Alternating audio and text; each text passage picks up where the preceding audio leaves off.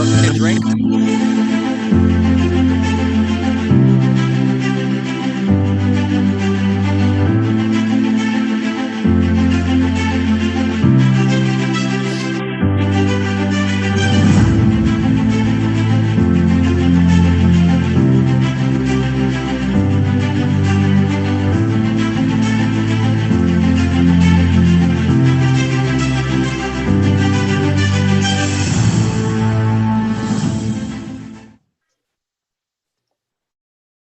Here we go, and we are live. Yes. Welcome everybody to the Comedy Cellar's live coverage of the 2020 presidential election. This is Tuesday. What? I said da da da da. This is Norm. You know, biting my tongue. You know, I came with good sense to this show, Norm. Like, I really don't want to talk about Jews tonight, but you're just pushing it and pushing it and pushing. Anyway, it's Tuesday, the 3rd, November 3rd, 2020. Day we've been waiting for since November 2016. And it's here finally. And we have a great show. Every 15 minutes, we're going to have a new comedian, a new expert, and we're going to do a live recap of everything, projection, the whole 9 yards. And we're going to start with the legends of the Comedy Cellar. And every 15 minutes, we're going to have a new comedian, as I said, expert. We have some good surprises for you guys. And the first where's legend we have from the Comedy Cellar, what? Where's your translator? Yeah.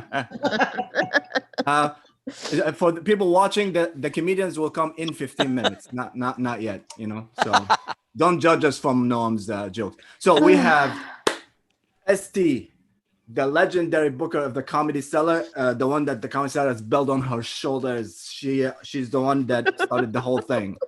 And Liz, the general manager of the Comedy Cellar and my best friend. And I really tested her friendship today by showing up to this show. Yeah. I'm going to go put this on in the other room. I'll be right back. Go ahead. Yeah. Norm Dorman, this one is the annoying one, the unprofessional one. He's the owner, actually, of the Comedy Cellar, believe it or not. Believe it. Comedian Dan Natterman, you know him from Crashing HBO, Last Comic Standing, America Got Talent finalist. He's going to say semi-finalist, but he's a finalist. Semi-finalist. And our producer. I don't want to be oversold. Dan, you made it to the final. And our producer, Mike Suarez. He's a comedian and producer for many shows. Mushy Mike. We love Mush. You know, yes, we do love Mush. So here's the day we've been waiting for. You guys ready? No. Not ready. Yeah. It's a little anticlimactic, like anything that you've been waiting for a long time. It's not going to live up to the excitement, probably. But I hope you're not talking about the show. You're talking about the election. I'm talking about the night. I'm talking about the event. The show, of course, will be better than anyone ever would imagine. I mean, this show, Hatem, can we just discuss that this is literally planned, you know, like a State of the Union address. Every 15 minutes, there has to be like 55 people on this list. Yeah, there's so many people. Who wants to bet me that Noam is gonna fuck it up? Like, who wants to $100 something will right happen. now? Well, something will happen. Like he'll get mad, or he'll miss something, and or he'll go on a tangent. Yeah, yes.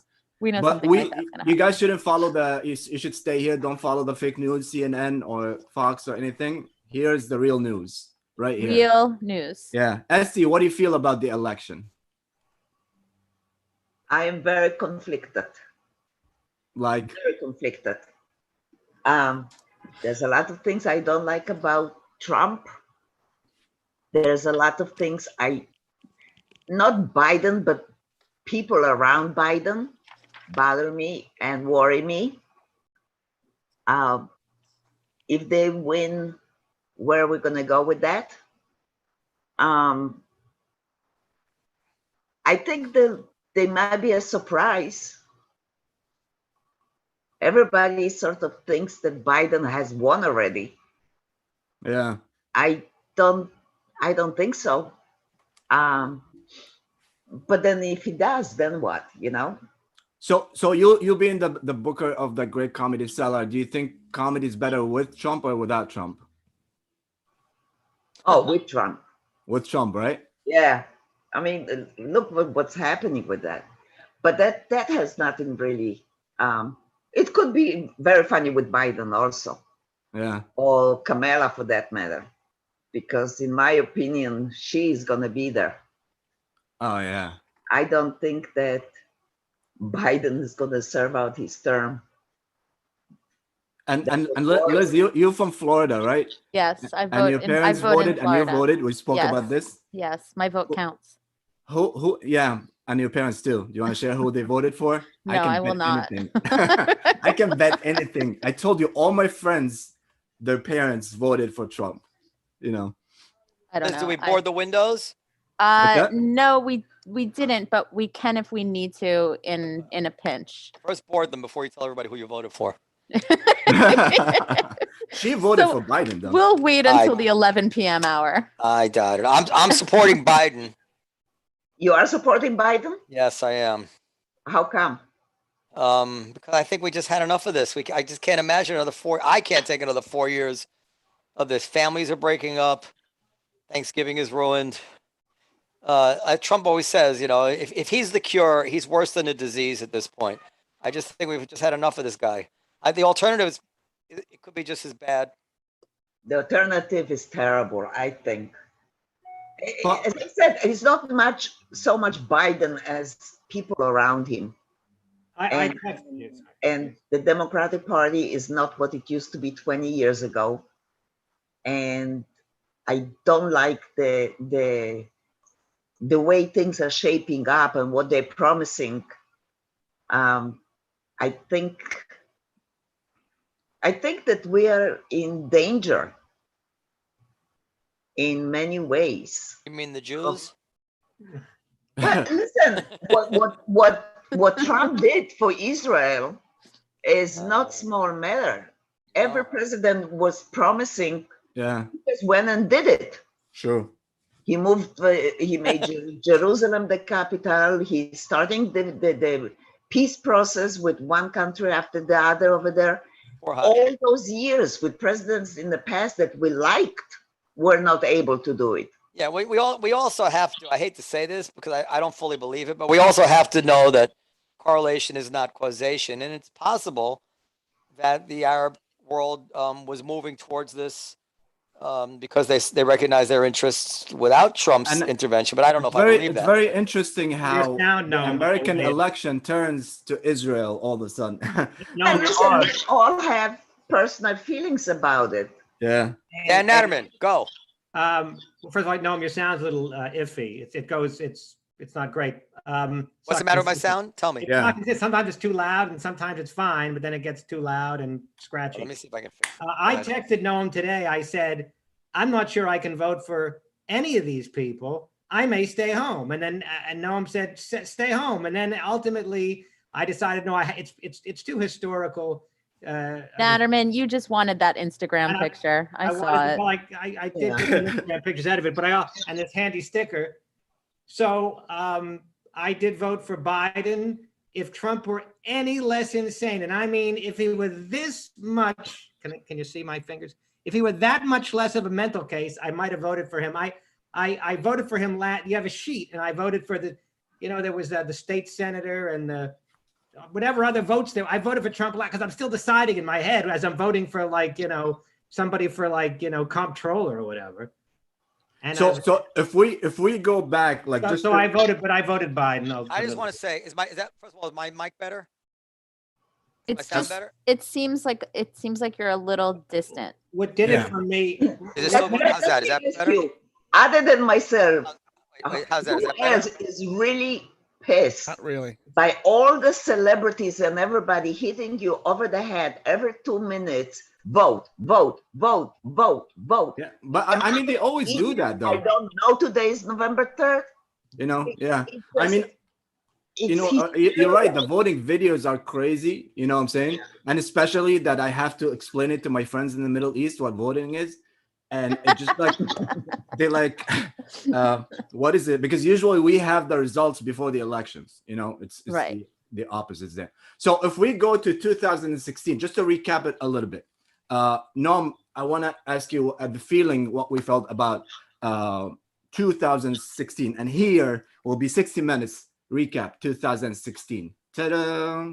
Wait, I want to try to fix. Before you say, I have to play something cool. You know. I want to try to fix my mic. Yeah. Well, maybe that's Mike was from 2016. Here we go.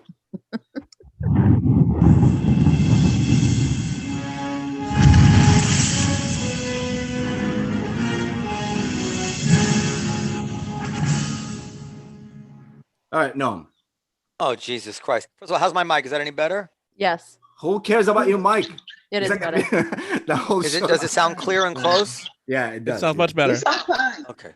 Yeah. All right. So what's the question? 2016. Tell us Can how. can you play that video again? No. One more Video time. Has nothing to do with it. It's just Back to the Future. Take us to 2016. How you felt? Did you think anybody here felt that Trump was going to win?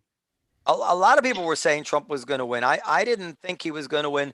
I mean, I felt, to be fair, it felt similar to the way it feels today, because there was this feeling that you'd see these rallies on TV and there was this energy to him which affected your gut. But I, at that time, like today, I said, well, you can't trust that. Like I know when I go to Vegas with Juanita, she always bets her hunches in blackjack. She can just feel it, and she loses a lot of money that way. So I was like, well, you got to trust the experts, just because you see something on television. So a lot of people, went with that. Of course, people who get a coin toss correctly, they think they're geniuses. So I don't know that anybody really knew or didn't know, but anyway, but so I thought Hillary was going to win, and it came right after there was a Super Bowl, right? Like a week before that or something. Mhm. The Super Bowl was coming. The Super Bowl was right after that, right? I got it backwards. But anyway, it was one. Wait, the Super Bowl was in January, It right? was in January. now. It's okay. People I got it understand you're confused. Jewish. It's okay. The You don't- we Super don't- Bowl was an upset right after the election was an upset. I got it backwards. Anyway, Yeah. forget about that. So why should we believe the people now that say that Biden's going to win? I mean, the polls are. Because they're usually right. Yeah, the polls are usually right. They weren't that far off in 2016. If the polls are as inaccurate this year as they were in 2016, Biden will win still, because he has a lot more margin to play with. So I think Biden should win. But you got to admit, like the last few days, I mean, it's just Trump's just like here and there and there and there. And Biden just psychologically, it looks like he's just trying to avoid a fight and stay out of trouble. And then there's the emails and Tony Bobolinsky, and it's just one thing after another hitting this guy. Noam, how do you feel about that? I feel about what? The Bobolinsky thing? Yeah. It's I mean- hard for me because this is irony. Esty and I had dinner with this guy in LA in 2014, just by total coincidence. We met him through some other totally unrelated thing to presidential politics. So knowing him, I trust that he's telling the truth. I don't think it said anything that terrible about Biden, but the cover-up, I think a lot of people reacted very negatively to the fact that there seemed to be a locking arms of social media and the press and everybody, like a full court press, to try to keep this story from being even discussed. I think that damaged Biden much more than any details of the story. What about Everybody's ignoring it. We actually have to admit that we have the first two guests admit scheduled to arrive right now. They're gonna jump right in, and then we're gonna take it from there. Mike, you wanna get them in? And they are here. So we have Lori Fiegel. She's a journalist, CEO at Media, former senior technology correspondent at large at CNN, and John Jones, a political advisor, and he served as Barack Obama's first digital strategist at 2008. Guys, welcome. Your mic is off. Yeah, here we go. Not anymore. Yeah, not anymore. So, John, let me start with you. Who ran the best campaign right now, in your opinion? You were the first one to do the Barack Obama 2018. Who ran the best ever? Or Yeah. the No, best right now in this cycle? week. I mean, I think Joe Biden ran a great campaign for the cards he was dealt. I mean, totally unprecedented times. They weren't even allowed to do anything in person. or not allowed. They chose not to do anything in person, no door knocking, no anything else, until really just a few weeks ago, to be honest, and kind of a full effort. So I think given the cards, they did everything they had to do. I think it was a little bit of don't screw up. There was a little bit of, I know this was working for Obama. Every week was a challenge of how Joe Biden was going to stick his foot in his mouth every week and say something that would just throw everything off. So, it was kind of a success that they got away with keeping him in the basement for a little bit. I honestly feel he's really gotten much tighter towards the end of the campaign than he was. I think a lot of people had the same fear of poor Uncle Joe can't get a sentence out, in the beginning when he sort of made that historic comeback in the primaries. But overall, I think Biden's run a pretty campaign. And I think it's fair to say no matter what side you're on, Trump doesn't really run a campaign. I can tell exactly when campaign people are doing things and exactly when Trump is doing things. And it's like 95% Trump off the cuff and 5%, the campaign trying to do what's right according to science polls and traditional electioneering. That's crazy. And Lori, you were in the other part of the country. You had a very interesting, I don't know how much we can talk about this. Can we? Yeah. All right. So, so you were in a very interesting place with very interesting people. You want to tell us about it? Yeah, well, I guess in the last couple weeks, I was embedded with the Michigan Home Guard militia, which is one of the largest known militias in Michigan, and the Boogaloo Boys, which I don't know if folks have heard of the Boogaloo Boys, but it's an anti-government extremist group. Yeah, they're friends with Noam. I didn't see Noam there, but there were lots of AR-15s. But talking about what will be civil unrest after the election, so it was a fascinating look at groups, and obviously there's the whole debate. How far is too far, and is what these groups are doing legal? And a lot of these groups have been associated with violence. We were there probably, I think, 9 days after there was a foiled plot to kidnap the governor of Michigan. And there were many of these groups had folks who had been associated with that plot. So it was certainly fascinating.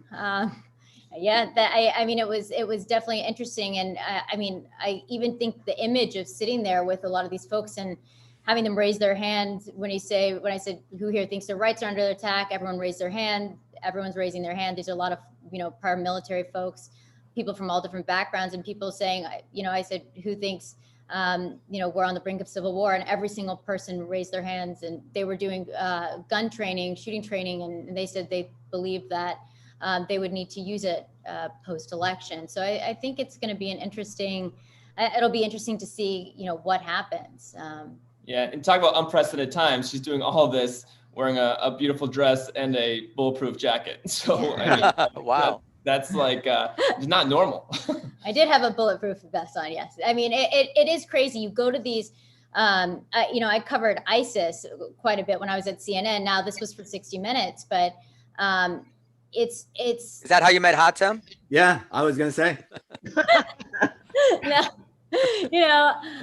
But it is, you do see a lot of the similarities of how these groups are finding belonging and during the pandemic and a lot of this type of stuff. They're talking about clicking on Facebook. You guys know I've covered tech my whole career. Like one of the folks, he called himself, I feel weird saying this in front of a bunch of comedians because I feel like you're just gonna have a field day with this, but I'm the only comedian here, I think. Okay, great. That's true. Dan, have fun with this one. But the leader was a guy who called himself Soap. Who after a Call of Duty video game character, but you begin to understand they kind of go down this rabbit hole. He talked about the pandemic and not being able to go to work and clicking on Facebook, and we all know that Facebook's algorithms, you click on one thing and everything's right in front of you, and the next thing you know, he's part of the anti-government extremist group, which was really fascinating to see kind of how this stuff happens. So it's certainly been an interesting couple weeks. So they think that they're gonna act no matter what the result of the election, or they think that they need to defend something. What do they feel they need to defend? It's so interesting, Hunter. That's the exact question. That's the question I asked when I was like, you say like great minds think alike. Yeah, that was the exact question I asked Soap. They think their rights are under attack. I think there's been a lot of. It depends on where you go in the country, but with a lot of the lockdowns, which obviously are for COVID, a lot of them feel like they can't go to work, they can't make a living.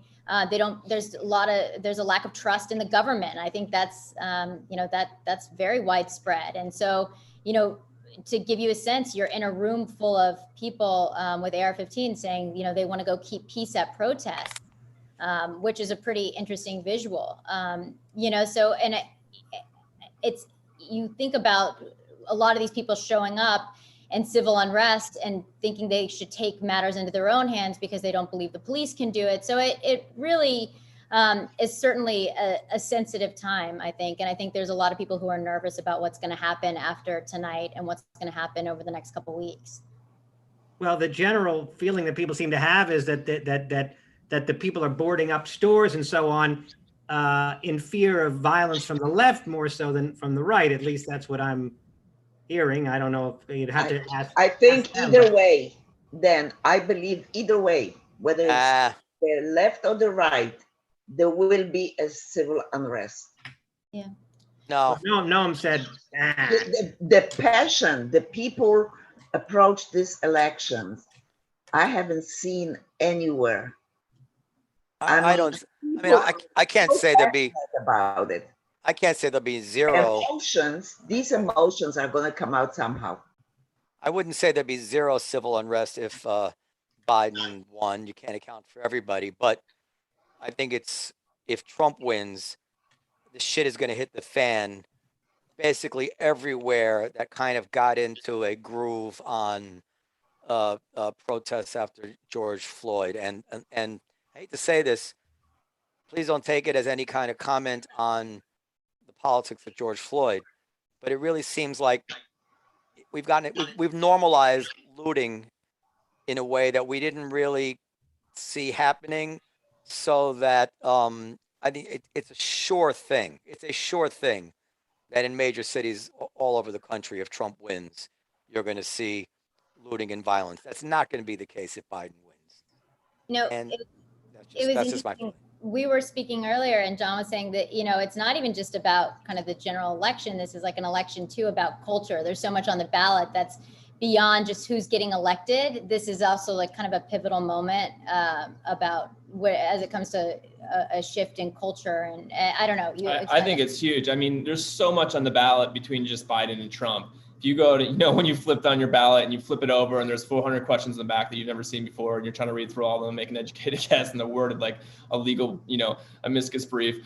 But you go in the back, and, in California on the gig economy is on the ballot this year. And that's going to make the difference whether or not Uber drivers can make a living at this and get healthcare and get a guaranteed hourly wage. Affirmative action is on the ballot in California. Cash bonds are on the ballot in California.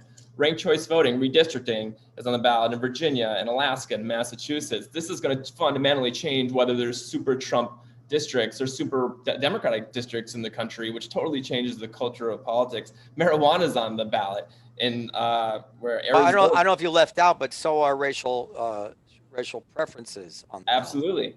So I think there's so much culture change going on. And one interesting thing too, even if we get through tonight, let's hope there's a margin. I think that'll diffuse any sort of reactions from people if there's a clear decision. But there's going to be a runoff, and that runoff in Georgia for the Senate may very well provide the balance of whether or not there's a Democratic or Republican majority, which is massive for governing. And actually bringing the country together and the divisiveness that happens in government. And I don't know if you know the way it works. There's 3 candidates running really, a Democrat and 2 Republicans. If the Democrat doesn't get 50%, which he probably won't, a guy named Warnock, they're going to go vote again in January. And it'll be like an off-cycle election. They won't really know what's going on. And then all of this energy, it will then be focused on the one vote that may be the majority or the minority in the Senate, which is a huge deal. And then all this energy might get focused into that. But like all this stuff, it's a huge. It seems like the country only cares about Trump and Biden, to be honest. Yeah. Like which is sad, But you're absolutely right, My strategy, what I had planned to do was to vote for Biden and then vote Republican for everybody else, just to balance it out. But it turns out nobody else was running except for like one state senator, and then there was like an unopposed just a judge that voting for the New York State Supreme, whatever it was. So, but I was hoping maybe to vote against Chuck Schumer and Andrew, just to balance it out. Yeah, I would say that Dan is onto something. If the country is sophisticated enough to vote for what I think a majority of the country would actually like, I think the country will split tickets. They'll vote for Biden and leave a narrow margin of Republican control of the Senate, so that, in theory, Biden will be able to get moderate things done by bringing in a Susan Collins or whatever it is, and then Biden would have the ability to shrug his shoulders to AOC and say, "Sorry, what can I do? You know, I don't have Yeah. the Senate. So- I'm not going to do all those He's far gonna left do things it. you want." There's something coming, and it's on the ballot right now in Massachusetts and Alaska. It's called ranked choice voting, and it's also happening in New York, which is where you're going to vote for mayor next year. You're going to vote for your first pick, your second pick, and your third pick. And if your third pick's sort of not viable, your vote and goes to your second choice candidate till someone gets a majority. And that's the whole idea behind that, is that it makes people be less extreme, more moderate. And in a place like North Dakota or Arkansas, where it's all Republican, or New York, where it's all a Democrat, you can sort of have the two or top three candidates run against each other, even if they're all Democrats, as opposed to just all in on this Republican or all in on this Democrat. Absolutely. So let me ask you a question, Mr. Jones. You said something, maybe you didn't want to say it, but you said that back in 2008, everybody was afraid of Joe gaffing. Yeah. They're still afraid of him until Yeah, no. So based on your private experience, when you saw that Obama was being very coy and very, very late to endorse Biden, were you buying the party line explanations, or were you saying to yourself, he doesn't think Biden is the right guy? In some ways, Obama's a little traditionalist. The way he didn't interfere with the election in general, the way he was very gracious in the transfer of power and didn't comment when Trump got in there, and he's kind of a traditionalist on. I'm not. But other presidents have endorsed their vice presidents. Yeah, Go because they just didn't care as much about that. And I also think, probably personally, I think Biden considers Joe a very close friend or like a good uncle, but I think he wanted a more probably progressive candidate. That'd be my guess. But he was not going to put his foot in that race. Also, because no one remembers, Joe had no chance until the country universally rejected Bernie Sanders, or not universally, just basically said, we're not going to go down that route. That's the biggest comeback in political history, period, almost. Yeah. Do you think Obama would like a more progressive candidate? Yeah, I think it's a combination for him. Doesn't have a linear, progressive, whatever. He wants more someone who can get something done, who can work with people, who's inspirational. He kind of wants that special. And he thinks a lot of himself. He kind of wants somebody in the image of himself, And last question. What do you guys your projection for the night, Lori and John? What do you think, Lori? I can't say anything because I feel like I'm just going to jinx everything. There are lots of standards right now that You both are professional, like from a professional point of view. I was very much one of those people who back in 2016, I woke up because I remember I was at a tech conference in Lisbon and woke up shocked and because I thought Hillary Clinton was going to win. Right. Yeah. So I have been in pockets of America, like in the last couple of weeks, that makes me really question the outcome, no matter what anybody says, whether it's mainstream media, no matter what, right? So I'm just honestly, I'm very ... right now. I'm not 100% sure. I'm not gonna put it in either way. Okay. John? I work in politics, so I'll give you a bullshit no answer. In the history of politics, good turnouts is not good for the incumbent. A high turnout is not good for the incumbent. Yeah. The polling, they've adjusted from 2016, and it's universally up for Biden. So according to all traditional, for the course of politics, it should be Biden. Then again, shit. You never know. Yeah. Would we all agree with this? If Trump had any chance of winning, he would have pulled it out over the last 5 days, in the sense that Biden was really he did not seem up to it the last 5 days. He basically was unheard from. He didn't answer all these charges going on with Bobolinsky and all this stuff about him. That's never a good look when you just won't answer questions about something. Maybe COVID and all that is just insurmountable and he can just ride the lead. But he certainly wasn't running like they always say that a good candidate is always running as if he's about to lose. You know, he definitely, and if he does lose, the postmortems are going to really criticize the way he ran the last week, I think. Yeah, that's true. Yeah. No, agree what with that? about? Yeah. I don't know if we have time for go ahead. before we bid our guests goodbye, but just I think yesterday or 2 days ago, Kamala tweeted a video that she is narrating in which she tries to describe the difference between equity and equality, and the video ends with equitable treatment means everybody ends up at the same place. Yeah. So basically, what she was now, whether she meant this literally, I can't say, but she basically was saying we want equal outcomes. Yeah, we'll see. Well, John. Well, okay, so let's ask our political guys. So my first thought when I saw that cartoon was, what can we infer about what's going on in the campaign that they thought they needed to tweet this message at the 0 hour? Do they have internal polling which shows them that they're weak among the black community, weak among progressives? They're worried about something's going on there. That's a weird tweet. This is like garbage day, you know, like everything you have on the table, you go try it. It's like if you were like making lemonade and you look at that lemon you just squeezed and you threw the rind on the kitchen counter and you're like, oh crap, there might be some more juice in that.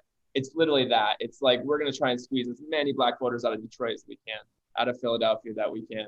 And I think that's Hot Tim's giving me the signal that we got to bring this guest on. Yeah, Seems to me a commie tweet like that was pretty risky when you're worried about losing Pennsylvania. But go ahead. Yeah.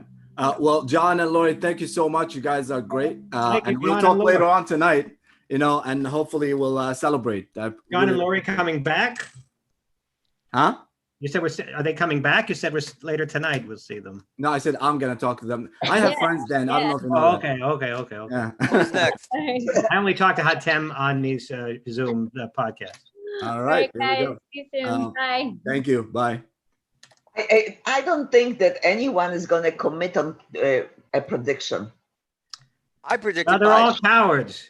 And we have look somebody who's here. I predicted Trump the last podcast Noam and I did together. I'm feeling less confident about that tonight, but I'm still going to go with Trump for the win. David Korn, hello. Yeah, let me welcome Mr. David Korn, political journalist and author, Washington, D.C. bureau chief of Mother Jones. Hello, sir. Welcome. Hello. I like your fancy background. Thank you. Hey, David. I don't like your fancy background that much, no. You look like you're on a ship going down. You're floating a lot. Seriously. Can we This is supposed to be a comedy, informative show, and Noam is just, we all have great background, and I have the first projection of the night that I confident to share with you guys. You ready? Okay. Go ahead. Rhode Island. It's tie race right now. It's very, very tight. That's not a projection. 0-0 so far. As So Rhode Island goes, so goes And, Massachusetts. I want to ask David a few Jackson, too. questions. Well, I got him. First of all, David, what are your odds on this night? You know, the macro numbers have always been what they were, very strong for Biden against Trump. You look at 2016, you know, how many more voters has Trump gained? A lot of his voters are older white guys. A lot have died. You know, is anyone who voted for Hillary Clinton who's not voting for Biden? She did get 3 million more votes 4 years ago. He certainly has lost a few votes. So that's why you see him up 7-10 points in some of these national surveys. You know, the question then boils down to individual states, which he won really by getting less than 1% in Michigan, Wisconsin, and Pennsylvania. You know, is there something, has he been able to do something in Pennsylvania and maybe Florida to sort of stay just above, you know, the water, you know, just as, I think, you know, an inch or two above water. And if he does, then he can win. Now, to me, this is all fucking amazing because the guy is responsible for tens of thousands of deaths. You know, we have a pandemic that's, you know, that's taking a turn for the worse. Almost 250,000 Americans are dead. And yet there are still 60, 70 million Americans, whatever it's going to be, whether it's on the winning side or the losing side, we say, yeah, I want more of that. That looks good to me. This is the best America could have possibly done. Unlike Canada, unlike South Korea, this is the best we could have done. So let's reward the guy who did this great job. What does that tell you about how turned off these people are? I learned a new term recently called diamagnetic forces. That's the force, like when you try to put the opposite magnets that repel each other, and one can hold the other in place because it repels. There's a big block of voters out there are repelled by certain aspects of the left and the Democratic Party, and no matter what Trump does, it's not enough to overcome that repulsion. If that's what. Yeah, they may not like what they see on the New York Times op-ed page, but I say fuck that. I mean, compare that to 200,000 of our fellow Americans dying. I mean, that's tens of millions of Americans out of work. If they're going to be more pissed off because they don't like some aspects of the left on a college campus, I mean, they get to decide. Everybody in this world gets to decide what's important for them. Okay. And if they think having an incompetent, know-nothing boob who's taking the advice of a doctor who has no experience in epidemiology over the leading experts in that, they think that's good because you get to own the liberals that way. I think there's another. Then we're kind of fucked as a nation. We should. Let me just say that. Mr. Fidance, I don't believe we've introduced him. Yeah, wait. We did actually. If we can hold on 1 second, we have a projection right now. Mike, go ahead. Cares about the dumb projections. No, it's true. Ay. World beats Hardy. CNN is saying that Indiana is projected to go to Trump. What a shock. Okay. Oh my goodness, that changes everything. So the thing is, I don't actually. I'm not going to defend Trump on COVID at all because I was way out in front of criticizing him back in March. However, I know that people will say, and I don't have a good answer to them, now that we see that Europe is per capita even worse than the United States, there is this kind of sense that it was out of our hands. Where you have the smartest people, they're the example in Europe, and look at them, they're even worse than we are. Are you really going to tell me that if Trump had been better, we'd be 4 times better than Europe? It's just not plausible. It seems something. We'd be better if he was better. Somewhat better, but you said 200,000 deaths. I mean, we would have saved tens of. There's no doubt we would have saved give you tens of thousands of lives if he had said, "Everybody wear a damn mask and keep 6 feet apart." And then we'll work out. New York. What? Yeah. Hi. My name is Fidance, and I just want to say yes, we would have been better. Totally. Okay. Yes. I want to ask David one other question, then I'm going to shut up. We talked right before you came on. We talked about this Kamala Harris. This Kamala Harris tweet about equity and equality that came out last night. You know what I'm referring to, David? I missed that. All right. She tweeted a cartoon basically saying that it was a little garbled. So I want to be fair to it, but it seemed like it was saying that in a proper world, we would have equality of outcome, not just equality of opportunity. And, a lot of people took it to be basically a communist adjacent tweet. Well, I guess if you didn't see it, it's hard for me to ask you. But my first question when I saw it was, what can we infer is going on in the Biden campaign that they felt strategically that it was a good idea to release a tweet such as that on the night before the election? Do they feel that they're soft with the black vote? Do they feel that they're soft with the progressive vote? It's got to be a reason.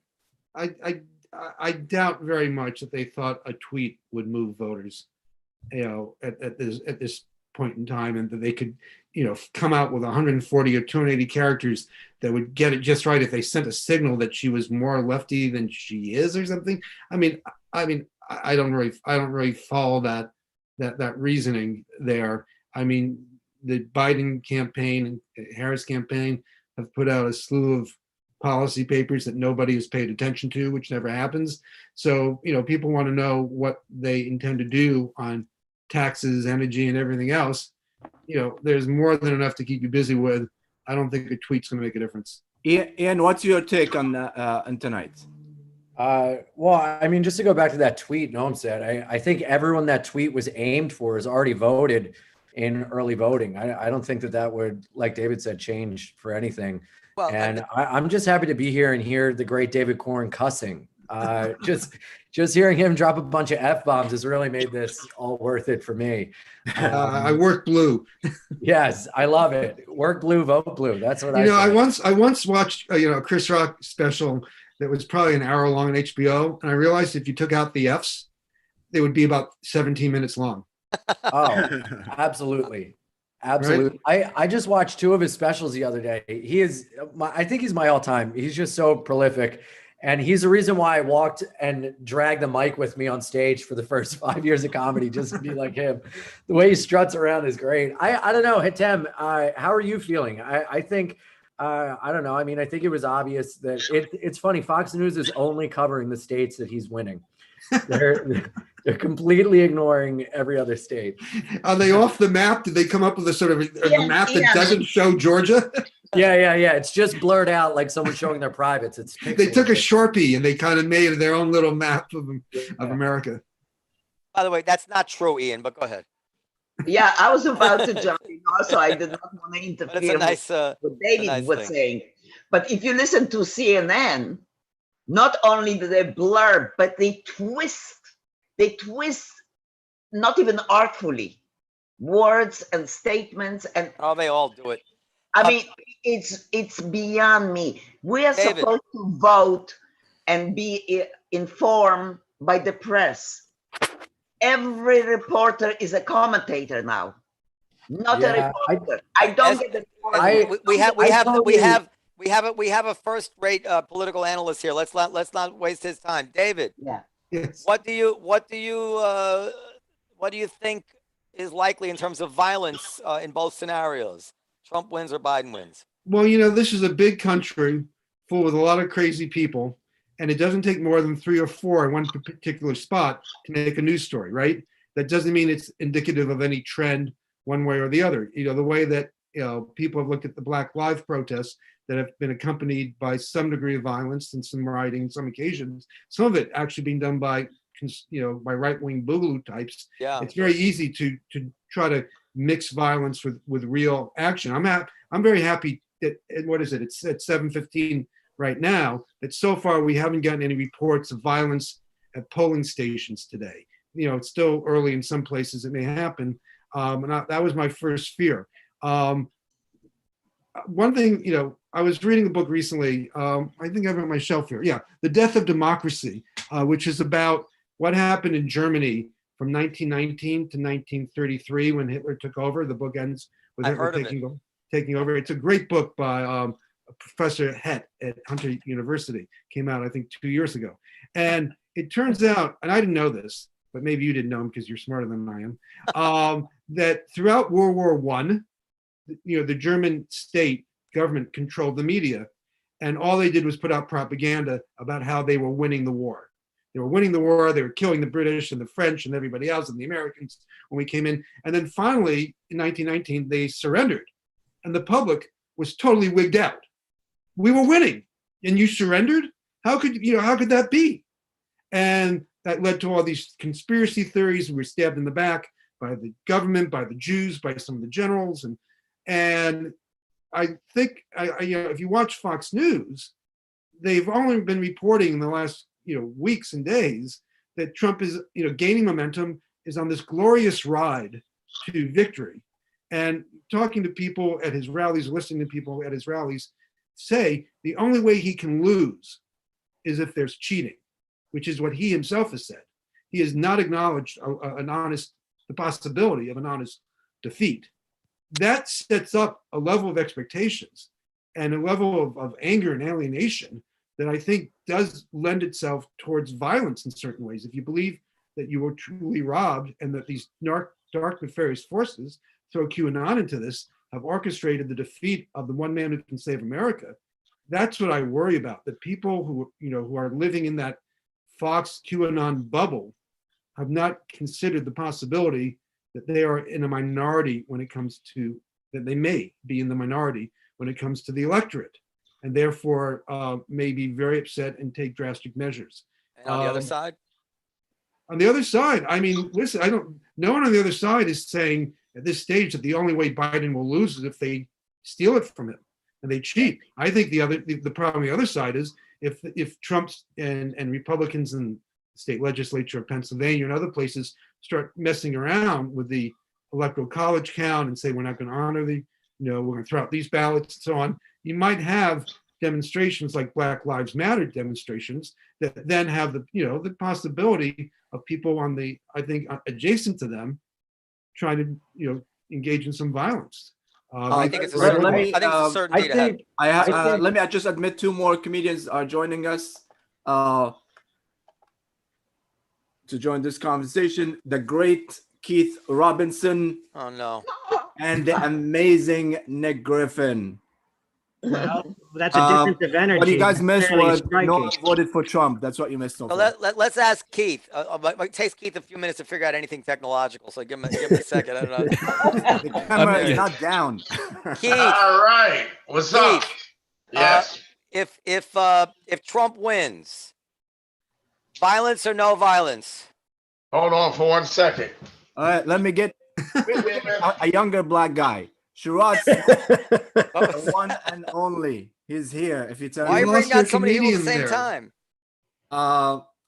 We'll just admit them now. Anyway, I think that if you think betting markets know anything, and I don't think they're perfect by any means, but they know something. All the boarding up of stores and all look at this. And all the holy shit. That to me is a betting market saying they're expecting violence. Is that a real gun? No. Are you worried, Keith? Am I worried? Not really. I think the whole country, more than half of the country is depressed over Trump's presidency. So, everybody's on some antidepressants right now. So that's it. That's about it. I think, to David's point he made earlier, I think the reaction in terms of violence, I think if Trump wins, there'll be riots and violence taken out of anger. But I think if Biden wins, the violence will be out of fear that it's over, that, the left is taking over, communism is taking over. And I think all those right-wing nut jobs are going to really, like the militias are going to start up and take the violence out of total fear of losing control of the country. Look, just like in criminal statistics, the fact is that Trump's following is older, and older people are less likely to be violent. I mean, the youth vote is Biden vote, and they're the people who are more likely to be violent without looking at ideology. We're getting highly theoretical here. If you look in the last couple of days, you saw a group of cars in Texas, one slam into a Biden car and others, menacingly try to get after the Biden bus. And Trump encouraged that by saying they were patriots. So right at this moment in time, if you're looking at indicators for violence, the Trump side has demonstrated much more of a penchant or a potentiality for this. Let's put it. Let me put it this way. Maybe and Trump, of course, and Trump has a long history. Just go online and Google. You know how to Google Trump and violence, and you will see him saying again and again and again, his people engage in violence. Have you ever heard Joe Biden or Kamala Harris or Tom Perez or any Democratic member of the Senate do anything like that? No, of course not. But listen, okay. Let me say, hold on. Let me just say, because I think we might all agree on this. The Trump, I doubt it. The Trump violence will probably be aimed at Biden supporters or something like that, or something that they can somehow say is a symbol of Biden. But the Biden violence will be aimed at communities, looting, stores. That it'll be similar to what we saw during the Black Lives Matter protest. Mostly peaceful. Mostly peaceful. Hold on, I'm not saying anything bad. Mostly peaceful, but with real pockets of destructive anarchy. That's what I think. One thing, no. That's what I think. Wait, hold up. One thing. Why did you look right directly at me when you said that? Why do you think? At the ghost of Patrice? That hat. Because you're the only one here, Keith, who has a gun. That's why we talk about violence. We look at the guy who's packing. Beside David, Let ask somebody actually who knows. Nick, I wonder what you feel about what's going on. Keith, out of the screen. Nick. Oh, I don't know. I hope that I hope things go peacefully either way. But I think it'll get bad if Trump if Trump wins. I don't know what bad means, but I think that there'll be a lot of anger and a lot of there'll probably be people on the streets. And if Biden wins, I don't think there'll be as much. I had a dream of Keith throwing a waste paper basket through the olive tree window like Mookie and do the right thing. and we know that was a dream. I had a stroke now. The whole right side. Sherrod will help you. Nick, why do you have a painting with giant ants? You have issues with mental health. That can't be. I would agree with you. I do have some issues. This is not my apartment. It's my girlfriend's apartment, and that is her photograph. So that is, there's nothing I can do about it. Okay, because that's disturbing to me, and I would imagine it's disturbing to you as well. David, low on the scale of disturbing to me, but David, you used to be. I was introduced to you because you were a regular guest on Fox News back in the early 2000s, I guess. On a scale of, if Fox News was a 5 on the crappiness scale in 2005, what are they now? Did you watch this morning? No. I mean, they basically, the Fox and Friends team had Trump on, and Ainsley Earhardt said, when you do your rallies and people shout at you, I love you, you shout back, I love you too. And that's just so nice, because when I say I love someone, I really want them to say I love you back to me. That's hard hitting. That was her interviewing the president of the United States. And then even after that, he went on and he complained that he believes Fox has been too hard on him because they showed Barack Obama's speeches this weekend. Why are you showing his speeches? They do that on the other channels. And they start saying, well, we like to show both sides, which actually they don't do. But it felt a little bit like a wake, but it's the closest we have to state television. And remember Baghdad Bob? I mean, they make him look like Mike Wallace some days. David, you brought up this Trump caravan running the white Biden SUV off the road. I believe there's some controversy as to who ran who off the road. Noam, are you at all familiar with that video? No. And I don't even care much about these things, but go ahead, David. Well, they surrounded, they surrounded the Biden bus, and then it looked like the SUV was in the truck's lane, and then the truck pushed it out from the video that I saw. I've seen enough Road Warrior movies to know that if you surround a bunch of cars, shit could happen, and it's your fault for creating the situation. But we'll let the insurance companies decide who's at fault there. Okay? David is so funny. I'm telling you, he should have been a comedian. He constantly go ahead, Keith. No, I just think when it comes to violence, the last time Trump won, all the left did was cry. Everybody just was crying. It's not going to be no extended violence and nothing like that. It's over. And why are they boarding New York City up? Because of Trump supporters. In New York? Yeah, the Trump supporters in Soho? Yeah, you're right. No, you don't think Trump supporters Why is the clock say 2:45? Oh? The clock say 2:45. He can't set it.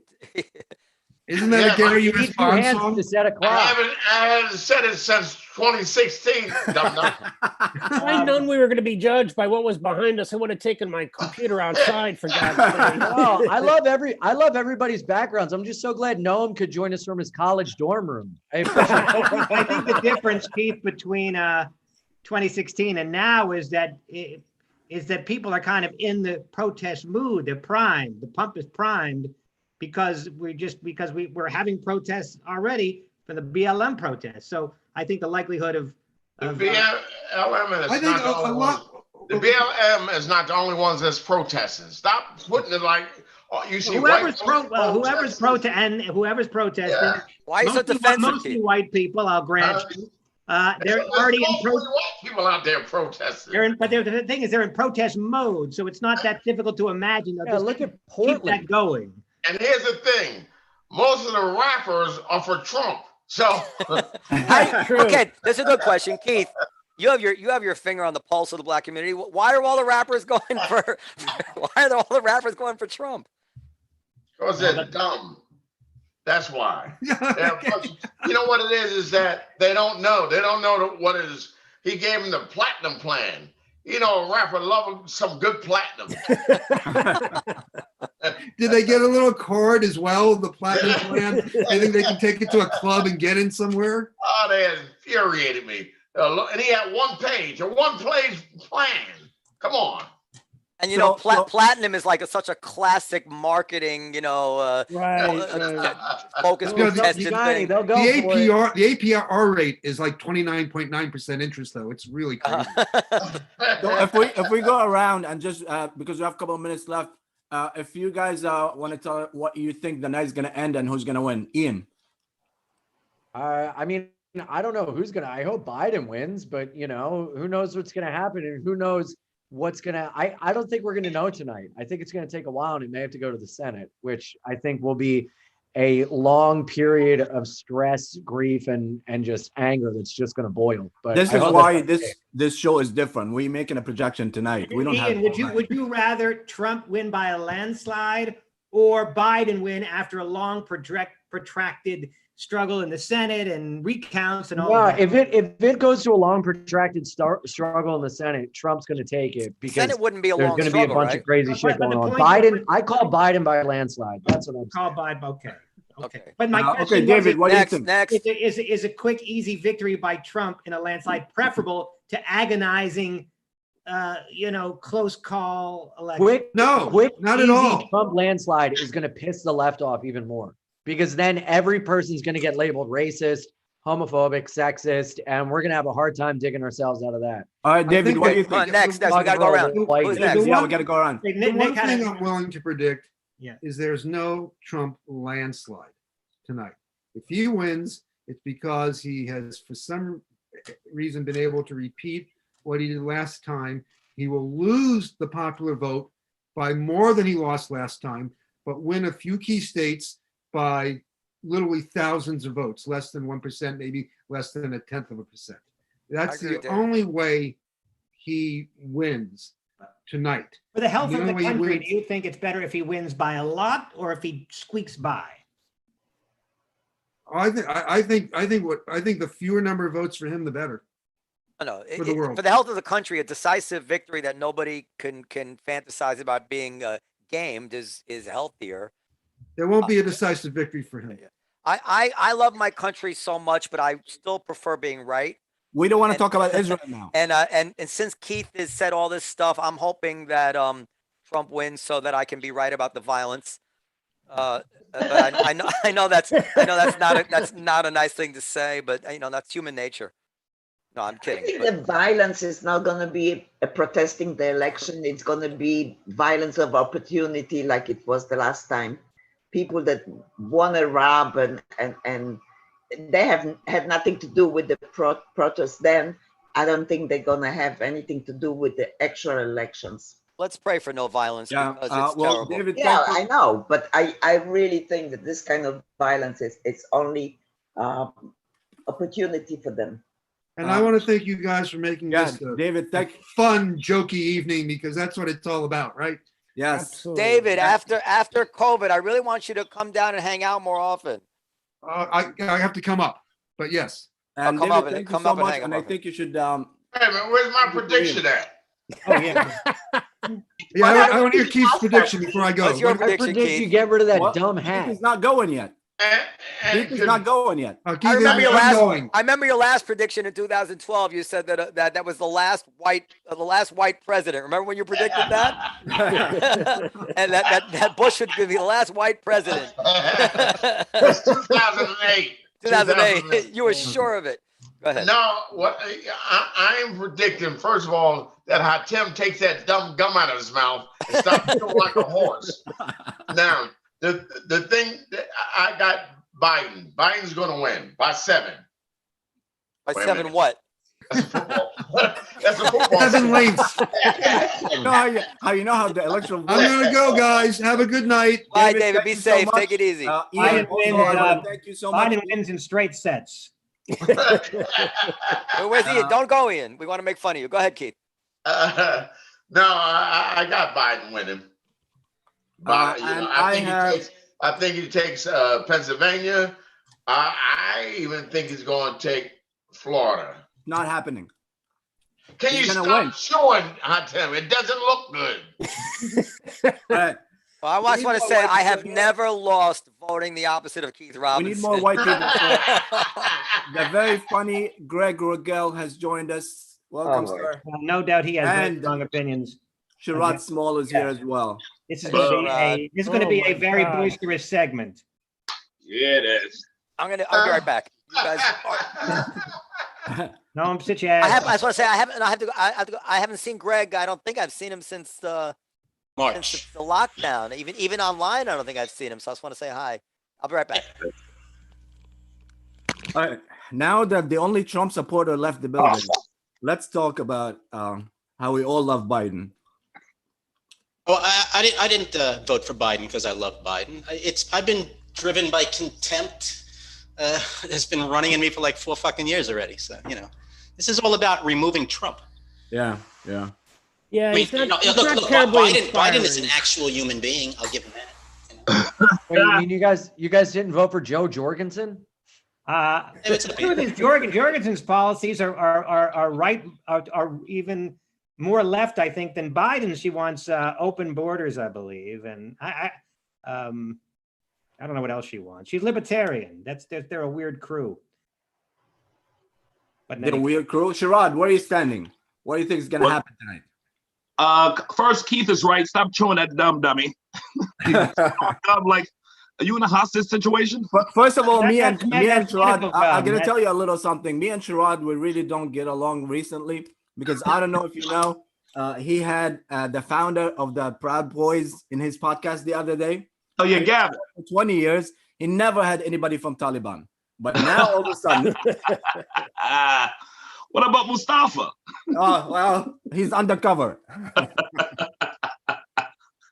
Yeah, I voted already. Biden, I think Biden got this one. I thought 2016 Trump had to win all the way, but I think Biden got this. You think he's got it big or just squeaks by? No, I think he got it bigger than people imagine. Oh. Well, he won early voting, right? Weren't they projecting him to have more votes early voting? Yeah, I always know that more voting, like a big number of turnout, always for the last 60 years is bad for the Republicans. That's right. But that's been the last 60 years of politics in America. 70 years. It's never been like that. Never been like as bad as it is right now. What do you mean? As bad as what? I mean, in the turnout? Yeah. That's good. The turnout is good. People voting is good, hot, so not bad. Well, this is the first time that the whole country is on edge because they don't know how the president is going to react if he loses. I mean, if that's not a sign of his instability, I don't know what is. I mean, it's unacceptable. You know what I mean? I mean, at the very least, if he loses, he'll spend the next 2 months just licking stimulus checks and just sending them out. Honestly, you guys don't appreciate Trump, like he doesn't want to leave. But I tell you, the minute he leaves here, he can have a contract in the Middle East anytime. He's very welcome. I'm sure he is. Yeah. He Him can. and Jared. Yeah, absolutely. Yeah. No, I cannot wait for him to lose and lose by big. I want him to lose by a lot. You know? But for Trump's ego, a little, it don't matter. A loss is a loss to him, and he ain't having it. No, but if he lose 5-31-7, that will be awesome. That ain't gonna happen. That's not gonna happen. I'm just happy that a lot of people are coming out to vote, man. That's really all you can wish for. You can't really control how people vote, but you can try to get people to vote. So let's find out what this country's made of. It's good. Let's find out who's here. Greg, None of this is good. None of this is good. What do you think, Greg, is going to happen if both, if Trump wins or if Biden wins? What do you think the reaction would be in the country? We'll see any violence or not? Well, that's the problem with Donald Trump. I mean, right up until today, he put out a tweet about that Biden promises to delay the vaccine. and he promises to make this country a prison state, that's all just pathological, lying, fear-mongering bullshit. But it's scaring the shit out of his supporters, and there needs to be a referee who could step in and say, you can't do that. This is a democracy. You just can't put out a fantasy to try to frighten people into voting for you. I mean, that's not how it should work. It looks like most of what's been happening for the past few years? They're emboldened by it. They're emboldened by this. They're like, yeah, we want this. Some people might vote for him, said, hey, fearful of that, but I think most of his base want it. They want it. It's like Essie said, a lot of people are doing stuff because of opportunity. Yeah, they want to do it. They want that smoke. They want the smoke, and they're gonna get the smoke. They are going to get the smoke. You guys think it's a worst case scenario that Trump wins or Kanye West wins? Which Adam, stamp your passport and get out of here. He doesn't have a passport. No, he just got a handful of papers. Thanks to the Mexican border, I don't need a passport. I can get in and out. I voted all the way blue, all the way down too. I try to give people individual There wasn't much else to vote for. I mean, there was like a couple of there was like 6 state votes. senators and like a judge. There was nothing very interesting to vote for. Yeah, but I don't care. Blue. That's all was interesting. Blue. Blue away. Blue. That's exactly what I voted for. Straight down. Blue. Yeah, I'll go one step further, Keith. I rooted for the Giants last night. Danny Dimes. We're Cowboys fans, so we can't even. Not anymore. I'm just so disillusioned with the state of Texas. I just can't even be a Cowboy fan anymore. But this might be the first time. This might be the first time that a Democrat takes Texas. Huh? It might be the first time that a Democrat can take Texas. Yeah. If that's true, I'll be a Cowboy fan again. I'm waiting on that. So will I. I find it hard to believe that Texas is going to go blue. But never underestimate Beyonce. That's right. The Beehive is out there, Houston, baby. It's not gonna happen. So, Nick, what's your prediction? I think Biden just squeaks by, but it'll take weeks. So no major, like Florida. Who's gonna win Florida, in your opinion? Oh my God, I can't imagine. I'm gonna say Trump wins Florida, and somehow Biden takes Pennsylvania and Wisconsin, but I can't see him taking Florida. We have any more hot takes? But I don't know anything. Let me ask you, he thinks if Biden is elected that he serves out the term? I think he'll make, because I think he'll survive. He's got good medical care. He might have a little dementia, but I don't think he does. But even if he does, dementia takes like 7 or 8 years to kill you. And I don't know that he has any other problems. So I think they can keep him alive for 4 years. Wait a minute. Whoa. He's not on his last legs by a long shot. Trump's showed us signs of dementia his entire. He gets. I'm just saying. I don't. I've heard him so many times getting confused when he speaks. I mean, it's classic. Like the other day that he was running for Senate, and then there is something not right. I'm not going to go that may be, but as far as with the diagnosis, but there is something not right. And if he's elected, I don't believe he's going to serve out his term. He could pull a Woodrow Wilson. Kamala It's the 100-year anniversary of it. He could pull a Woodrow. He had his stroke and his wife run the country for 2.5 years. Jill Biden might be our secret president.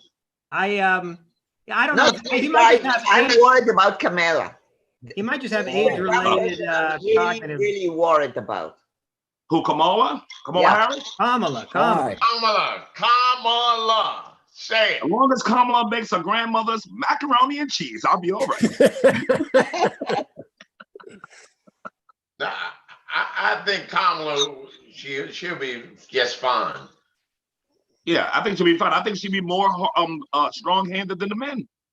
Yes, we need a strong hand, but her philosophy, her beliefs. And do you remember when she was running for president, her beliefs? Do you remember the debates? Remember what she said?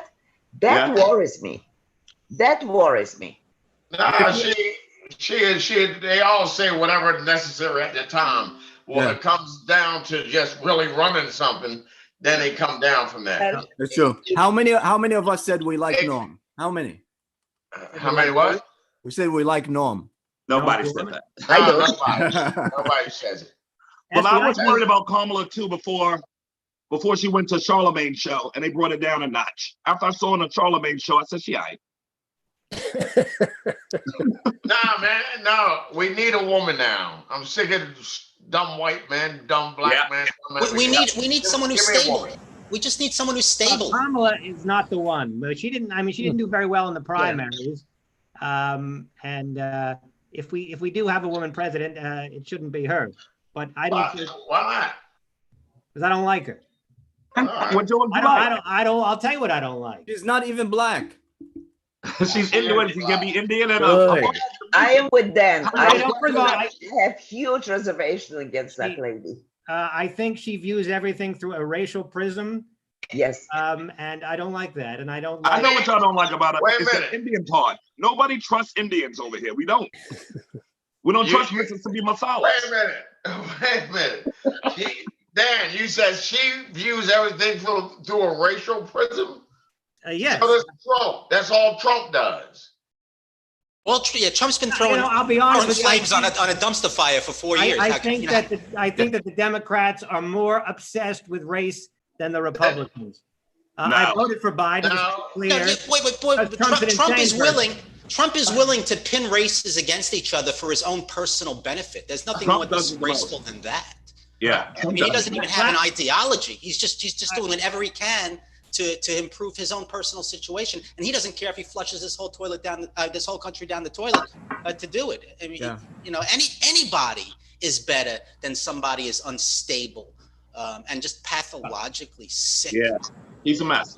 Look, I'm not saying I can't believe it's even gotten this Trump far. is good. I'm saying Kamala stinks, and both of them do at the same time. But she hasn't. No, she hasn't done anything yet. I mean. Congress philosophies is so to the left of the left of the left, and if you can live with that, that's okay. But I'm having a hard time with that. It's jarring that she chewed Biden out so much over race and so many other things in the presidential debate. You remember and then that? now she's in his corner and she's his best friend. She's an opportunist. Because for black people, voting is you look for the smallest feet. Yeah. All right. Last question before we have to. Wait a minute. Let me clear this up. I got to clear this up. Do it. She never called Biden racist or anything like that. She never did that. That wasn't what she did. That's what she implied. Say it again. That's what she was implying by his. She said he did. No, she said he did business with him. No, she specifically said, "I'm not saying you're racist, but this is what you did." Right. She said that. Right. He did business. He did deals with racists. It's clear. She said, "I'm not saying you're racist, but here's the racist thing that you did." What does it tell you about Biden? No, but he chose her. Don't forget that. But anyway, last question before we get the next. I don't blame her though. Can we take 4 more years of Trump? Nick? No. I'd rather not. You said us or Melania? Greg? Trump is an embarrassment. There's no question about it. But I cannot believe that this great, great country with the millions of people, that's what we have to choose. Maybe. I agree with you on that. I think I think Trump should be very easy to beat, and the Democrats went and found a guy. Exactly. But if you've been on TikTok, this is what we I'm very deserve. disappointed with the Democrats, but I'm not afraid of them. Maybe we'll have the American Spring. Wait a minute. The Democrats didn't choose him. The people chose Biden. That had nothing to do with the Democrats. The people chose. Chose him. The people chose Bernie. From the people that were available to choose. Yeah. And they were hoping because he was with Obama that, I don't like the word. Well, I think because he was more to the center than Bernie Sanders. And I think Bernie Sanders, they deemed him as a risk to lose to Donald Trump because. And I think the people chose Bernie and the DNC chose Biden, and now the people have to choose Biden. Yeah, All right, guys, we have a couple people waiting in the waiting room, so We don't care. Nobody cares, Hatem. I know you don't. I just Keith. Bye, I didn't SD. say Bye, you Dan. Bye, SD. Bye, Hatem. Yeah. Thank You you. two good boys leave. Let the men stay around. Right here, Show us- Keith. show I us got your your gun, gun. Keith. I got your gun right here, Keith. That's so funny. I'm scheduled. I'm going to go grab a pizza, get something to eat, Hatem. I'll be back. We'll see you soon. And that's what I meant. Yeah. When I What do said I do, Hatem? Do I leave and then I click the same link to come back? no, Yeah. don't just turn your camera off. Just I'm turn glad, the camera. I'm glad we're doing this online. How do I turn the live. camera off, by the way? Oh my You can God. just press the same link, Dan, and that'll work. Stop video. Stop video. Okay. Nadiman's turning into his parents. Yeah, just mute Nadiman. Mute him. Okay. Come on. Let me My phone doesn't have a mute. our guest. All right. I'm out of here. Take care, I man. love you No, guys. stay, Keith. Stay. Rigel, stay. I I'll stick love you around a guys. little longer. Yeah, you can go a little bit longer. And we have very special guests. Oh, we'll be the choice of that. And I'm What not am I talking doing? about Marina Franklin. Guys, can you embarrass me? Because this is a real guest, not like you. Yeah. Is Doctor- Kamala Harris? Dr. Nita Ogden, welcome to the show. She's an amniologist, and you can see her weekly doing the coronavirus update with CBS News. She was in the show before. And the one and only Marina Franklin Hi. with the beautiful refrigerator background. Yeah. There's also my T-shirt for friends like us. Can you And see friends it? like us, her podcast is live as well. Is it live now, Marina? No, because I'm here. Marina got merchandise up. Yeah. I do. Marina. does. Hi, SD. Hey. I miss you so Oh, much. Got Look, it, you look Marina. beautiful too. You could have called. Hey, Dr. that- Ogden, everybody here is a comedian except you. So no pressure, you know? Like I'm the odd woman out.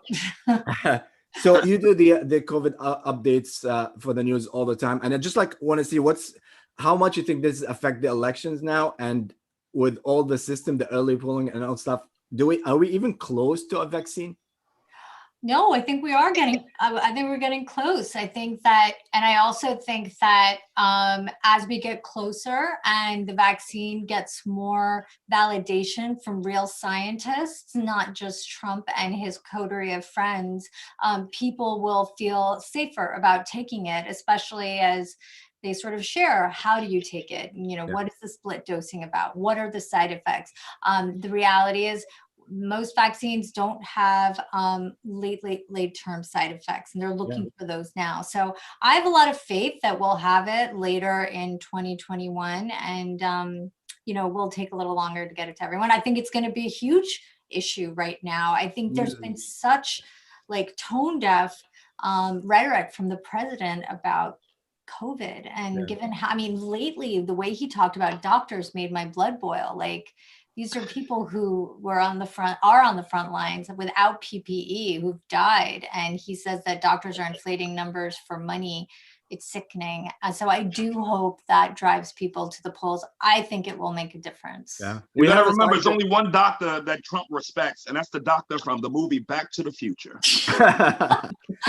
we have a scientist here, Mr. Keith Robinson. Oh, thank you. Yes. As you can tell from his hat, he's the only scientist here. He's rediscovering the clock.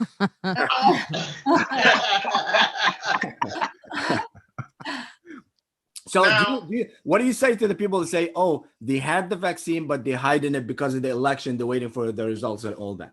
I think that's wrong. I think that there are enough experts involved, and there's no doubt that there's politics here, but I don't think that all of the people that are really invested from a science perspective in making this work are being politically swayed. I really don't. I've gotten this feeling they've got so many data and safety monitoring boards involved for all the different trials. These are independent experts who don't give a crap about Trump.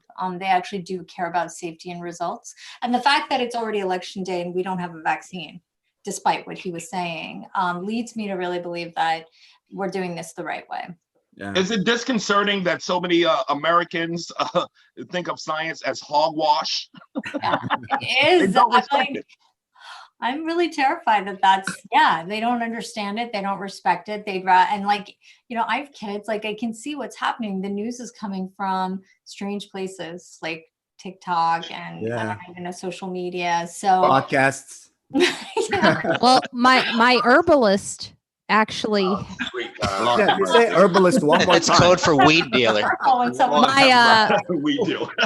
My herbalist who sends me tea, it's for hormonal balance, and he's got very high success rate with cancer patients, right? Who have metastatic. I can't say that word. Metastatic, yeah. Did I say it right? Yeah. Metastatic cancer. So he has a high success rate, and his opinion about Trump was that people are just jealous of him. Yeah. Jealous of Trump? No. Well, that's why he's a tea guy. Should I fire my herbalist? That's why he's a tea. I don't know, like people who dislike him are jealous of him. Does that mean your herbalist likes Trump? I'm so confused. Yes. By that. Yes. Oh, yeah. Marina, did you vote? I did. It seems so incomprehensible. What did you say? I'm sorry. Nita? Yeah, I didn't understand what you were saying because it seems so incomprehensible. Doesn't it? I mean, he has a high you tell me. success rate with cancer, but a low opinion of Biden. Listen, I've heard that a lot of, I'm Indian, and I've been hearing that Indian doctors, a lot of them are pro-Trump too. I don't get it. I don't understand how doctors. The whole idea that Marina didn't fire this guy yet tells me she got a hookup and he's cute. Yeah. Well, he's not cute, but I am addicted. Oh, so there you go. Sherrod, That's some good tea, Sherrod. It's like hearing what the meth dealer says. It's like, he can say whatever. Let's bring the meth. Guys, Hot Tub, is my thing working now? Yeah. No. But the beard, no. Keith, What, the Beatles is it working? Yeah. So Marina, you voted in a post office? I didn't vote in a post office. I mail mine in. Post office. The But I Dropbox. did mail mine in. okay. Absentee, yeah. So I guess Dropbox. I guess I'll have to call to see if my vote was actually counted. But I don't know who to call. Who do I call? like his energy. I like Marina's energy for this election. She's like, I don't know how to call. It's kind of like whatever at this point, isn't it? No. It's not whatever. I said Not that whatever. to enrage all of you. That was Hi, Marina. Hello. I just want to Coleman interrupt. So my friend Coleman, your friend Coleman is here. He's here to watch the return. So, he's famous, so he may not want to join us, but I set up a little Zoom thing here with his name on it. The only person that knows him is you. So you can just is his hide first everybody. name if you want. Gary? I think Coleman moved from the name. Coleman? Do you still live in Harlem? Dr. Nita, how left close Harlem. are we actually to closer Dr. we? Ogden? Sorry. The next thing that we have that's supposed to come out very soon is an analysis of one of the vaccines. And but the annoying thing is it was supposed to happen already, but not enough people have gotten COVID yet in the non-treatment arm.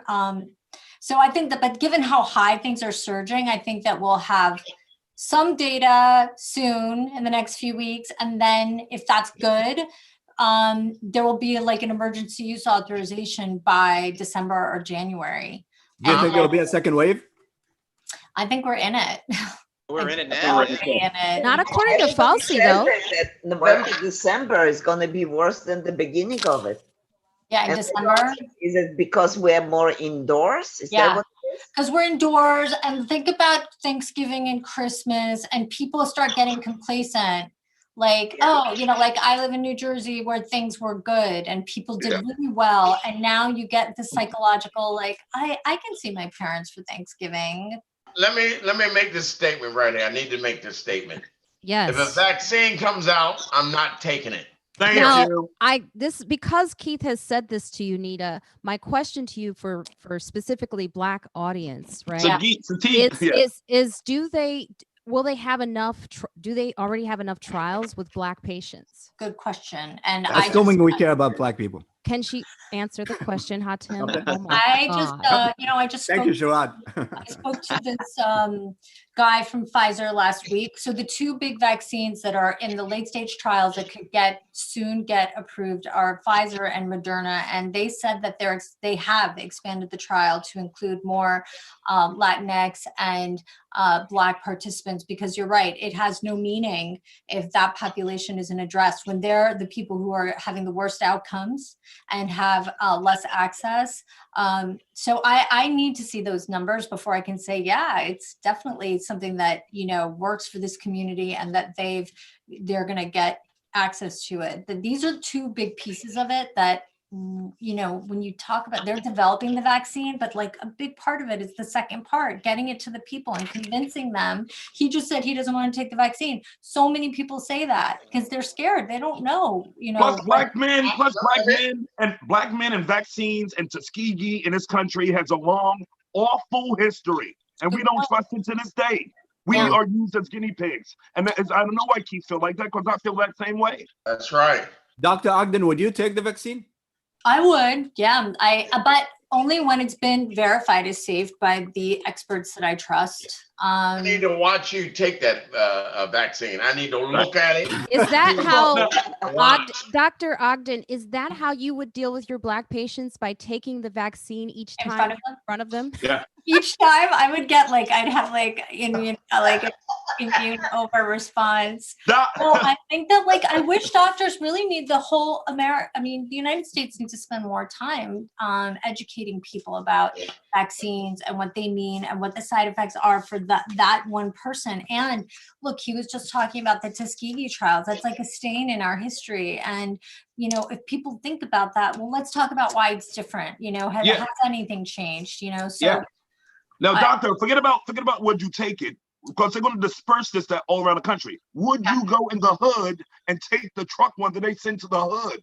That's different from where you're going to take it now and come into Harlem or Bed-Stuy or 8th Ward in Louisiana and taking it there. Would you do that? Yeah, I don't want to take it more than once, but I would love. Would you go to the hood? Yeah, of course. Oh my God. Okay, that would give motherfuckers confidence. They'll give people confidence to take it. I think that's such a great idea that there should be a doctor initiative that visits and really speaks to these communities. I know doctors want to do that. So we're spending billions of dollars on warp speed, but can we take a few of those billions and put them into exactly what you're talking about? We need that. That's because Black people know the truck that goes to Beverly Hills and goes to Bed-Stuy will be different trucks, and we think different vaccines. Period. I think the barbers and the beauticians should take the vaccine in front of their clients. What? Because in the Black community, barbers, beauticians are the ones loudest to their community. They're what? They have loudest. Yeah, they have these conversations. That's fake news, Marina. Fake news. Well, because you don't get your hair cut legitimately. Great. No, they're like the storytellers. Yes, they are the storytellers. That's another form of news, right? Well, we're not talking about Keith's barber, because it's questionable, his barbers, but not my barbers from the hood. Come on. It's look, the first thing it is that we need to, like Shiraz said, it's separate. When you send stuff to the Black neighborhoods, it's different. A Big Mac in the suburbs was always different from a Big Mac in the Thank you. All the time. God. So will you come to the hood with us to take our shots? I will. I'm sure everybody takes not us as in Keith and Sherrod. You could go with me. Not me. The niggas I left behind. I'll escort you, Nita. Yeah, come with me. I went to med school in the Bronx, and I trained there, and so I know what could be, and then I also trained in Newark, New Jersey, so I know what community you're talking about. Dr. Ogden, just like we have food deserts, we have vaccine deserts. It's gonna be the same thing, and we're gonna have the cheaper stuff. We don't get the best stuff, so That's even in that, I don't trust it. Yeah. Dr. Ogden, last question: do you think that if the president was Biden or Trump, does it make a difference for getting the vaccine faster? Whoever the president is. It's a really good question. I don't think it would necessarily. I'm well matter. known for good questions here. I think that Trump has really put it in the hands of the Department of Defense. I'd like to see the CDC and the Department of Defense work together, as well as independent experts from these communities. I think that's the most important thing that can like dispel these kinds of like ideas that people think they may not be getting what's equal, and then also making sure it gets to everybody, access. Yeah, I think that the red states would probably get the vaccines first. I hope the top 1% gets it first. That's what I'm hoping. Yeah, well, Dr. Agnew, thank you so much. What's the point of being top 1% if you can't get the vaccine? Thank you, Dr. Agnew. I know you're very busy. Thank you for joining. Thank you. Have a great night, everyone. Yeah, Thank you. Take care. Marina, do you have to go?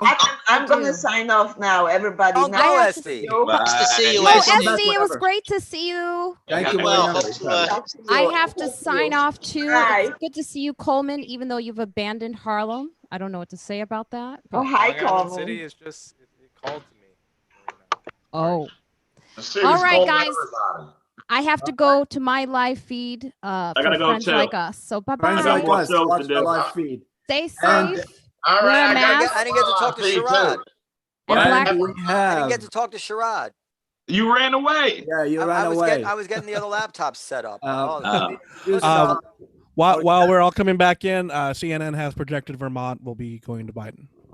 Vermont Okay, going so- to so Biden. just- Excellent. Just So, for the, I think that the New York Times said it is 3 key states to watch. so let me introduce the guest that we have right now. A very special guest. We have Mr.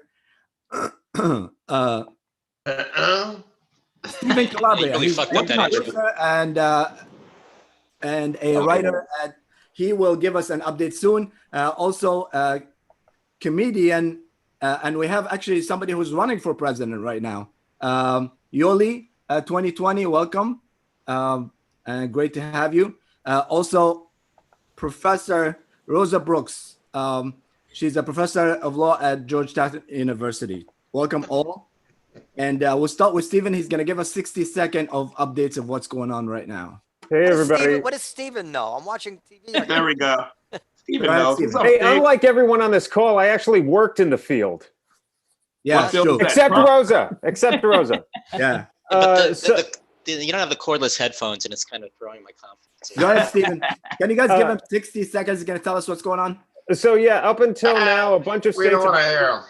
Yeah, I think we should just forget about Steve. No, go ahead. Go ahead. Christ. Yeah, Thank I knew you. it. I knew it. We didn't fuck. All right. So a bunch of states have already voted, and they're not going to release their results. Wow, you did work in the field. Yeah. This is what happens. So up until now, a bunch of states have voted, and the most important ones up until 8 p.m. are Kentucky, Georgia, South Carolina, and Ohio. Georgia, Kentucky, and South Carolina all having competitive Senate races. As of now, 8 p.m., the polls have closed in Florida, North Carolina, Maine. North Carolina is still a few minutes. They've had to delay for today, but Michigan, New Hampshire, and Missouri somewhat. But many of them have competitive Senate races, and we'll be monitoring throughout the evening. That's working in the field. Yes. Thank you so much, Stephen. And sorry I for could have giving said that. Yes, very good. But You did said it. very good. You said very good. He didn't give us no Guys, information. we Hold have on, somebody Modi. What do you running want? for president. Come on. 1 second. Modi, first of all, your mic's too loud. That's not the mic. Second of all, I just wanted to say that the New York Times identified 3 key states to watch: Georgia, Florida, and North Carolina. For whatever reason, if they say if Trump should win those 3 states, the shit is likely to hit the fan. So because Pennsylvania probably won't come in or might not come in on time, they've extrapolated that if the trends are such that those 3 states go to Trump, it's very likely that Pennsylvania will as well, and that could very likely be the whole ballgame. So those are the 3 states that we should really be on the lookout for. So go ahead. And I didn't even work in the field. Professor Brooks, you're having a book coming up, which like the timing couldn't be better. You know, Or Tangled worse, Up in maybe. Blue, Policing in an American City. It's coming out in March. Coming out in February. February. Tangled Up in Blue is coming out in February. And if we still have a publishing industry and we still have a republic by then, and neither is clear. So is the book about policing? The book is about policing. Okay, so that's great. So we have Coleman here. to. This is one of the things that he's knowledgeable about. So go ahead. But I Sorry. thought you guys, but yeah, you know, I'm supposed to be a foreign policy person, and you said I was going to be on with comedian Modi, and I thought I was going to be on with the Prime Minister of India, and I was going to have a few words with Hindu nationalism. You guys tricked me. I'm not here. Oh, he's right there, but he's running for president now. Yeah, and he's not a Hindu nationalist. What's up with that? Rosa Brooks, how are you? Shulam Aleichem, Shulam Aleichem. I am very well. That doesn't sound like Hindi to me. No, this is not Hindi. It's Yiddish and English together zusammen. I don't know if you know, I've been running for president of the United States of America. I support you. Yearly 2020, the unprecedented president. I support you fully. My whole campaign has been about being happy. Just make sure you're texting today to all your friends and all of your on your Instagram, on your Facebook, on all of the things. Make sure you text, be happy. And that's how you're going to win for Yoeli. With Now, that, I don't know I'm what's signing happening on off this. for now. Like, what is the theme here? Like the apocalypse, you know, the lighter side? The lighter side, you should be happy, even though you got two guys running right now. Both of them look like they came, you know, from the old age home, but you have to be happy. I want to tell you, it's been a long time. Good. I was reassuring my mother, who was saying she was feeling really old at 79. I said, Mom, you're barely even old enough to run for president. and we have a projection. Yuli, you won Jerusalem. I Congratulations. won Jerusalem, I won Borough Park, I won Muncie, I won Williamsburg. And speaking of winning, I want to talk to Keith. Keith, I want to remind you what you and Modi have on the betting table. Oh, baby. Oh, bring them. Yeah. We're going to find out. I hope tonight. If not tonight, then we're going to find out very soon. But I know it's going to be Modi going to be the winner. Modi going to be the winner. Yoli, what's your policy on masks? I know that you people are not very happy about wearing masks. What's up?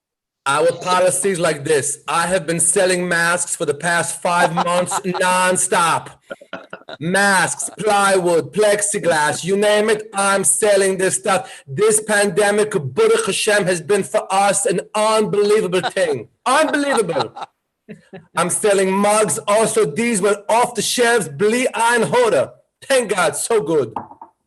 And Keith, I like your hat. You can join the Heimish party whenever you want. Shalom Aleichem. Okay, Professor Brooks, what is the thesis of your policing book? What is the main points? The thesis of my policing book is one that's so completely unsatisfying to everybody that I don't even like to say it, because the thesis is basically like, it's complicated.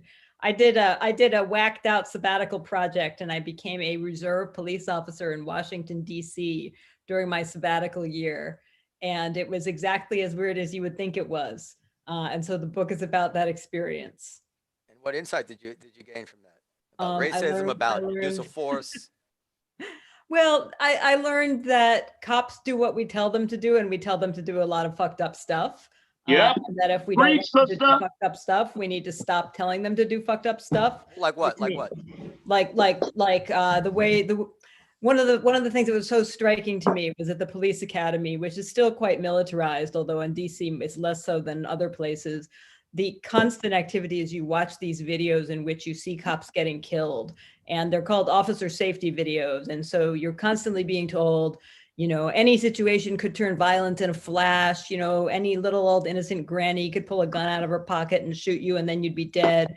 And so cops get totally primed to think that they're going to go out there and every single person is going to try to kill them, which statistically is not true at all. You're much more, if you want to know how you're most likely to end up dead in a profession in the United States, if you're a taxi or Uber driver, you have twice the on-the-job homicide victimization rate of cops. But cops get primed to think that everybody's going to kill them, which of course means that they go out and somebody reaches into their pocket and, you know, and that was one of the biggest lessons, was part of the reason you have so much police violence is that our police academies function to scare the shit out of cops, which puts them out on the street in a position where they're all totally trigger happy. Let me Also joining us, comedian, very funny. And that's not funny. That's not even funny. This is Comedy Cellar. That was totally unfunny. I apologize. No, I don't. Coleman, do you have any questions? Let me ask this question. Oh, let Keith go first. Yeah. Let me ask you this question. Does the academy tell them to lie? No. No, the academy is it does Right. Leading the So witness. That's Good the point, biggest Keith. problem. The biggest problem is they lie.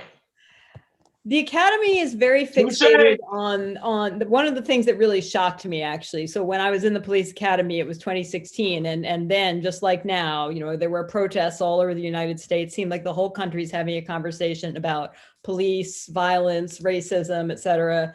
And the one place that conversation is not occurring is in the police academy at Washington, D.C., the nation's capital, where all the lessons are focused on, like, now you will memorize the list of 27 property forms. Now you will memorize the 862 vehicular offenses.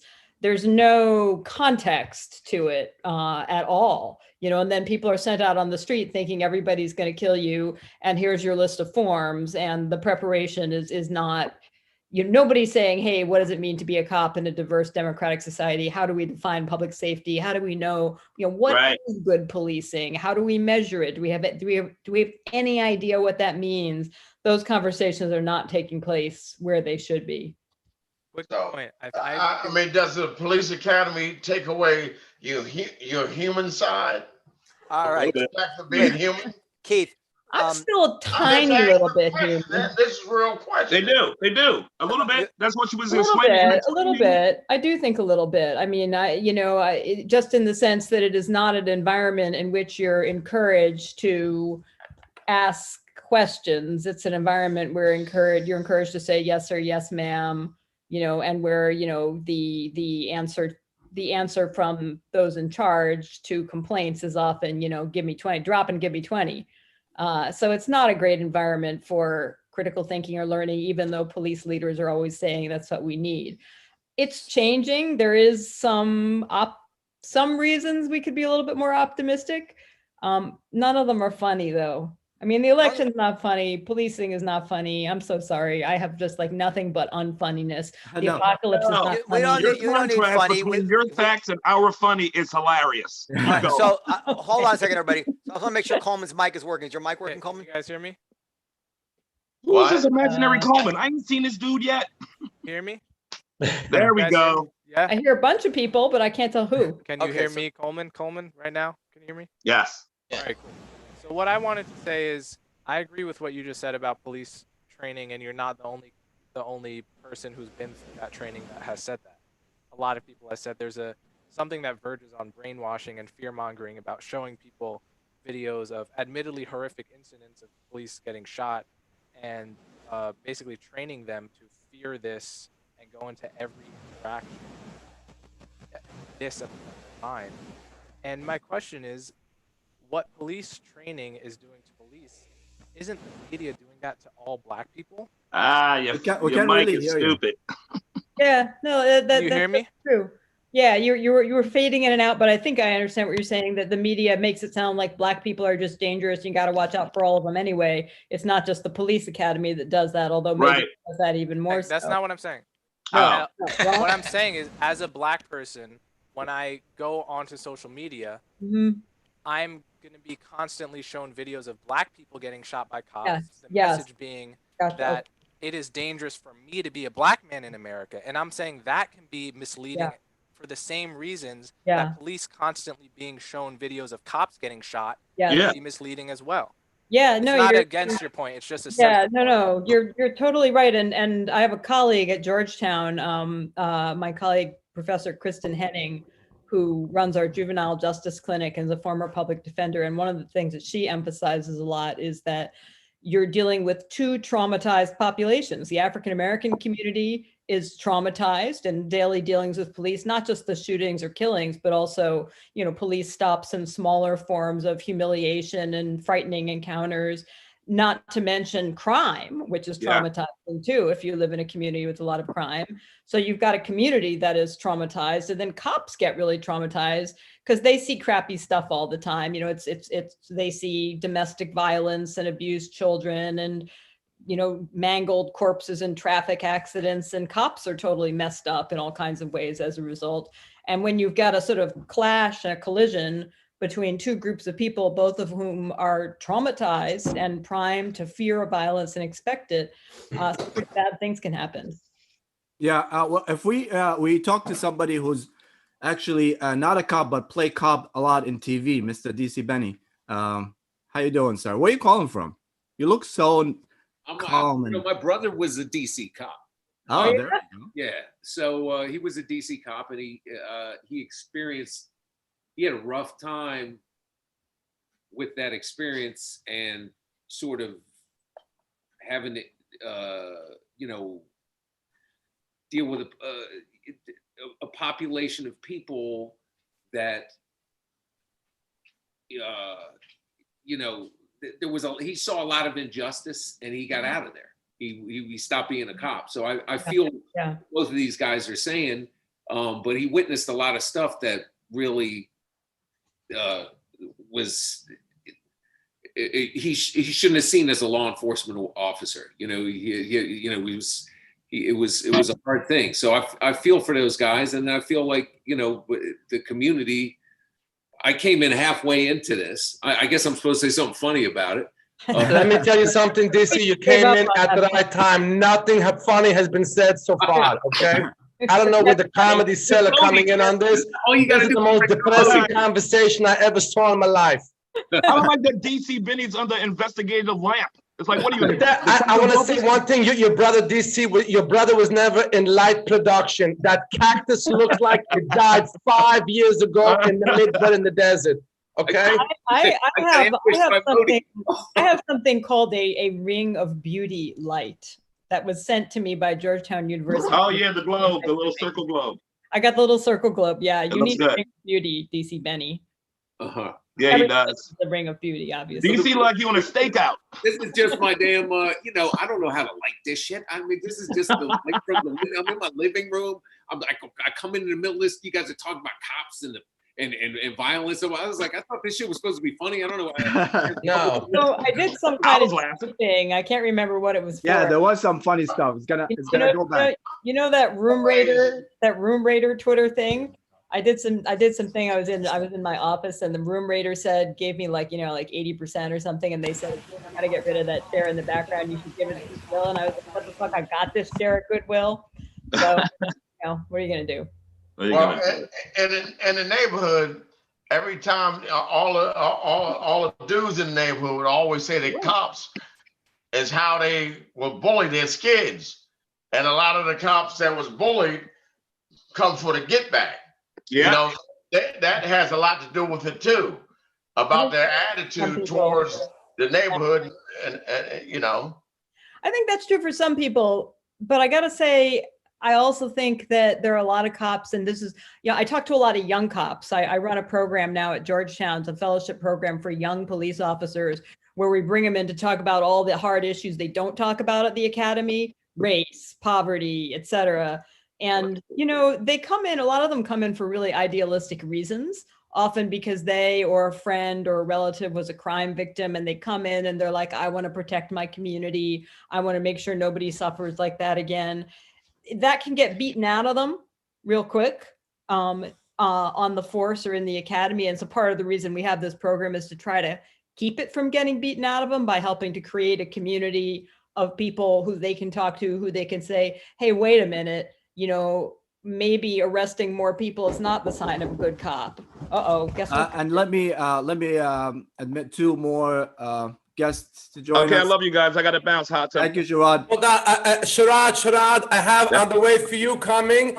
A yearly 2020 T-shirt is on the way to you, because I know you have the yarmulke also. Yes, you saw the yarmulke. Let me see the yarmulke again, please, before we go back into the depressing conversation about policemen killing people. I want to see the yarmulke.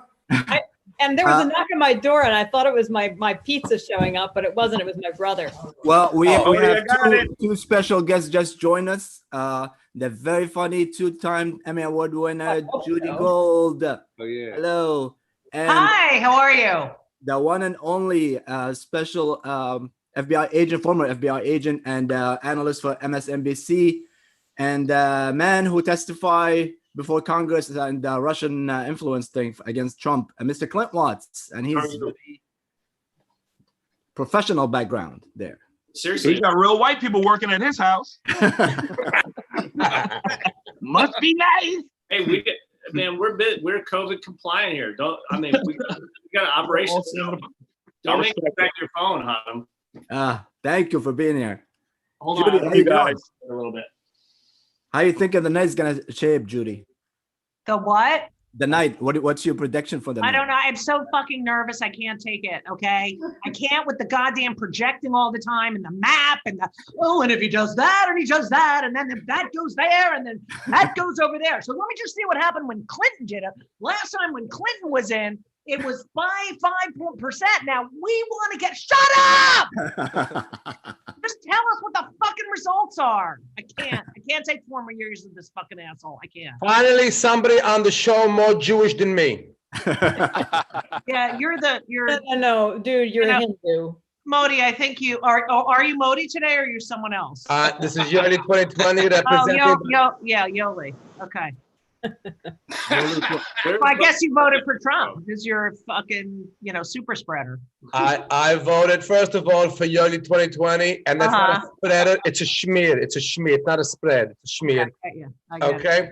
So and this is not what it's about. It's not about yelling. I don't know if you know, Judy. The conversation tonight is about policemen killing people. Okay, that's what the theme of the night.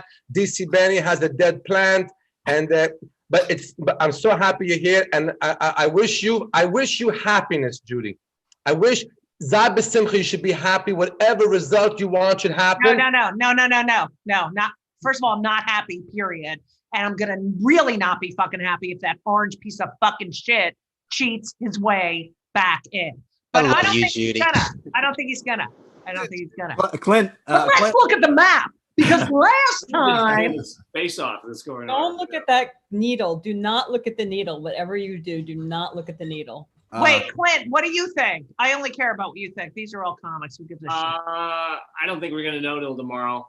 I think it'll come down to Pennsylvania. But if you see Texas move tonight, and it goes Biden, then it's over tonight.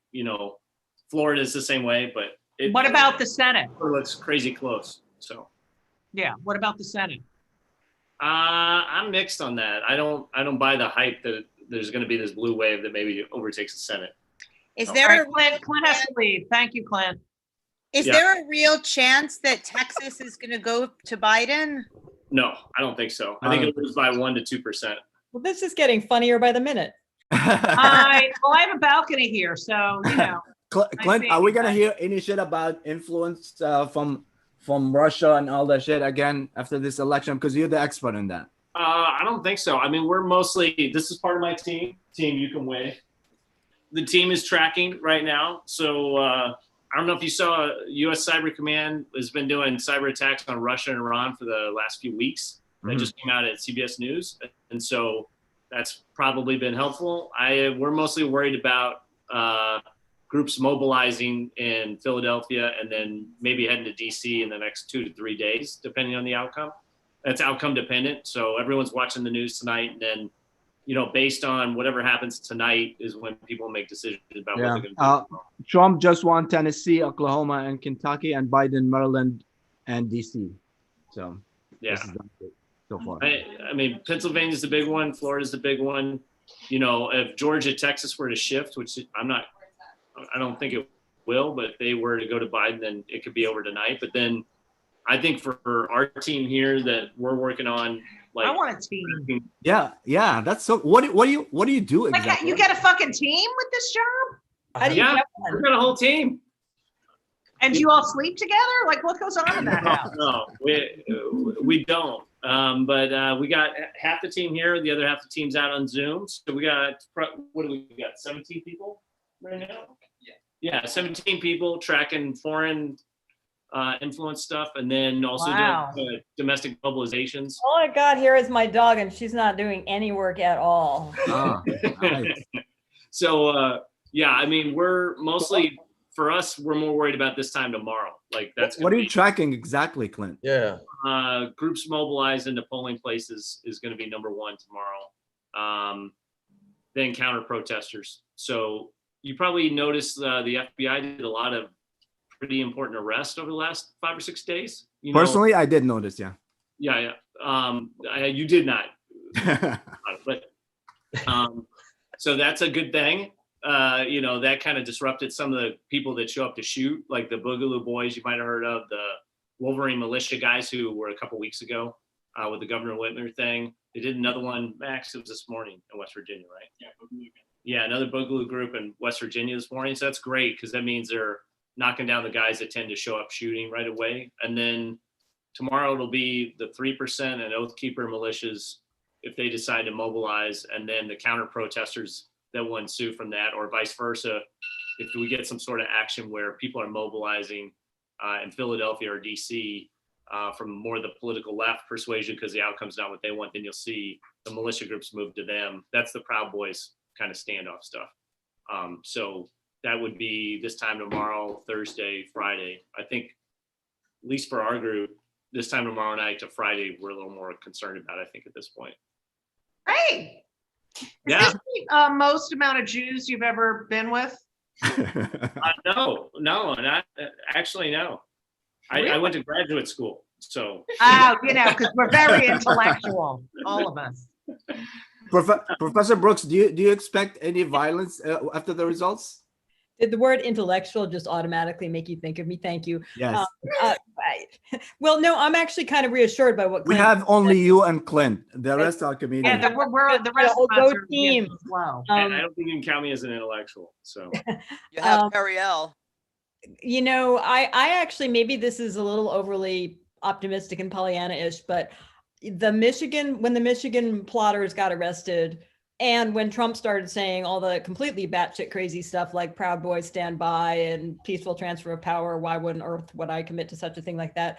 I actually feel like it might have shocked some people who are flirting with that kind of stuff into reality, into a little bit of like, whoa, that's where the road I'm on goes to taking hostages at the state capitol, getting arrested, shooting cops. Do I really want to be on that road? So I actually wonder if I actually feel like the horrors of the last month maybe shook some people up and may have reduced the chances of violence. Clint, I don't know if you think that's too optimistic. I think you're right. Yeah, I think it sends downward pressure, and then they all start to worry, are my calls being listened to? Am I being followed? I need to lay low. And there's also just, you don't want to look like the next dumb domestic terrorist, that gets arrested in handcuffs. So. Well, that's another question. Brilliant. I mean, and you track this stuff, right? Clearly, there are more organized, violent extremist, white supremacist nutcases on the right than there are organized groups on the far left. But how organized are the groups on the far right? Do you see them as organized enough to be really dangerous, or just organized enough to cause sort of sporadic stuff? Categories. So the ones we started off with, Boogaloo Boys, Adamoff, and the Base, those are the guys you've seen over the last 2 weeks getting arrested, kind of in mass waves. And so that's the ones you worry about the most, because they're there to start the second Civil War, basically. The second ones are the 3% and Oath Keepers, and that's a mixed bag. They always say they're going to do something, but they also like taking lots of pictures of themselves in cosplay outfits. So it's kind of like, it just depends on if they get into a confrontation. The Proud Boys, for the most part, just want to get into a fight, and so then you see the Antifa counter protesters show up. That starts a fight. And then that's that weird sort of random acute violence that can just sort of break out. And then the other one is like the QAnon, which is so amorphous and nonsensical, but there's always the 1% of the QAnon that believe everything, and then want to show up to shoot. And it's really hard to anticipate who that would be. Well, I don't know if you guys know this, but I'm personally leading a coup or maybe an insurrection or maybe a civil war or maybe an Antifa riot or maybe a BLM riot, according to the QAnon people. And it may not look that way. I may look like I'm not, but I'm. Which side you will take? So I can tell you why there won't be a second Civil War. I've never seen a Civil War fought where both sides suffer. The leading cause of death is obesity. So you can look at civil wars across history. I live in Alexandria, Virginia, which is boring and heavily Democratic. And when I went to vote this morning, both the Trump supporters were handing out Krispy Kreme donuts, and I thought that was their most sinister plot, was they were trying to kill us all with heart attacks or something. Did you take one? I refused. Because they weren't kosher. I tried it; they weren't kosher. No, Krispy Kreme is kosher. Well, I said, don't. I'm not going to fall for that Krispy Kreme crap. It has COVID in it. They have COVID cream. COVID cream. Friends, I have to go. I'm doing a live for my audience. It's good to see everybody. I wish everybody could win. Whoever wants you to win. Clint, good to see you. Judy, the Shabbos candles are beautiful. DC Benny, you're in retirement. You look amazing. Absolutely amazing. Everybody, sei gesinnt, sei gesund, and make sure, be besimcha, be happy. All the best to everybody. That Jewish character is a real stretch for you, by the way. Yeah. You know, he reminds me of Modi a little bit. Really went out of his depth. Yeah. So I just want to say hi to Clint because I didn't get a chance to say hi to him, and he's one of my favorite people. And last time we did a podcast together, he got mad at me, and it still bothers me. That's so unusual. Rightfully, though. I literally have Noam on mute. Speaking of policing and all that, we have an expert going to join us right now. Oh, it's Jerry. I haven't seen Jerry in a long time, man. There you go. You see, I did a reunion for you guys. Jerry, what's going on? No, Rosa, you can stay. Stay as long as you want. Your mic is off, Jerry. Clint, lovely to see you, my friend. How the hell are you? Yeah. Hey, you want to? Let me tell you a Jerry story. He's the only guy I saw. Whoa, yeah. Stop a crowd. You remember out in LA? Yeah, I mean, he can get a crowd going. He was getting standing O's for his jokes out in LAPD many years ago. So. Yeah, it used to involve nudity, but I really can't do that on Zoom anymore. So I'm trying to be good. Give Jerry. No, it's back in fashion. It's give back Jerry his proper intro. Jerry is a former British police officer, college professor, and he's advisor to the FBI and Philadelphia Police Commissioner. So. Yeah. Thank you, mate. But it's absolutely fine. There's nothing going on in Philadelphia at all. It's been so quiet this last year. Nothing. We're good. Can I ask Jerry and Rosa a question? You bet. So I was recently talking to a former police chief, and we were talking about how to improve the quality of cops. And there's this idea that I've read, smart people put forward that a lot of times we're hiring our problems right out the gate. There's some kind of regime of psychological screening we could do right at the beginning that would prevent the bad apples from getting in the door, that they could be identified on day one. And he was saying in his experience, actually that's not true at all. Really what it is that you really can't predict who a person is going to become when they have the power. And a person that seems totally normal on their first day of police training, once they actually have the power to pull someone over and make them do whatever, becomes a different person. And so the idea that we're hiring our problems is actually not the issue. In your experience, which one of those is more true? Oh, I'll let Rosa go for that one if you like. When have that poison chalice. When I was applying to become a reserve officer in DC, I had to take this whole battery, hours of psychological tests, and they would ask questions like, do you enjoy hurting other people, on a scale of 1 to 5, and I thought, okay, I assume that screens out moronic sociopaths, but the smart ones not so much. But I also think, I think cops are just normal people. I think normal people are prone to do crappy things. Take a look at the, whether it's the Holocaust or the Rwandan genocide or the civil war in the former Yugoslavia, any situation where you see totally nice, normal people who will walk your dog for you or babysit your kid for you or, lend you a cup of sugar or whatever. And then, 3 weeks later, they're sending you off to the concentration camp or hacking you to pieces with a machete. It's not because, they're worse people than anybody else. It's because one of the depressing things we've learned about our species is that we're kind of a sucky species, and that when we're put on the spot and we're scared, we often make really crappy decisions to save our own skins out of fear and out of conformity and out of obedience to authority. And so, from my perspective, I'd love to hear what Jerry thinks coming from a different policing culture. One of the programs we just started here recently is on active bystandership for police officers. You think about the George Floyd video, totally horrifying in every possible way. To me, one of the most horrifying pieces of it is not that you've got Derek, what's his face, kneeling on his neck for 8 minutes or whatever it was. It's that you've got 3 other cops and they're standing there and they're kind of like, Yeah. You know, they're not saying, hey, Derek, maybe not such a good idea, or stop that, you're going to kill them. They're not doing anything. And why not? Well, two of them were rookies, right? And one of them suggested, Exactly. sort of raised the obvious question, like, shouldn't we do something different? And then Chauvin was the veteran. I can imagine they felt intimidated. They must have felt he knew something they didn't or something. I just want to introduce comedian John Lester, who just joined us as well. Sorry. I think all comics should have to take that psychological test as well. You like hurting people. Yes. Is that a plus or minus? Yeah. Okay. So if you fail one test, you can get into the police, and if you fail it the other way, you become a comic, right? A comic, yeah. Or you become a hedge fund manager, and that's right.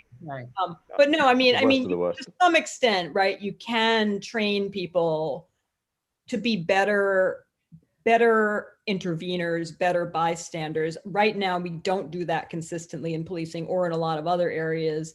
But I do think, I don't think the average group of rookie cops are any better or worse than any other average group of humans, or any smarter or dumber or nicer or meaner.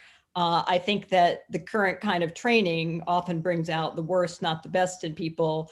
But I think sometimes that kind of active bystander intervention training can make a real difference. It's been tried in New Orleans for several years. It has really reduced police brutality complaints, et cetera, et cetera. So we've been working on it at Georgetown and trying to expand it. So I'm optimistic, but I'm not that optimistic. Can I ask the police people a question?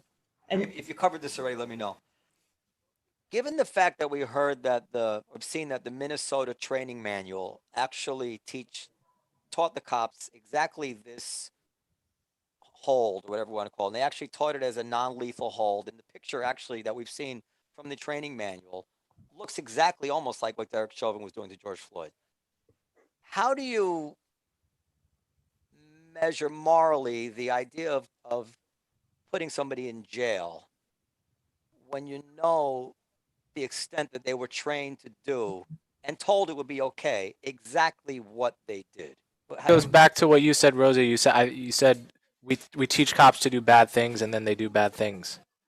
So if I may, what you're talking about here is that so you're looking at 18,000 police departments. We have a whole field in this business, and this is the hilarious part this evening, right? This is the comedy. You've really touched on all the comedy topics about evidence-based policing. We have a lot of decent, improving kind of science and knowledge about what works, but we've got 18,000 police departments out there, half of whom have got 10 sworn officers or less, who never turn up to any conferences, and they never read shit, and they just drag their knuckles around, and they are still in 1974.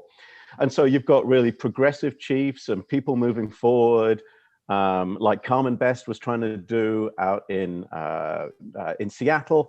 And so you've got people really trying to move this field forward and push it forward, but it takes a long time to filter through. It's like trying to send messages in the 1700s to get through to a lot of these police departments.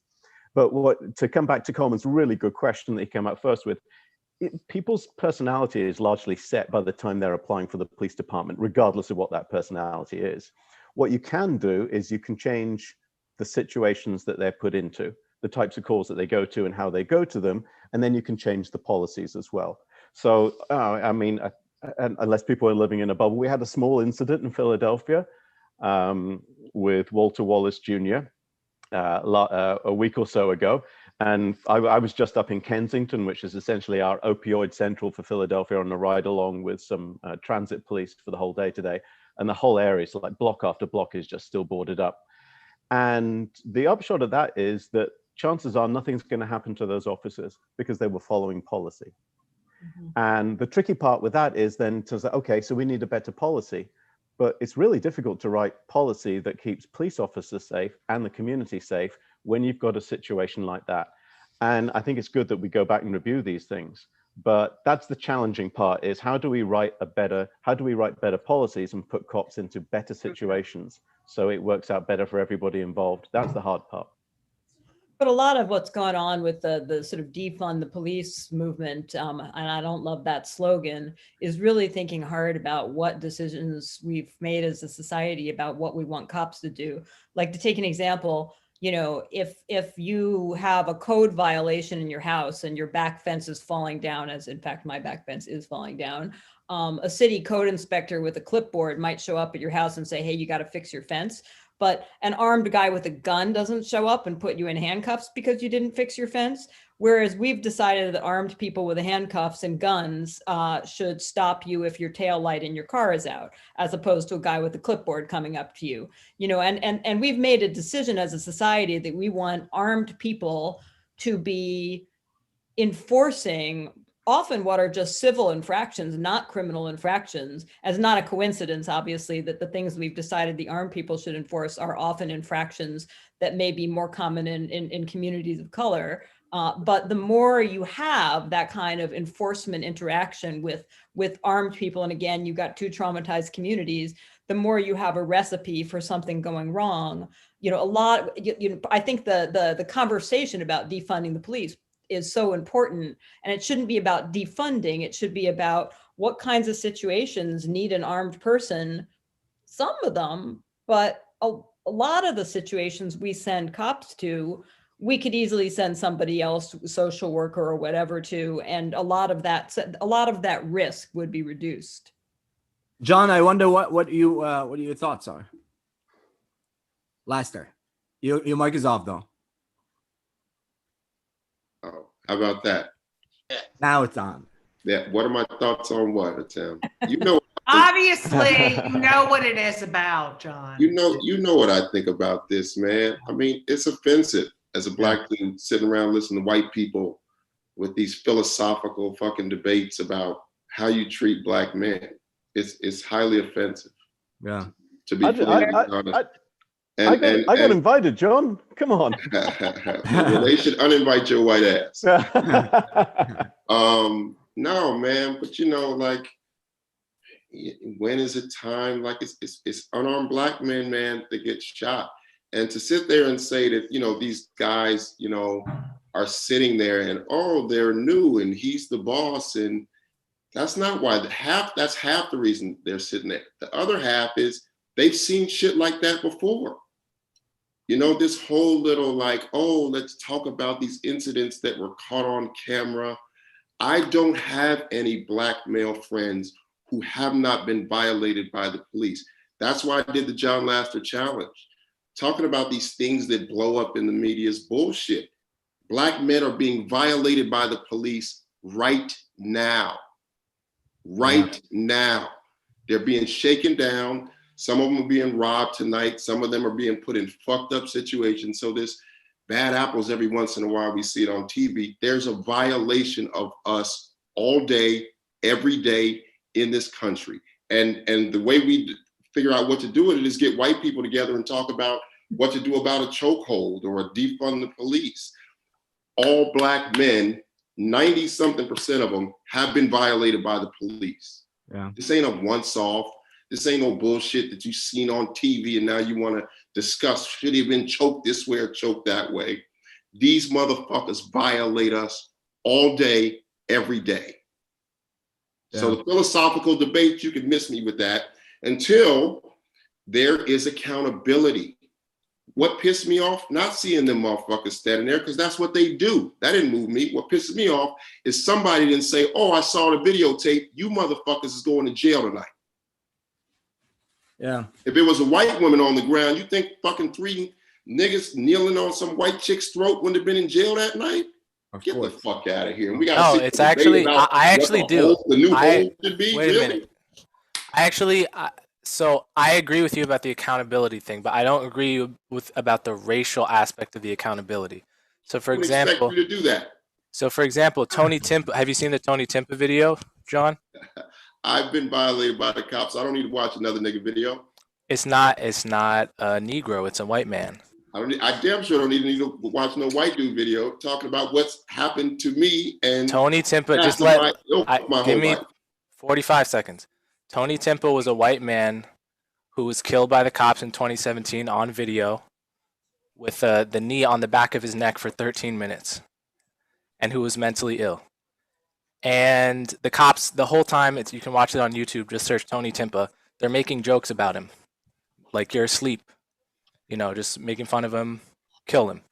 None of them went to prison either. So the only thing I would disagree with strongly is that the accountability thing is selectively a thing that happens when they abuse black people. It's a widespread problem. So let's get back to the election.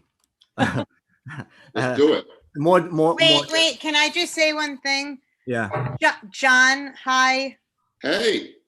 Can you tell everybody a little bit more about the John Laster challenge? Well, you know, I had a friend of mine, she happens to be white, and she was like, oh my God, you know, the George Floyd thing was the fuel for all of these protests. And I told her, you know, George Floyd wasn't the fuel. George Floyd was the match.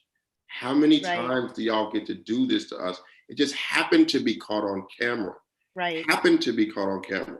So I said, I wanted to try to put in words somehow to people that this doesn't happen to think it's some fucking philosophical debate. So I put in words 4 different times that cops had violated me.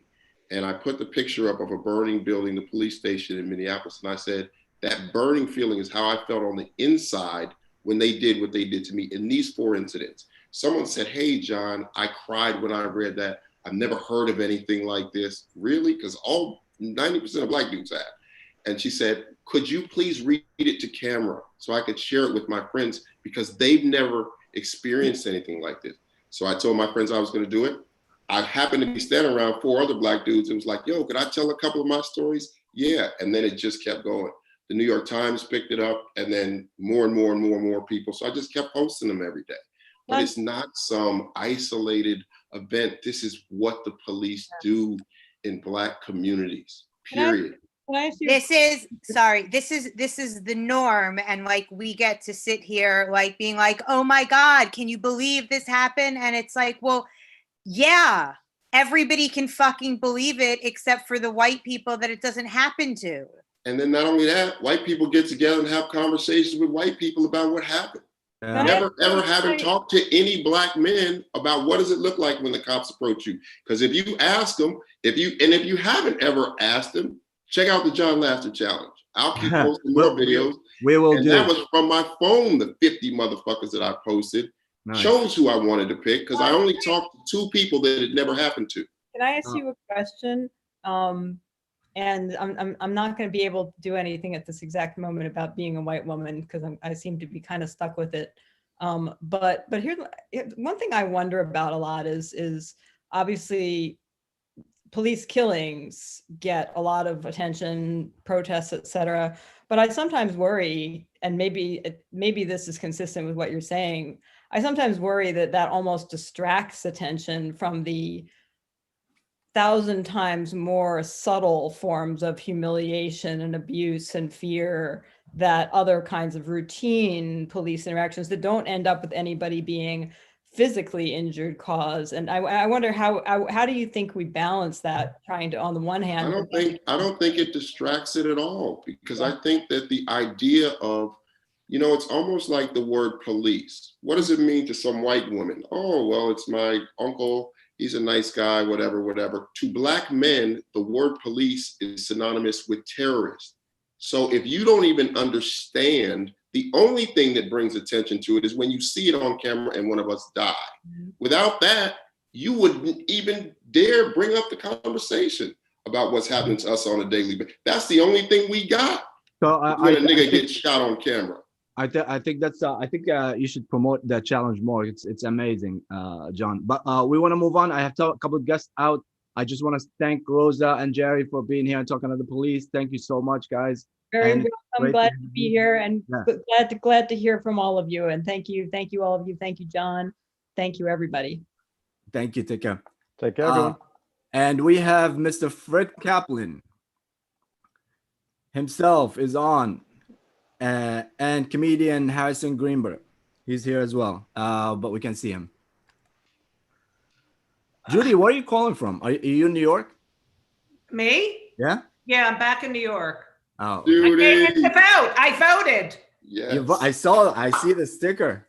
Yeah. Fred, great to have you. How is everybody?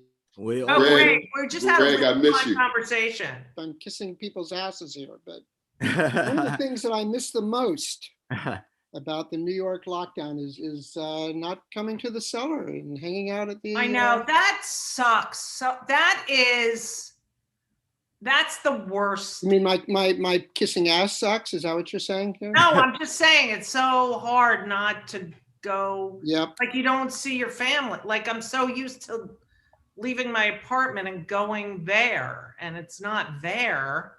I miss it. I miss you guys. I know. I miss sitting there and. So, Fred, what's going on? Let us know. You said that you think that Florida would be cold by the time you're on. I never said that. No. I that was John. I'm sorry. No, I said I wanted to be on because I thought that we would know what was going on in Florida. So I do believe. Well, I'm telling you, Biden is winning North Carolina. Yeah, it looks like I'm right over here is my television set with the sound off. It looks like Biden's losing Florida a little bit, but he's ahead in North Carolina and he's a little bit ahead in Texas. Yeah. So who knows? I mean, there's still I a think lot of Trump's votes going to win Florida. from the boondocks to come in. Hey, John, shut up. I do. Well, no, I don't think it's a bad thing because I think that Biden performed where he needed to perform in Florida. It's going to be close. It's going to be really the close. suburbs, which is going to bode well for Arizona, North Carolina, Pennsylvania, all those cities with large suburbs. But I think the Cuban community kind of shut the door. I know. What the fuck? All they have to do is they're say Cubans, socialist, and that's the end. Trump convinced a lot of these people that Biden is a socialist, but in all these places, at key counties, Biden is doing better, sometimes a little better, but better than Hillary did the last time. And Trump is doing worse. So Fred is one of the nation's foreign policy experts. He writes a regular column for Slate called War Stories. So Fred, how would you explain to us the contrast of what we can expect from Biden's foreign policy as opposed to what we see from Trump's foreign policy? Well, look, Biden's people on foreign policy are basically a lot of the same people you saw in the Obama administration. Some of them worked for him, some of them worked for Obama. In some ways, with some minor differences, Biden, for example, was the sole opponent to escalating in Afghanistan. He thought that the counterinsurgency strategy and hearts and minds, he'd lived through that with Vietnam. He thought this was bullshit. So he wanted to put in just a few more to boost training and counterterrorism. But, changing Afghanistan into a democracy and all this, he always dismissed that. At the same time, he was a little bit more inclined to help out the Ukrainians in battling against Russia. He wanted to send them lethal defensive weapons, which Obama decided not to. Other than that, we're really talking about, I think, look, Biden generally is kind of a restoration candidate in a number of ways, and especially on foreign policy. What you'll see him doing very early on is reaching out to all the allies and saying, look, what you just have been through with us is an anomaly. We're back. We're committed to you. The kind of people he's going to appoint in key offices. You're not going to see any big radical things happening. These are going to be mainstream liberal democratic people. In other words, go back to the Paris climate accords, try to revive the Iran nuclear deal if that's possible, extend the New START arms control treaty instantly without any ifs, ands, or buts. And here's the thing. I've read a lot of articles, people saying, well, no, it's too late. It's too late to get the allies back. They're just distrustful of us completely. I don't think that's true, because in many cases, like, a few months ago, the Europeans were saying, we have to provide for our own defense. Forget about the Americans. We can't. Well, they can't. They don't spend that much on defense. They don't have any natural leader of the European Union. You look in Asia Pacific, Trump pulled out of the Trans-Pacific Partnership. All the other countries kind of formed their own partnership, a trade deal without the United States. It's actually working pretty well, but it would work much better with the United States, and they know this. So I think actually, although they're apprehensive, but I think a lot of the world would welcome a restoration of this. The one difference, of course, being the Middle East, where Trump has gone whole hog in joining with the Sunni Arabs and Israel in their campaign to overturn the regime in Iran and through war if necessary. And Biden, I think, would be more inclined to a more balanced approach to the Middle East. By the way, somebody said earlier on that Trump has done so many great things for Israel. You talked not to Netanyahu, you talk to intelligence and security people in Israel. They will tell you that Obama did more for Israeli security than any president in recent memory. 2 words, Iron Dome, the missile defense system, which shot down so many missiles coming in from Gaza and so forth. Listen, it's a joke. These new peace treaties that Trump facilitated, look, I mean, they're good things. They're not peace treaties. These countries were never at war with each other to begin with.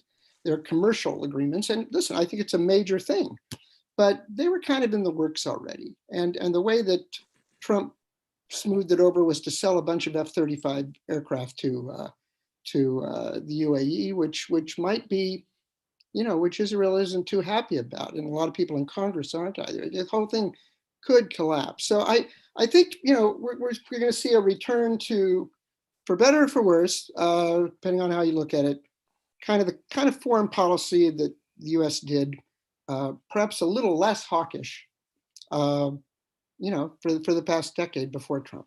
Oh, Fred, wait, By the way, wait. I just have to. Fred, it is such a thrill to hear somebody who knows as much as you do say that, because I am so fucking sick of hearing how good Trump is for Israel. Amen, baby. Yeah, can I also chime in too? If the United States has zero credibility on the world stage, that doesn't bode well for Israel either. So just because he's throwing some people a bone in the short term, long term, Trump is always going to be a disaster. Everything Trump has touched turns to shit. Shit. Yeah. All right. And also the Israelis don't call it the Iron Dome. They actually call it the Iron Yarmulke, which I don't know why we translate it to Iron Dome. It's way funnier that they themselves call it the Iron Yarmulke. That's a much funnier image. And I don't know why we call it something. Let the record show. I would just like to say whatever the Jewish people said. Okay. But let the record show, Fred did not say that Trump has not been good for Israel. He was making the point that Obama was also good. Right, which is what everyone says. He's horrible. That's what they always say. Oh, Obama was so horrible for Israel. And I will actually, I guess it's name dropping, but I actually met Ehud Barak, who was the Prime Minister of Israel, and he backed up what Fred said. He spoke very well. And that was at the time, I assume, right? When okay. Obama was Who president. was that name dropping in front of? I mean, because I feel funny saying I met somebody like that. But anyway, I want to ask Fred a question. Biden, one of the things Biden advocated was partitioning of Iraq.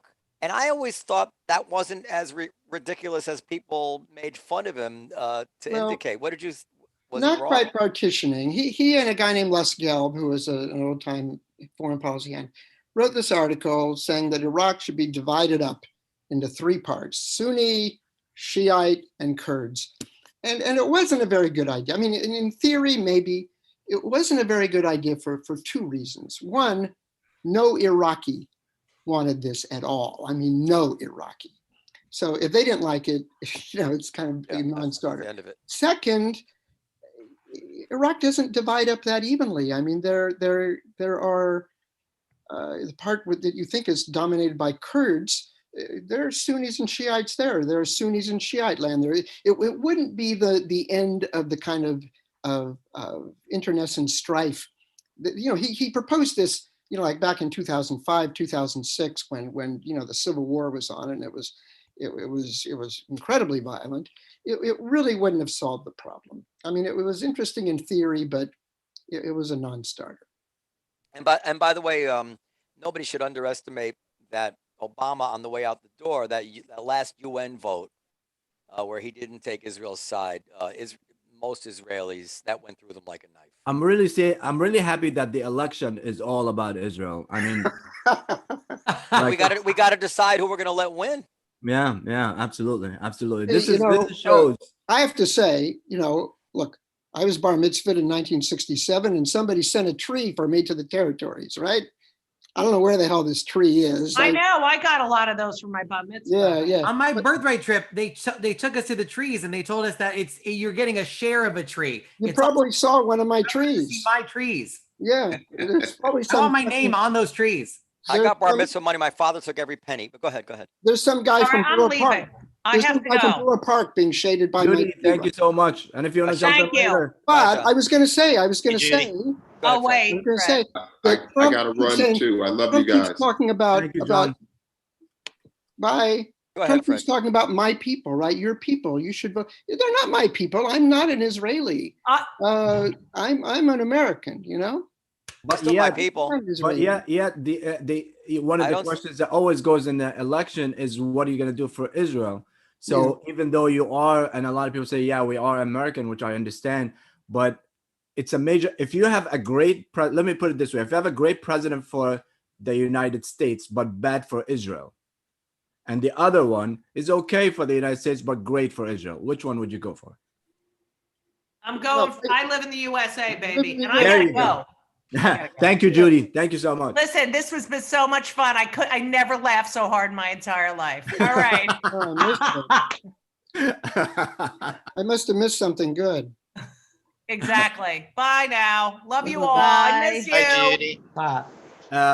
Let me also admit two new guests. I don't understand the my people thing. They're clearly my people. Every black guy I know feels an affinity with black people all over the world. But he was saying that Netanyahu is the leader. He said Netanyahu, the leader of the Jewish people. He's not the leader of the Jewish people. I didn't say that. No, Trump did.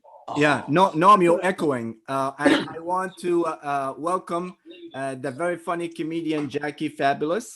She's from the Last Comic Standing, Comedy Central, semifinalist at America Got Talent. And one of my favorite friends, Lindsay Boylan. She ran as a Democratic candidate in Congress against Nadler the last election. And I don't know if you want to declare what you're going to do next yet. Yeah, I'm running for Manhattan Borough President, which is all about helping to make the city of New York work better. A very powerful especially position. in this time. I guess you get one appointment to the school board, I think is what the Manhattan Borough President does these days, right? Well, we're going to make it a little more than that. We got a lot of land use stuff to do and community boards. If we get all the money we need to from the federal government, we still need to figure out how to make it all work, especially when a lot of people don't want to have thousands of workers on a big floor plate in Midtown. You know? I've actually researched what it would take to be the Bronx Borough President. That's where I live. See, there you go. Jackie, let's do this together. Let's do this together. Slow down, Lindsay. I Googled it. But I'm with your, I would never stop being a comedian, but I could also do that. I just would have to go to work every day, which that's part of the problem. I get the feeling it's not a really high-powered, high-demand job. I think you'd have a lot of free time on your hand. Would I? Oh, I don't think so. I don't think so. Hey, let's not knock it before you tried it. It actually, they got it, like all these questions around housing, outdoor dining, all the things that you have to make work in the city that are all going to be a problem. That's all going to go through. New York City is a mayor-dominated city. It is, and look where we are right now. I know. You said it's a male-dominated city? A mayor, Well, mayor. Pretty Gotcha. Well, it kind of has been, Jackie. So we're hoping for some of that to change too. I'll look you up, Lindsay, and maybe you could give me some advice or talk me out of it. But I have I'm thought not about talk you out of it. And I fully support comedians going into politics because I feel like there's a lot of shared experiences, putting yourself out there on stage and then seeing what happens. Fred made a good point that went under the radar. The new prime minister or president, whatever, the Ukraine is. Great, he's doing a very good job. Big anti-corruption guy. Remember, this was the guy that Trump tried to blackmail and that he got impeached over. Louis C.K. for mayor. he played a president on a TV show, a comedy. Yeah. Well, yeah. that can work all it out takes well. these days. Our president Ronald played as chief Reagan. executive on TV. That's right. Yeah, clearly having a SAG card does not mean you know what you're doing. That's No. true. That's true. But what do you think that is gonna reveal tonight? What's Wait, gonna hold on, happen? everybody. They just called Pennsylvania for Trump.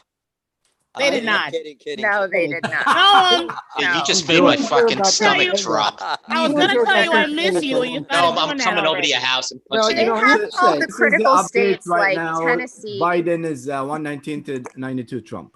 I have to say, look, I think I'm a pretty good analyst of certain things. I'm terrible at predictions. This is true of a lot of quote unquote experts. There are studies showing that experts are no better at making predictions than, anybody out of the phone book. So I tend to stay away from predictions. I mean, look, the odds all seem to show for Biden, but you look at the polls. Brett, wait, Some of the battleground states are very narrow margins. So are you telling me that there's studies that show that experts, when they're actually able to be measured objectively, don't score well? No, but not an analytical prediction, but just to predict, like, what's going to happen here. And it's not based on any analysis. It's just a guess. They're no better than anybody else. There's a lot of humor in listening to, I don't know the gray-haired gentleman's name on CNN, but he's very relaxed. I think you have to be more All of them? specific. There's a lot. Which one? You mean the gay He's one? on right now. He's on right now. He's just very gentle when he's like, the one with the suits. No, he Anderson wears Cooper? suits. he's very like, this county won, Trump won, but nobody lives there. They throw shade in everything that they say. It's fantastic. Coleman and I are watching MSNBC. That's all we show in my house is MSNBC. Oh no, we're doing CNN. I think Jackie and I Kornacki are is the something brilliant else. numbers guy. Kornacki is fantastic. Sometimes MSNBC is too passionate. Like I get it. I agree. Yeah, but Kornacki, the guy they have at the whiteboard, The wherever it numbers is, guy, is fantastic. He knows how to pull apart counties and precincts, and he shows Where? history. And he's not an ideologue at all. On CNN or MSNBC? Well, he might be, but he doesn't do the analysis ideologically. So yeah. No, he's a smart guy. He studied this stuff. This guy's on CNN. He reminds me of Bob, the guy who would paint the portraits and kind of put you to sleep while he did it. Oh yeah, like the afro. Happy Yeah, he's like, we'll get through it. It's early. We'll get through it. I'm just like, we're gonna be okay, guys. We're gonna be okay. Yes. Well, this is where it started to go negative town 4 years ago at like 9:00. You're like, wait, what? What is going on in Michigan? What? Yeah, it's I feel like we would have some bad vibes already. I'm thinking it's going well, but I guess we still gotta hold on. I'm shell shocked from the last election. But you're right. But at about 9 it's o'clock over. the last It ain't time- over. At around 9:00 the last time, we were starting to notice. Oh, geez, Hillary's margin in Virginia. Yeah, it's I not remember. as big as it should be, and It's look 9 at the o'clock. thing in Florida. She's not doing in Miami as well as Democrats should do in Miami. Yes. So but that's not happening. No. Florida, he's doing pretty good. He's gonna. But we know he's gonna get Florida. In 2016, Trump? Trump. 2016, me and my friend cooked a Mexican dinner to pre-celebrate Trump's loss. Oh my god. So we were halfway through a burrito. I just remember trying to make my friends feel better, and I was like, "Don't worry, 4 years goes fast." And now, 400 years later, Oh my god. I was I at remember I- Wellesley College because I went where Hillary went, and there were like 10,000 women waiting for the first female president. We had shattered glass cupcakes, and I still have the pictures. It's a dark place. It's true. I will say this about Trump's magical powers. He has the power to slow down time. Oh yeah, amazing it definitely thing. makes you wish you could just die to end time completely. He wants you to slow down time, like real. Like, can I please stop? I want to get off this fucking ride. Speed it up a little bit. Yeah.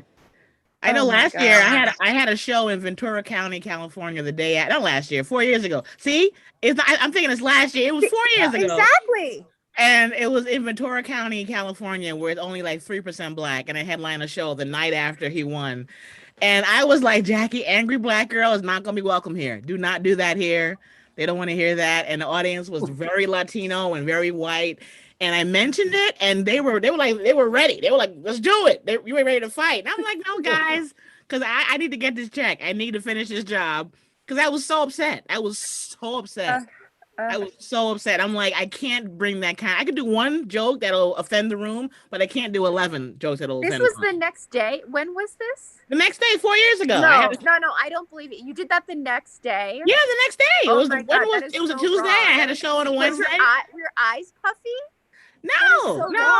No, comics, we have horrible shit happen to us every day. Then we get on stage. That's what I'm talking about. That's why I feel like part of me could do what you do, except I'm not funny. But I could do the terrible shit happening every day part. There you go. You already wrote half a joke. You're already halfway there. Well, I see that Chappelle is doing Saturday Night Live this Saturday, and remember, he did it the Saturday after the election. Yeah. Also, Lindsay, I think being elected is just like a very big bringer show. Yeah, I don't know what that You means, certainly but just gotta I need bring you your to tell own me so I understand, and then I'll feel impressed. A bringer show is when the comedians all, are forced to bring like 2 or 3 friends each. Otherwise, yes, the that's club exactly owner what it won't is. pay them. That's exactly what it politics. is. Oh my God. People, I call my friends and they're like, why are you calling me? You never call me on the phone. I feel like the Schitt's Creek mom. Like I'm like making up that accent. Why are you calling my number? Do you need the money again? So Fred, sad. if Yes, I'm in a constant ringer show. if Ringer, whatever it is, whatever you said. I'm sure I said something obscene accidentally. What do you imagine? What do you imagine the mood is? What do you imagine is going on right now in the White House watching this on TV? What do you think? I think they're like, this motherfucker is crazy, and I would like for him to leave. I mean, like Trump and Honestly, Trump is probably still like, I can't believe I won. He's invited. Yeah, I think they're hustled up by the water cooler, and they're like, I really don't like him. He's invited 400 maskless people. Yeah. Yeah. Yep. Or they're packing up office supplies right now and putting them in the car because they're like, that has a real like bunker vibe. You know, there was this very bad movie many years ago called The Last Days of Hitler, where yes, that's exactly what I was thinking. Alec Guinness played Hitler. He was quite good, but the movie was no. But at the end, you know, Hitler never smoked or drank, and so the last scene, Hitler's dead, and like all of his aides start taking out cigarettes and smoking them. So I figure after Trump loses, if he loses, all of his aides will start putting on masks. You know, this kind of rebellion. I think if Trump loses, I think Melania is only going to fake eat the cyanide. I had imagined it like the last scene in The Wizard of Oz when Dorothy kills the witch, and then it turns out all the guards hated her. All the guards hated her. Anyway. Listen, this is serious. If Trump loses, here's what's going to happen. Yes. There are going to be about 30 people giving interviews or writing articles or books saying, you know, I never liked this guy. He was exactly. If I hadn't been there, oh my God, it would have been so much worse. Honestly. I had to pretend to be on his side. There's been so many people. Believe me, if I died, it'd be the same at the Comedy Cellar, Fred. Oh, that guy. If he doesn't win, Twitter's going to have to put him on a tweet diet because he's going to be wherever he's going to move to, and he's going to be on Twitter all day, every day. Well, do you think that there's a chance that he really won't leave? Like, I think he really thinks he's going to win and is like, has that level of delusion. I think if it's close, he'll contest everything. If it's not close, he'll be like, all right. There's a lot of things to be concerned of, but the one scenario that is complete, let's say, you know, there was a scenario a while back, Bill Maher talked about this a lot. You know, Biden wins, the electors vote for him, he's sworn in, and Trump just doesn't leave the White House. Well, here's what happens if that happens. First, you know, the little suitcase, the little football that the guy carries around with the nuclear codes. The nuclear stuff. Yeah. Another guy's got this now. Trump loses all of his authentication codes. No military guy listens to any of his orders. All of his ambassadors are discredited. You know, they're kind of have their credentials taken away. Basically, he could stay in the White House, but all the power of the White House That's would amazing. drain away from him. Yeah. And basically, at the end, if he doesn't leave, he'll get arrested for trespassing on federal property. Yeah, you can't just stay. You can't stay in any whatever domicile or office building because you don't want to leave. There are other things that could be a little more concerning, but that scenario I've never. I can't wait. I hope that would have an happens. easier time not leaving if his show got canceled. Well, there's another scenario that his supporters surround the White House to protect him. You know what? One M1 tank rolling down Pennsylvania Avenue will scatter the whole lot. All righty. That took a hard turn. I don't think it'll come to that, but Joe Biden will be the commander in chief. And if that's what it takes, I think one squad of the 82nd Airborne will Joe Biden won Connecticut. I don't know why that is even. Fred, I wanted to No, ask I you. know. mean, is it worth saying, even though this is probably the worst year since the Republic was founded to say such a thing, that we really ought to appreciate the founding fathers, because the system they put in is fucking robust. You know, I mean, this is a stress test of the system, and here we are. We're not even really worried. Reasonable people are not even really worried. I'm worried about some other things, but you know, I just think, I mean, if we didn't have an electoral college that made all of our votes basically worth shit, you know, we wouldn't be in this position either. So there's something there. No, you know. but at that time, it made nobody has far believed more for a sense. second that Trump will win the popular vote. Nobody's No. that. I think Lindsay was saying that the founding fathers gave us the electoral college, and we shouldn't thank them for that. But I think that was Well, and I'm just saying, Trump, just to play devil's advocate on that one, I agree with you on some parts of But it, but also I couldn't vote. That's Jackie I'm and saying that couldn't a vote. system Hatem- designed on the assumption that nobody can be trusted, and that power corrupts, and that we need to have checks and balances. Yeah, was really quite an that I accomplishment. agree with. That part was good. The 3/5 in the compromise 18th part, century. not so good. Yeah. Yeah. And do you guys like New York? Like it's called for Biden, obviously, but Trump won 200,000 votes in New York here. Oh yeah. Well, look, upstate New York. There's a lot of money in New York. Listen, They're all in Staten Island. They're all in Staten Island. Well, but also Western Can I say New one York, other thing? upstate New York.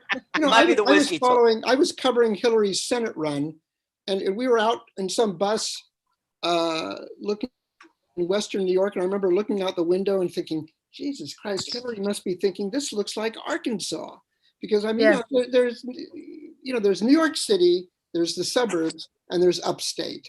And upstate is pretty much Republican, you know. Well, and then Fred, don't forget about Western New York. I mean, I wanna Hillary say- only, I wanna say Hillary one more won thing. in like 4 urban Am I counties. muted? Sorry, go ahead. No, I'm sorry. Lindsay, I want to say one more thing, and maybe it's I just because want to talk over you because I know that That's you're okay. going to get me back. I'm sorry, Lindsay. And maybe because it's I'm having whiskey here, but it actually is paining me to realize that we are so out of touch as Americans that what I said is not really realized for the deep truth that it is. We're talking about 18th century world. You take a snapshot of any part of that world in the 1700s, and you won't believe what you'll see. And here you have, I'd be busy. and here you have these guys who devised this system so far ahead of its time that is still working, electoral college notwithstanding, very, very, very well. Created so much wealth, so much everything, and it's remarkable, and we don't appreciate it. We don't understand what an accomplishment that was. Well, they're at that dead. It's a time in little too history. late to blow smoke up their asses. No. Our lack of perspective is one of the problems that ails us as a society, in my opinion. Okay, go on. Go ahead. Can I say As one you more were. thing? Sorry, Do one I more have- thing. Coleman, I had a Coleman question. said. One of my I have sorry. a question. I have a question. I haven't said anything about. Wait. I had a little pet peeve tripwire in my brain about the 3/5 compromise. Oh, You God. actually know what that is? Do I have to go? Is my time up? No, I'm not. No, you can say it's fine. 3/5 compromise. Jackie, you can't leave. I have a time limit. I'm assuming I've got to stick to it. I will let you know, guys. But before you go 1 second, I'm just gonna admit 2 guests they've been waiting. Let Coleman finish his say. They can come in. Let Coleman finish. Admit 2 people that have been Before waiting. I Coleman go- wants to support the 3/5 compromise, so let him Okay, say. go ahead, Coleman. Go ahead, Coleman. The people think of the 3/5 compromise and they say, "Oh my God, isn't it so horrible that we counted black people slaves in the South as 3/5 of a person? Isn't that such a mark of shame?" The 3/5 compromise. It would have been the South wanted slaves to be counted as a full person in population so that they would have more power in the House of Representatives because of the census. The North, the anti-slave North, wanted slaves to be counted as 0, and it would have been better for justice for slaves to have been counted as 0. So like the 3/5 compromise, it's not that there were 3/5 of a person, and this is shameful. It's that they should have been counted. They should have been either given freedom, of course, but or counted as zero, so that the that's North the would have point. no Is power. that they made that compromise? But and it's not the compromise. It's not the 3/5. Anyway, that's just like a little tripwire in my brain when people. Sure, but I think it's indicative of the fact that it was a bunch of old white men, and it's Listen, but come on, Saudi Arabia abolished slavery like 50 years ago. Okay, so what's the bar in our head of all of humanity is so fucked up with regard to this issue historically of owning people that I hate when it's framed as something that's uniquely a sin of this country. It's to me it's ignorant of global history. So no, but the problem is when people try to, when we talk about Supreme Court justices, people try to be these originalists, or that you have to interpret the document exactly as it is. And the bottom line is we're in a very different place now in 2020 than we were when the document was written, and we do have to make adjustments. And trying to pretend, and I don't think you're saying that it's this perfect document we shouldn't change. And I think the fact that the Constitution has its own tools for its change built within it is good. But there's the people who made this document were severely they had a lot of issues, and just even on women's rights alone. What issues did they have? What issues did they have? Unless you want to say everybody living on planet Earth at that time had issues. By the way, did you notice that Noam just poured about 3 fingers as you guys were talking? That was my highlight. That was it. I was like, all right, I know where we are. First of all, I know where we are. Old white men. They were relatively young white men. No, some of them were very old. No, they weren't. Yeah. Not in 1770s. They were older. How long Franklin was kind of lived? old already. James Madison. People were dead by Jefferson our was pretty age. old at that point. Yeah, the lifespan was like 40 back then. I mean, come on. That's true. Can I just say the guy who wrote the Constitution was Governor Morris, who died because he got a urinary infection, and he tried to fix it himself by putting a whalebone in his penis. We've all been there. We've all been there. Died.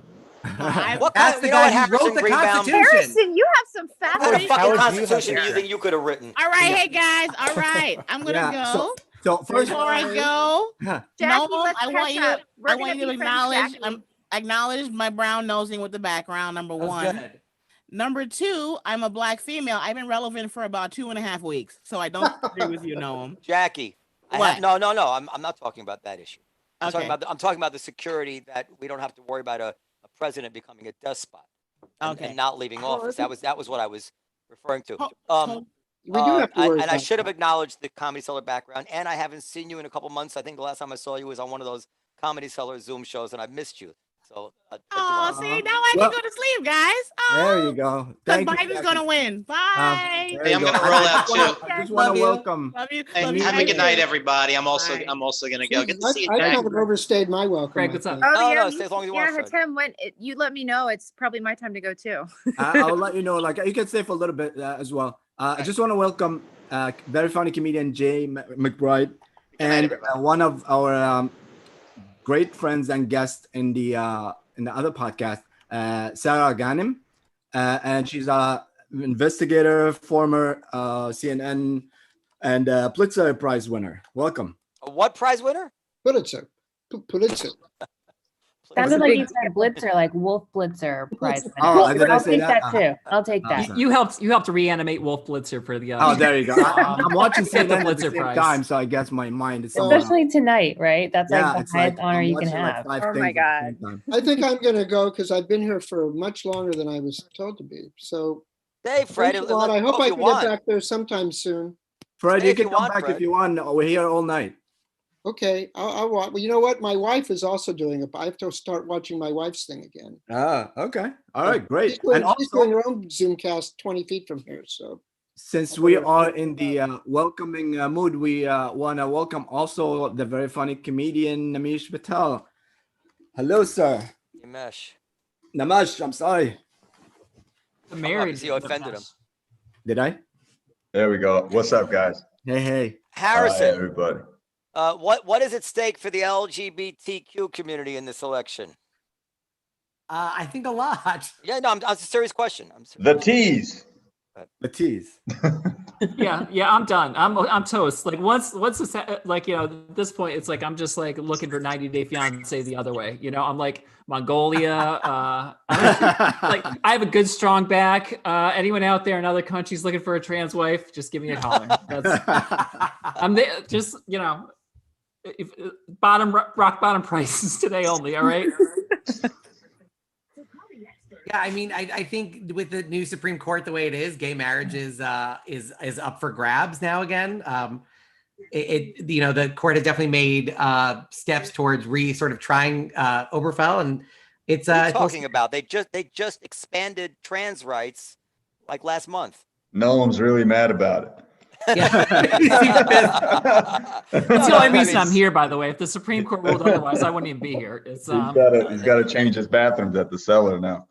I would give Roe versus Wade a odds of one way or another, but I think that it's impossible to think that they're going to overturn gay marriage. Absolutely impossible. But those are two issues that really were like before tonight, right? Those are like pre-election issues that has to do with what's been going down in the last 60 days at the Supreme Court level, and not really so much about what's going to happen on this map tonight. No, but look at his executive orders. I mean, Trump's executive orders about trans people alone. Like if he has another 4 years, what's he gonna do? Like that the trans military ban was an executive order that wasn't legislated. So I mean, but they didn't follow through on it, right? Yeah. They did. Yeah. I mean, no, it took a while, but yeah, he just like tweeted one morning and that snowballed into a thing. Can I ask a half serious question? What trans person wants to go to battle? Well, not me. Believe me, I'm Mongolia, Team Mongolia. But no, the thing is, like, everyone just want it out. I'm being invited. Well, there are people who want to fight. Why? The other question, conversely, would be why should they be denied? And I mean, if people in the military don't have an issue with it, that would be my thing. If someone wants to give their life for this country, I think that's admirable, whether they're trans or one of you normies. You're right. I was just fucking around. If they want to go, if they want to go die, they should go die. Sorry, I don't know. Sarah, so how you see the night ending tonight? I don't see it ending tonight. This is the problem, and I'm also like kind of annoyed that we've all fallen into the same trap that I feel like we fell into 4 years ago, which was like listening to the pollsters. It's going to be a landslide, and it's not, so I kind of feel duped. I feel like one of those people that was like, I'm not going to, be fooled again. And like, here I am sitting here looking at this map and kind of feeling like a big dope.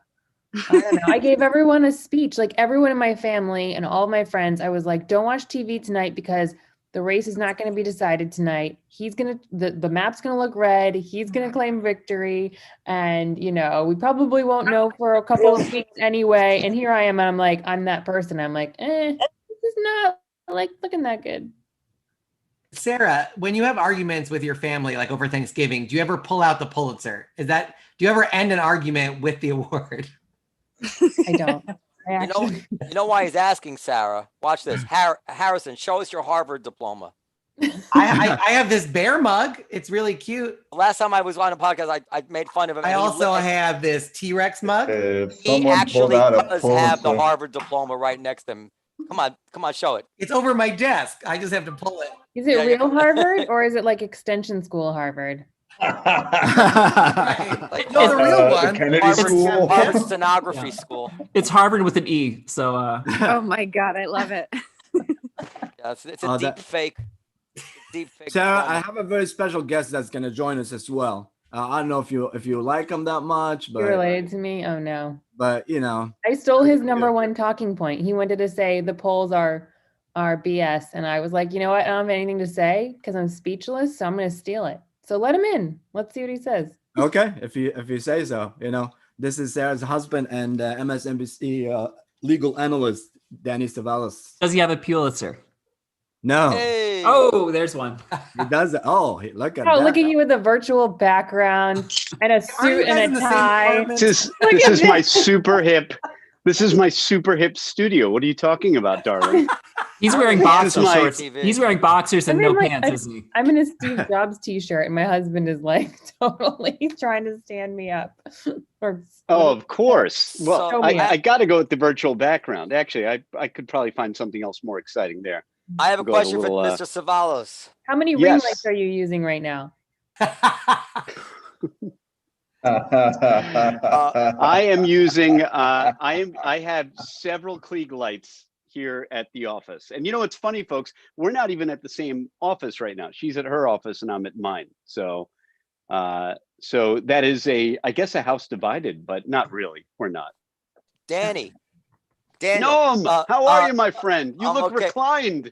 You don't look. You are the picture of relaxation there. I'm a little toasty. So listen, here's my question. The New Yorker had this article by Jane. Is it Jane Meyer or Mayer? I don't know how to pronounce her name. Mayer. Jane Meyer, Sarah. I think that Jane Mayer. Yeah, Mayer. She used to be at CNN, Sarah. Yeah, and she's usually a good writer, but lately she's been a little like emotional in my opinion. But she wrote this article about how Trump's going to go to face criminal prosecution. It just came out a couple of days ago after he leaves office, and she had absolutely no evidence or no specific charge, just some experts saying, I can't believe they can't find something on him. I'm not even, that's actually a fair paraphrase of the quotes.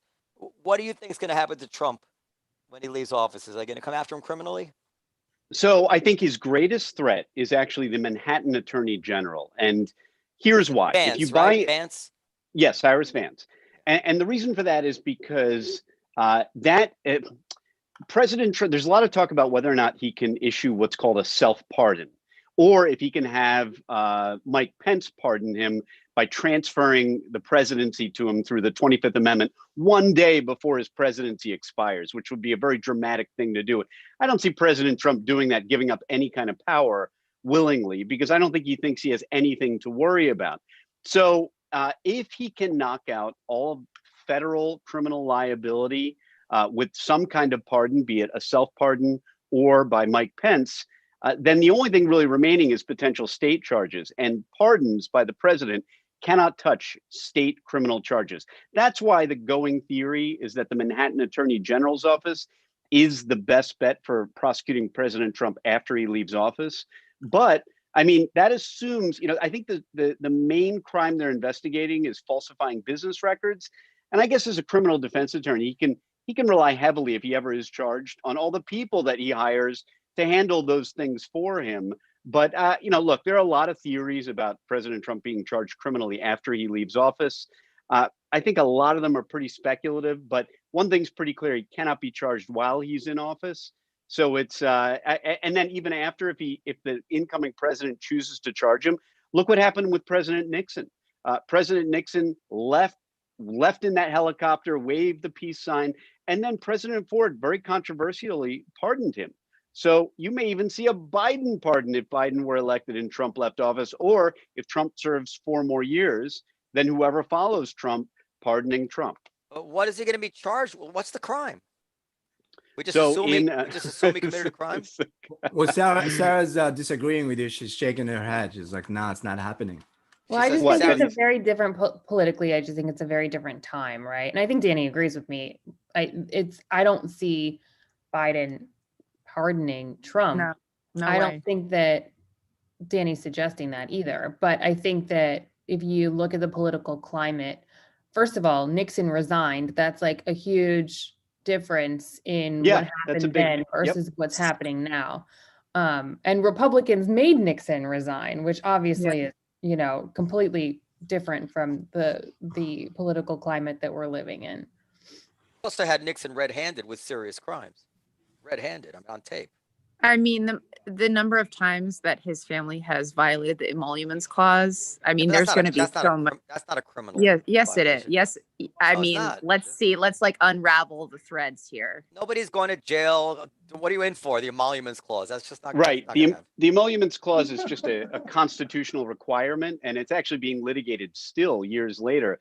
But there are actually 2 different emoluments clauses. Neither of them, they both appear in the Constitution. Neither of them are criminal statutes. So he cannot be prosecuted for the emoluments clause.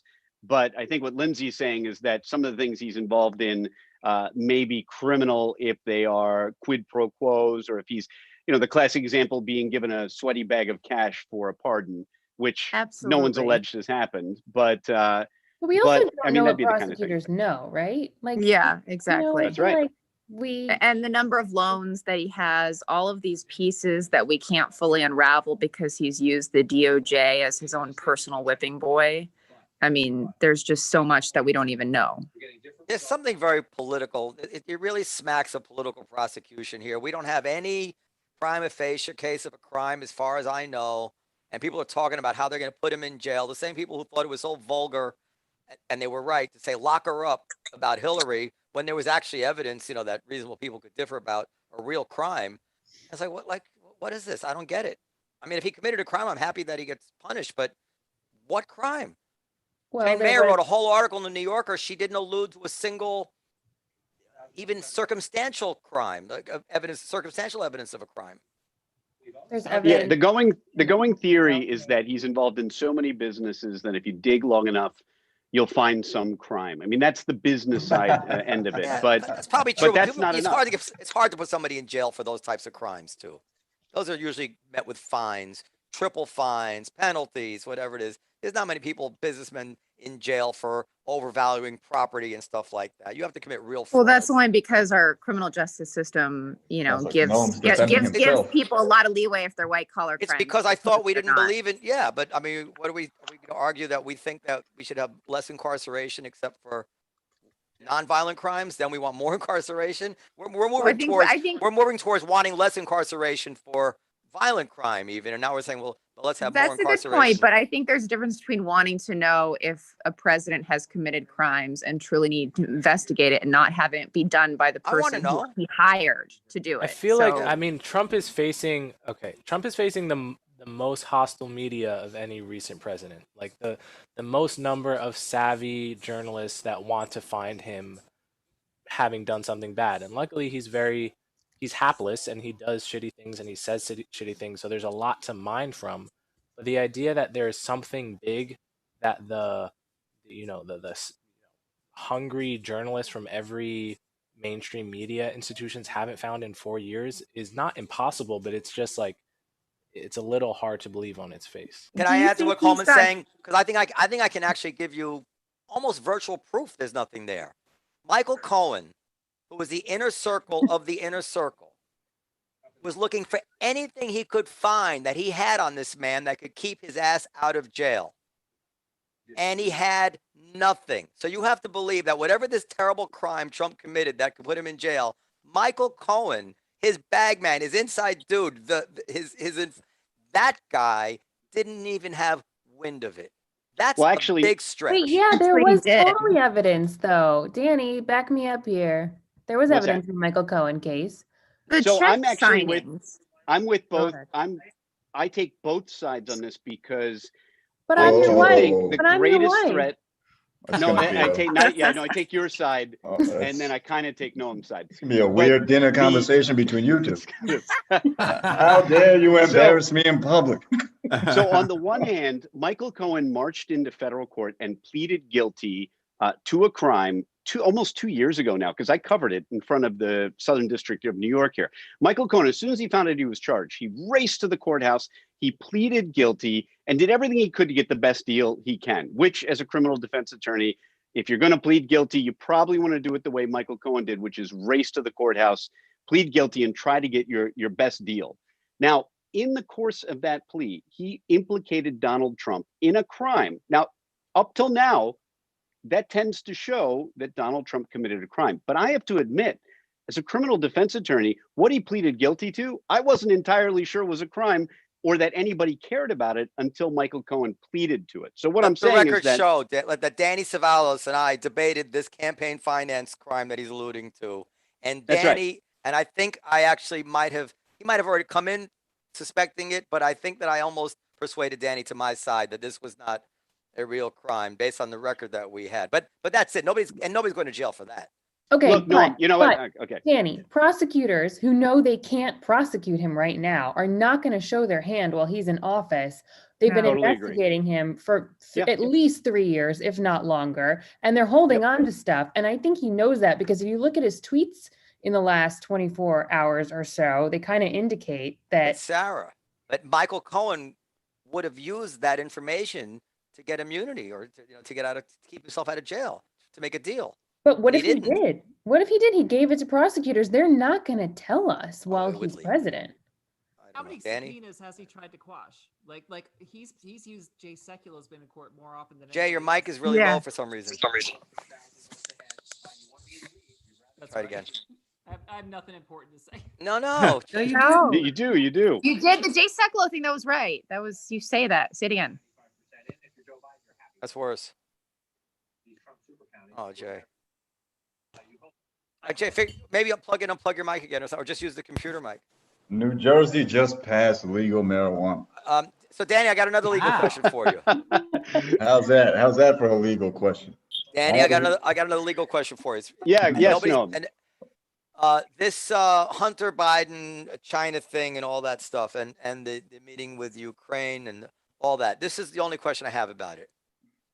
If all these emails had come out during the impeachment process, impeachment hearings, particularly the one where it says that Biden had a meeting with somebody from Burisma, would that have impacted the impeachment hearings?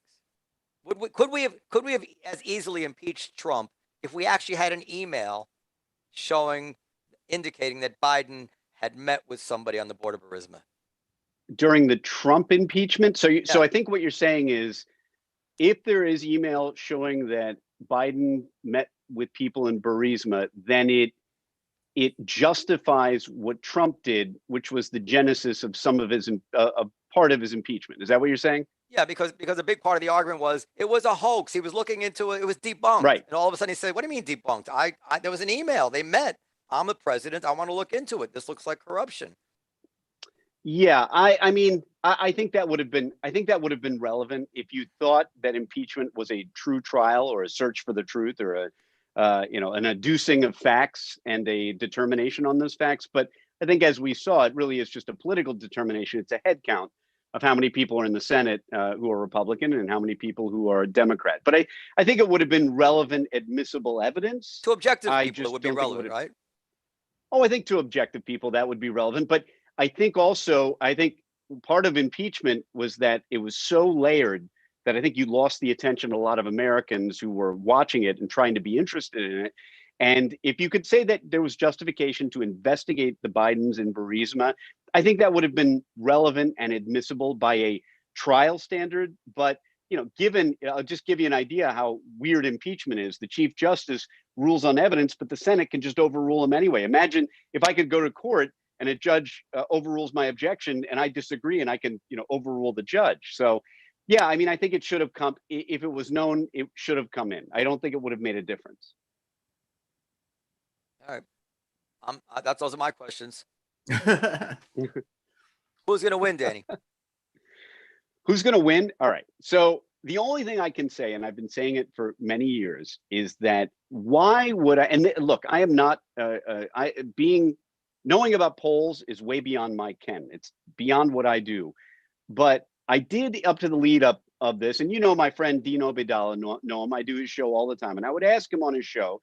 And Dean Obeidallah, for everyone who does know him or doesn't know him, he's somewhere to the left of Che Guevara. He's pretty far left. So the entire time leading up to this election, I said, Dean, why would anyone, I'm genuinely asking, why would anyone listen to a poll ever again? And the response from folks like Dean is that, look, the polls in 2016 were accurate, but they weren't accurate as to the Electoral College. They were accurate as to the general election. And I think my response to that would be, well, we don't have a general election. We have the Electoral College. So I have been skeptical of the polls leading up to tonight. And at least right now in these early hours, I mean, I think those who said it would be a slam dunk or a landslide or whatever metaphor you want, they were wrong. So I think it's going to be a lot closer, like I thought over the last few weeks, than we originally thought. And I do think there are going to be legal challenges. I don't know if it'll go all the way up to the Supreme Court, but I think there are going to be legal challenges, and I don't think we're going to know the answer for a few days. Jay, did you get your mic working? I don't know. Can you hear me? Yeah, go ahead. Yes, Speak up. we can. Say what you wanted to say. I don't know. It was about Jay Sekulow. I don't need to talk about him. But also, the thing about tonight, I think Florida is screwing with everybody a little bit because, everyone thought Florida would be a toss-up state, but Biden even knew he was going to lose Florida 5 days ago. So I think because that looks like it's going to Trump, that a lot of the bettors and a lot of people are like, I don't know. I'm more concerned about Ohio. Yeah, me too. And Natterman is back. He is back. And Natterman is back, just to let everybody know. I think Can we you should imagine? do an Can you analysis. imagine if Trump wins? I mean, the No. emotional No. wave that is going to take this country. I mean, No. I think when Trump won in 2016, I was one of the people that was absolutely shocked, disturbed, worried about the encroach of fascism, and beyond that, just utterly surprised that he had won. And that sent me into a long reevaluation of what is it in my model of the world that is so wrong, that I was so off base about this prediction. And I think it was a kind of a soul searching thing, because I wanted to understand why someone would like Trump without rushing to judgment of them, and reconsidering my own beliefs in light of the liberal social bubble that I was raised in, growing up in New Jersey, the state that I support having just legalized weed in. But I think a lot of other people, when they have a model of the world that gets completely destroyed by something that happens, like you're just wrong about something, they don't necessarily want to do the work and say, what were my assumptions that were really off? Or they just want to blame. They want to say, oh, well, there's just way more racism than I thought. Suddenly. Well, it's not. What did you find? What did you find? What did you find, Coleman?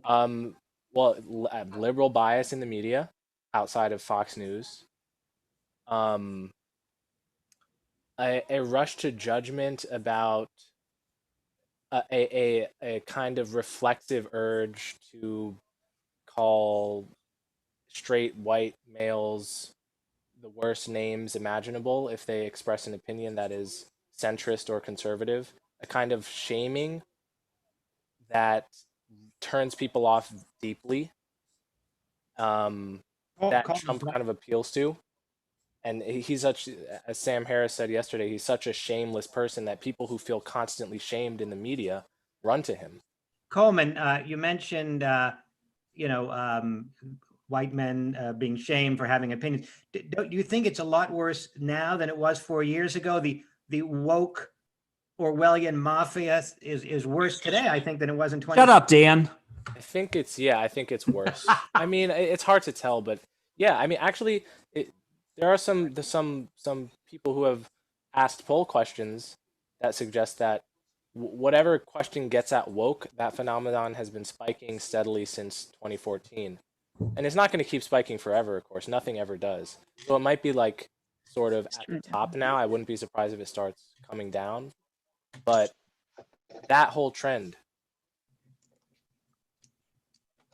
There isn't just one Trump voter anymore either. Like, I think people have this mistake, like there's just one Trump voter, this redneck in Tennessee, and that's the Trump voter throughout the country. And that's not the case. Yeah. Like I mean, it's also like religious people who only vote based on abortion are fine with him. Like, regardless of how many abortions he's paid for, regardless of how many Tiffany's had, regardless of any of that, they're going to vote for him because of the federal judges and the SCOTUS judges. Yeah. May I ask? I think people underestimate Trump, and then I'll shut up.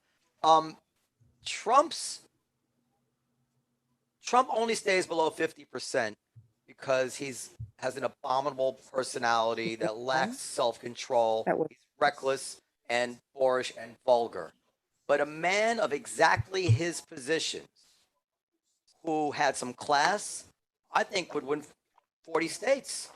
I don't think people have any idea how popular his sentiments are in the country. I don't. I think he's a cult because of how he speaks to people, and I think he's just become a cult. Like, people don't care about his politics. Like I think people that a lot of his base would be genuinely helped by a lot of socialist policies. But the other thing about that I realized tonight is, Cuban Americans are typically Republican anyway. But he's been playing these ads apparently in Miami-Dade County about calling Biden a communist and comparing him to Castro. Yes. And it's just smart on his part, but it's also a lie. But I don't know. Come on, Joe Biden said that Mitt Romney was going to put black people back in chains. This is what politicians do. I can't distinguish between those two lies. I think first Noam said that if a classy version of Trump would win, by a huge margin, and then Jay said that he's a cult because he's so unclassy. And I'll be honest with you, I can't decide who's right, because I think they're both excellent points, and I'm not sure. I feel it's Yeah. classy. It might be the wrong. Classy might be the wrong concept. It's like a Trump without the Mexican rapist soundbite, without the children in cages scandal, without Muslim country. there's probably a list of 10 things that I could erase from Trump without the, maybe did he make fun of that disabled person? But then he wouldn't be who he is. Then he wouldn't be who he is. Exactly. I agree with that completely. Aren't those all under the banner of a complete lack of empathy? No, but you can imagine, but can't you imagine a person that is identical to Trump in policy, identical to Trump in the crucial respect of not talking like other politicians, but also doesn't say those horrible things that are just like I think there's more of those in the Republican Party than you would think. Like, I just think that they're not as popular. I mean, Ted Cruz is kind of a douche bucket. He talks like a top politician, though. That's the key to Trump. Is he does not talk like a politician. Let's go through it just like a little bit. Like, how many people here prefer the Democratic position of basically open borders to Trump's idea of wanting to control the border? It's not open Yeah, borders. but that's not open border. Yeah, well, it is. They asked in the Democratic. Settle down, Limbaugh. All right. I'm not being unfair. They asked in the Democratic debates to raise your hand if you wanted to decriminalize immigration, and most of them raised their hand. Well, first of all, decriminalizing that's open borders. Migration is not the same thing as open borders. Okay, well, fair enough. So, how many people prefer decriminalizing to say if you cross the border illegal, it's decriminalized, and then when you get here, you get full cradle to grave benefits? To somebody on the other side said, no, we need to know exactly who and when people come in the country. But that's not what was obviously asked. Trump. That's not- I'm saying the Trump position Yes, I remember clearly is that more question. popular. Yeah. So unfortunately, I have another group coming in. I want to thank you guys. Yeah, thank you guys so much. For it was you. great. Danny and I have a Josh, running you wanna joke say- about who's funnier. Can you guys just like Sarah? Out? Sarah. Oh, Sarah. Between me and another Pulitzer. I want to. I'll say that I only met Sarah online and I met Danny in person. But you guys are one of the great couples. You guys seem so. And I don't. I've said that about a few other couples, but I don't think you guys are going to get divorced like they did. I think Well, that's quite a standard. No, he's stuck with me. I'm never gonna let him. I'm never gonna let him go. All right. Good night, guys. Good night, everybody. Bye. Thanks, folks. And here we go. The Michelle one and only Rich Voss. Very funny and the very funny Kurt Metzger. And Michelle, Noam. are you here? Yeah. Yes, he's a senior attorney at the Department of Defense. And Ted is here. He's a veteran. Are you here, Ted? That's where my sister is. That's my sister's county. Oh, okay. Colorado. They flipped the Senate. I thought you were applauding him being a veteran. Oh, sorry. I'll take that too. Okay. Who flip what? My sister is working on the Biden campaign in Colorado on John Hickenlooper, the senator, and they just flipped it. And John Yeah, Hickenlooper congratulations. won. So She just I'm won. Oh, you're the dude from I think I just watched you be interviewed by someone. Very Was it possible. Coleman? Yeah. Oh, yeah, that was good. I just watched you on something. It was really good. Thank Yeah, you. it's this podcast. Somebody interviewing him. But it, I was skimming through shit and it kept my interest, as I recall. So, Michelle, what do you think is going to happen? What's your expectation? It's looking like it's going to be a much longer night than I think a lot of people in the Biden camp or people supporting Biden were initially hoping for. I think Florida's gone pretty big for Trump, which was, I'm not a deep poll watcher, but I think it was certainly surprising. Everyone was saying, look for Florida because that's going to give you a nice bellwether. But it does seem, at least according to CNN and the New York Times here, that Biden is pulling much more strongly in the traditionally sort of north sort of Midwest Rust Belt states, including Ohio and potentially Pennsylvania, which would give him a pretty clear path to victory all by itself.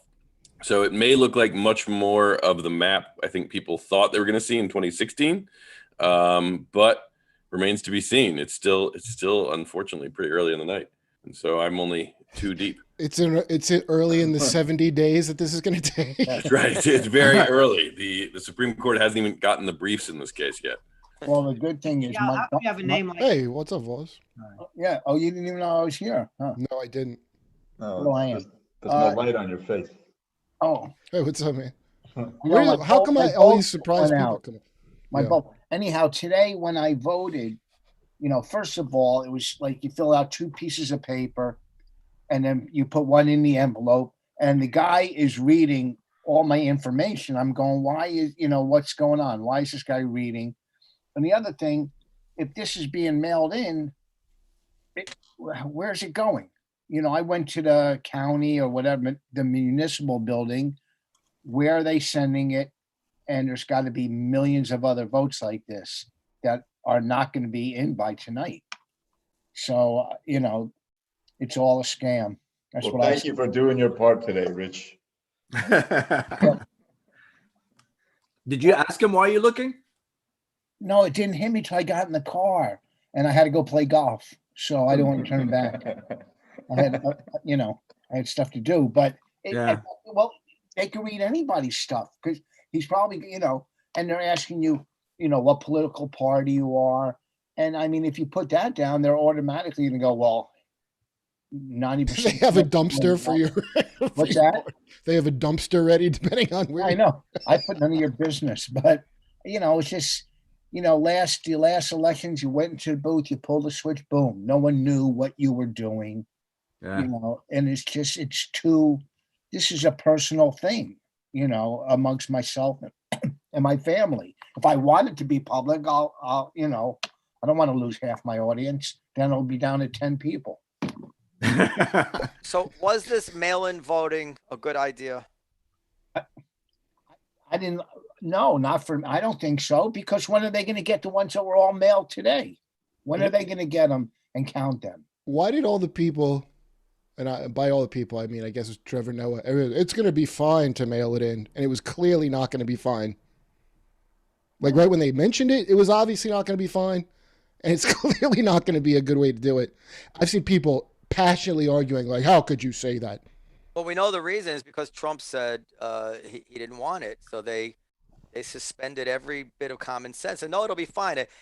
A system that's never been tested before, you know, will pass a stress test in the most serious test it could imagine. It's insanity. No system. It's like the Obamacare website or anything I've ever done the first night we tried it. It never goes right. It just never does.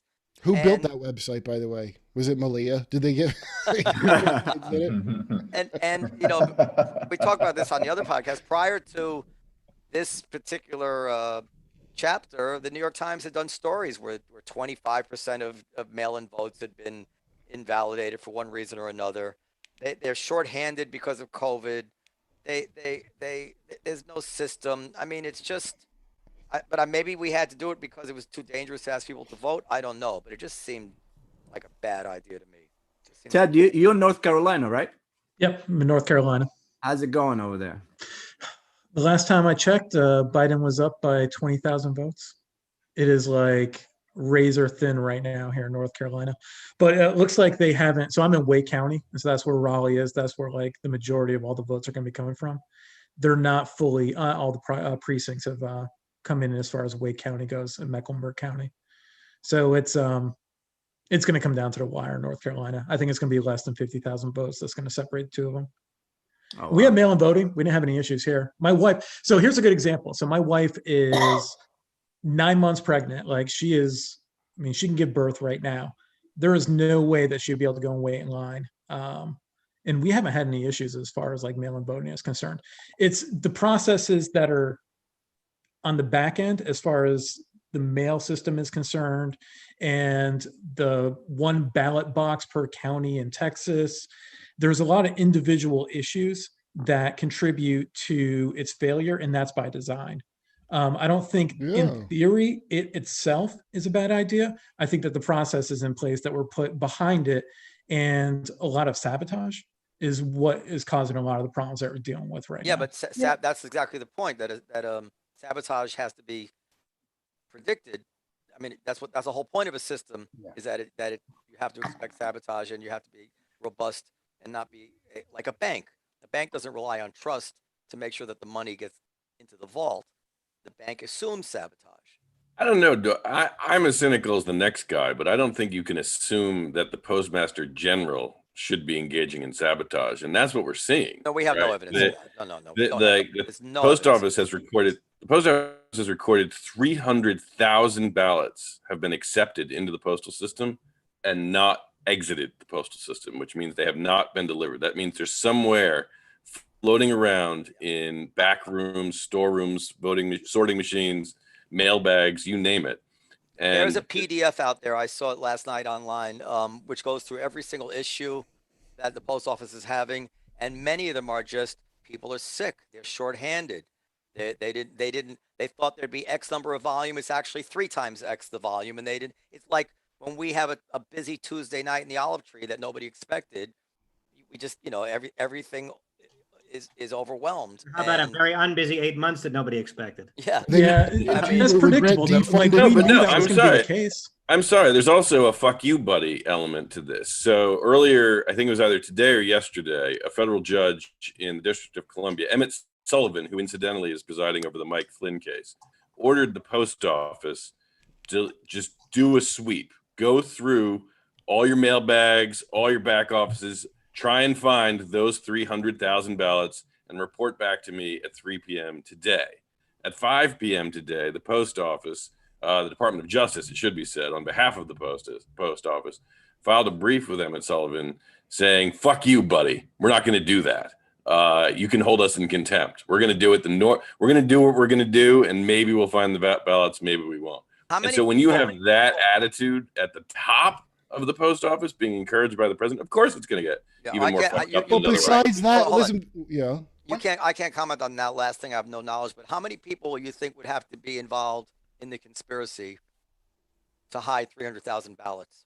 It's not, you don't have to hide them. You just have to disable the system. I'm saying, it's but a bureaucracy. how many people would, 300,000 ballots.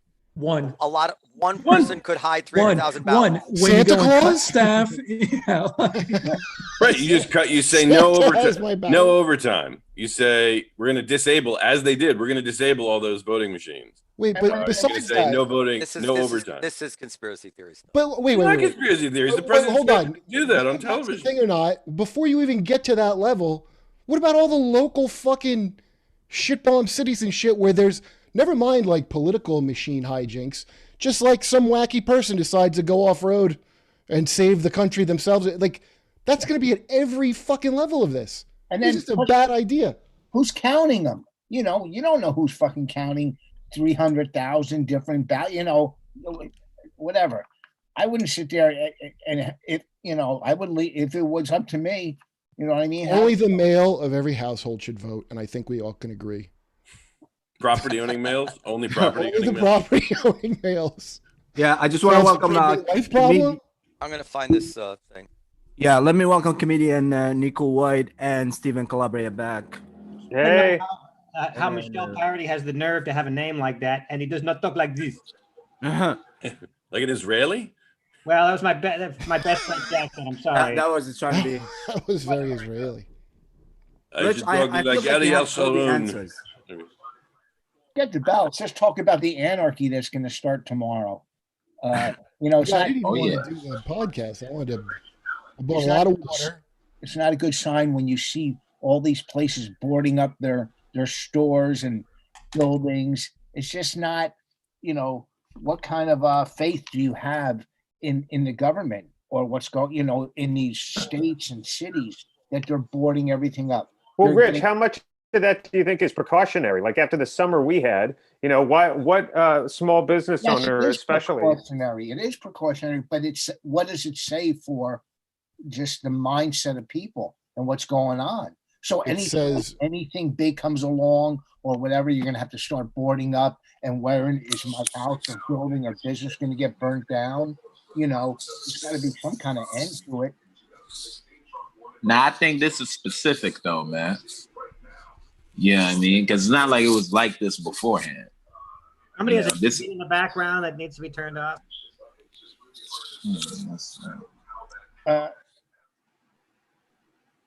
So, Nico, you're saying this is special to the 2020 election? 100%. And everything surrounding it. You know what I mean? I think it's in particular to the president, to everything that he's encouraged as of late.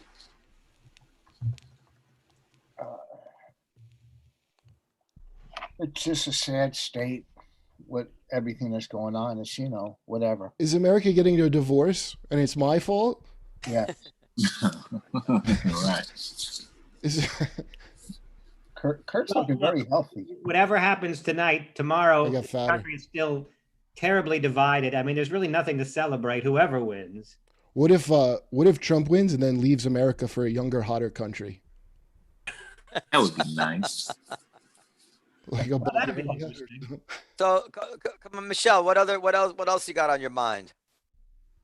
What else do I have in mind? I've been actually encouraged. So here, I'll give positive news. It's got very dour. The one thing that I think has been has exceeded expectations is we haven't seen a lot of violence or use, particularly of the military, National Guard, even security forces like the Department of Justice or even local police at polling places. And, you know, you had Rosa Brooks on earlier tonight, and she was part of a simulation that was done over the summer where they looked at various scenarios, and there was real significant probabilities that, you know, it just doesn't take a conspiracy. It just takes some wackadoodle who takes the president's lead and brings an AR-15 to a polling place to really start an incident. Yeah. And we haven't seen that. We've actually seen, you know, despite the hiccups, even if these 300,000 ballots go missing, we've seen, you know, the actual election machinery so far work pretty smoothly, and the actual polling. People got to the polls today.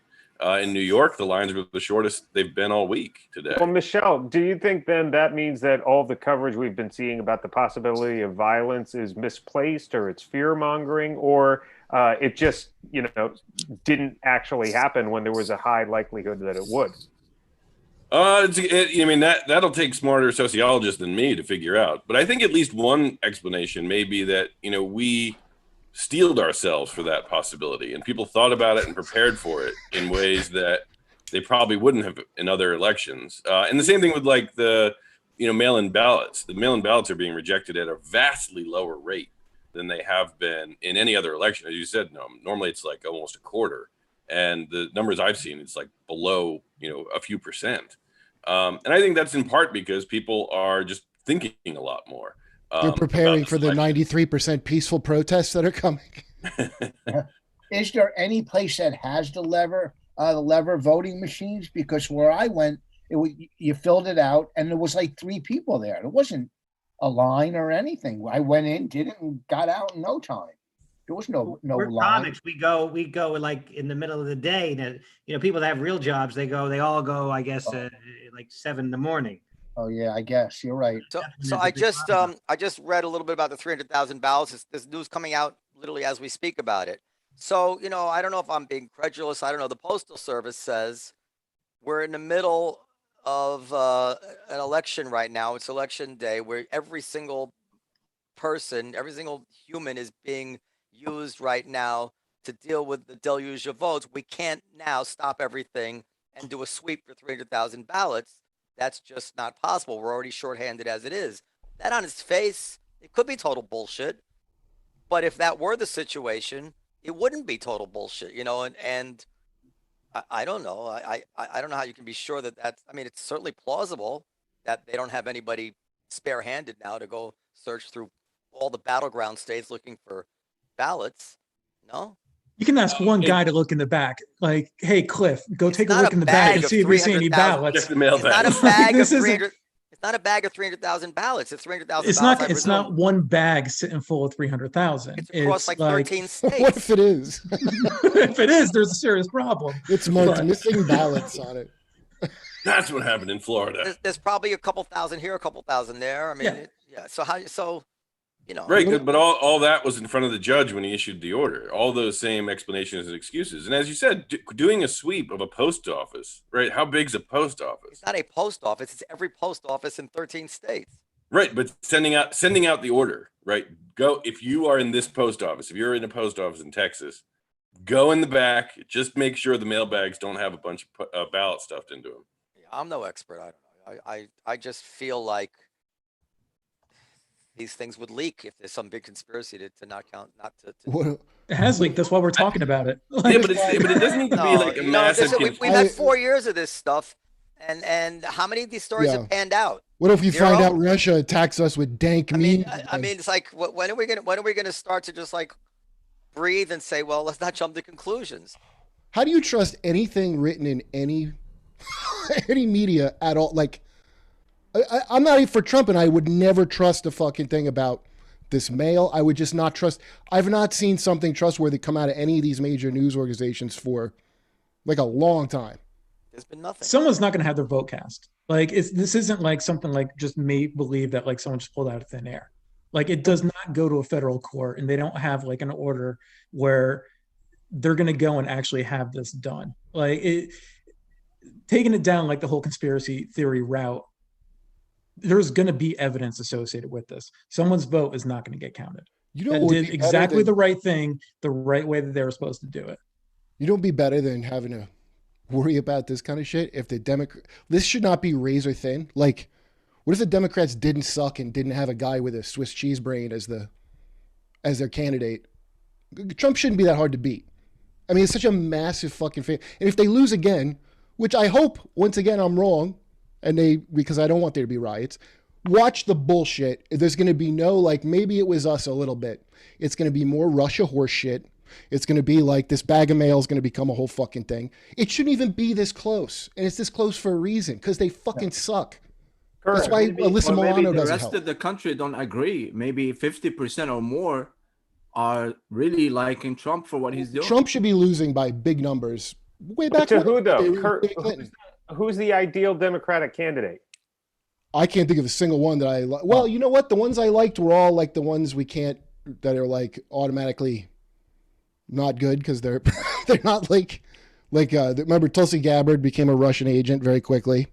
All the ones that are like, we can't have wars, you'll notice they're immediately, well, that's just what Russia wants, for us not to be in wars. So there's no one I liked who could even have a shot.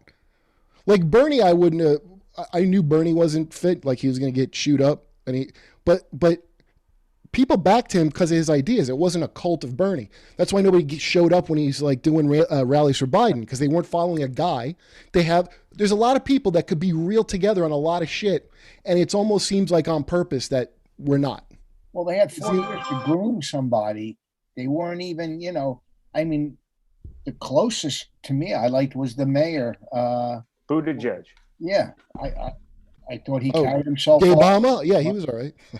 I thought he was, and I bet you in 4 more years, if he stays out there, he'll build up momentum. But they didn't. They had 4 years to groom somebody, to bring somebody along, and their Achilles heel is the progressive left, and as long as that has power in the party, and is going to influence the choice of candidate, then it's going to be what it is. You don't think maybe the White House to Netflix pipeline also might be more than the progressive? Like all that corporate, all those Obama people went to like Amazon, and they all do shit like make sure they can't have unions. Like, I don't think progressives had that much power. I think they're like the religious right, where it's a voting block we assume we should get, and we placate them with whatever horse shit they're into. And then meanwhile, it's just going to be some massive corporate interest. Because that's why all this media is this way, and that's why they're completely like MSNBC is owned by these companies. They have people like they advertise for fucking Raytheon. Like, why would they advertise that to me as a viewer? A jet plane. That's just to let them know who's fucking running shit. So I don't even think it's the progressives. I think there's a massive like corporate structure there. Don't you? Plus Nico. Pardon? How you doing, Nico? I don't know, Kurt. That's a lot to chew on. That's a lot to think about. I just smoked a joint, so. Yeah, you made the joint talking. We're not on the same, I'm not into the worst of identity politic horseshit, but all the actual progressives that I know that are like have some kind of principles are not like this. Are not like what, corporatist and Obama or Biden like supporters? Consensus Democrats. That's what, like Washington D.C. kind of people. Do you know D.C. people? They're the fucking worst people. They're like when I used to do shows there. This is like when hipsters were in Brooklyn, and then I do shows in D.C. and they were like House of Cards larvae. They all seem like. Like they all seemed like they were going to work for a senator they once admired, but they'd have to hide a body for him. And I met like a lot of disillusioned 30-year-olds. It was really a gross place. Well, what I know about DC is from the show Designated Survivor that I've been watching, and I'm going on the second season now, so I'll have more answers once I finish the second season. Who's in that? Kiefer Sutherland. Oh, 24's in that? Yeah, he's the president. That's what this country needs is another Jack Bauer. Kurt, can I ask though, just for the sake of argument, I mean, you said that you thought somebody from the progressive wing, especially Bernie, would have been a better candidate, not necessarily. No, I didn't think he was fit. I did we pranked him on Saj's show on Showtime, and this is why I knew he was not fit to be president. He seems like a genuinely good guy, so he's not fit.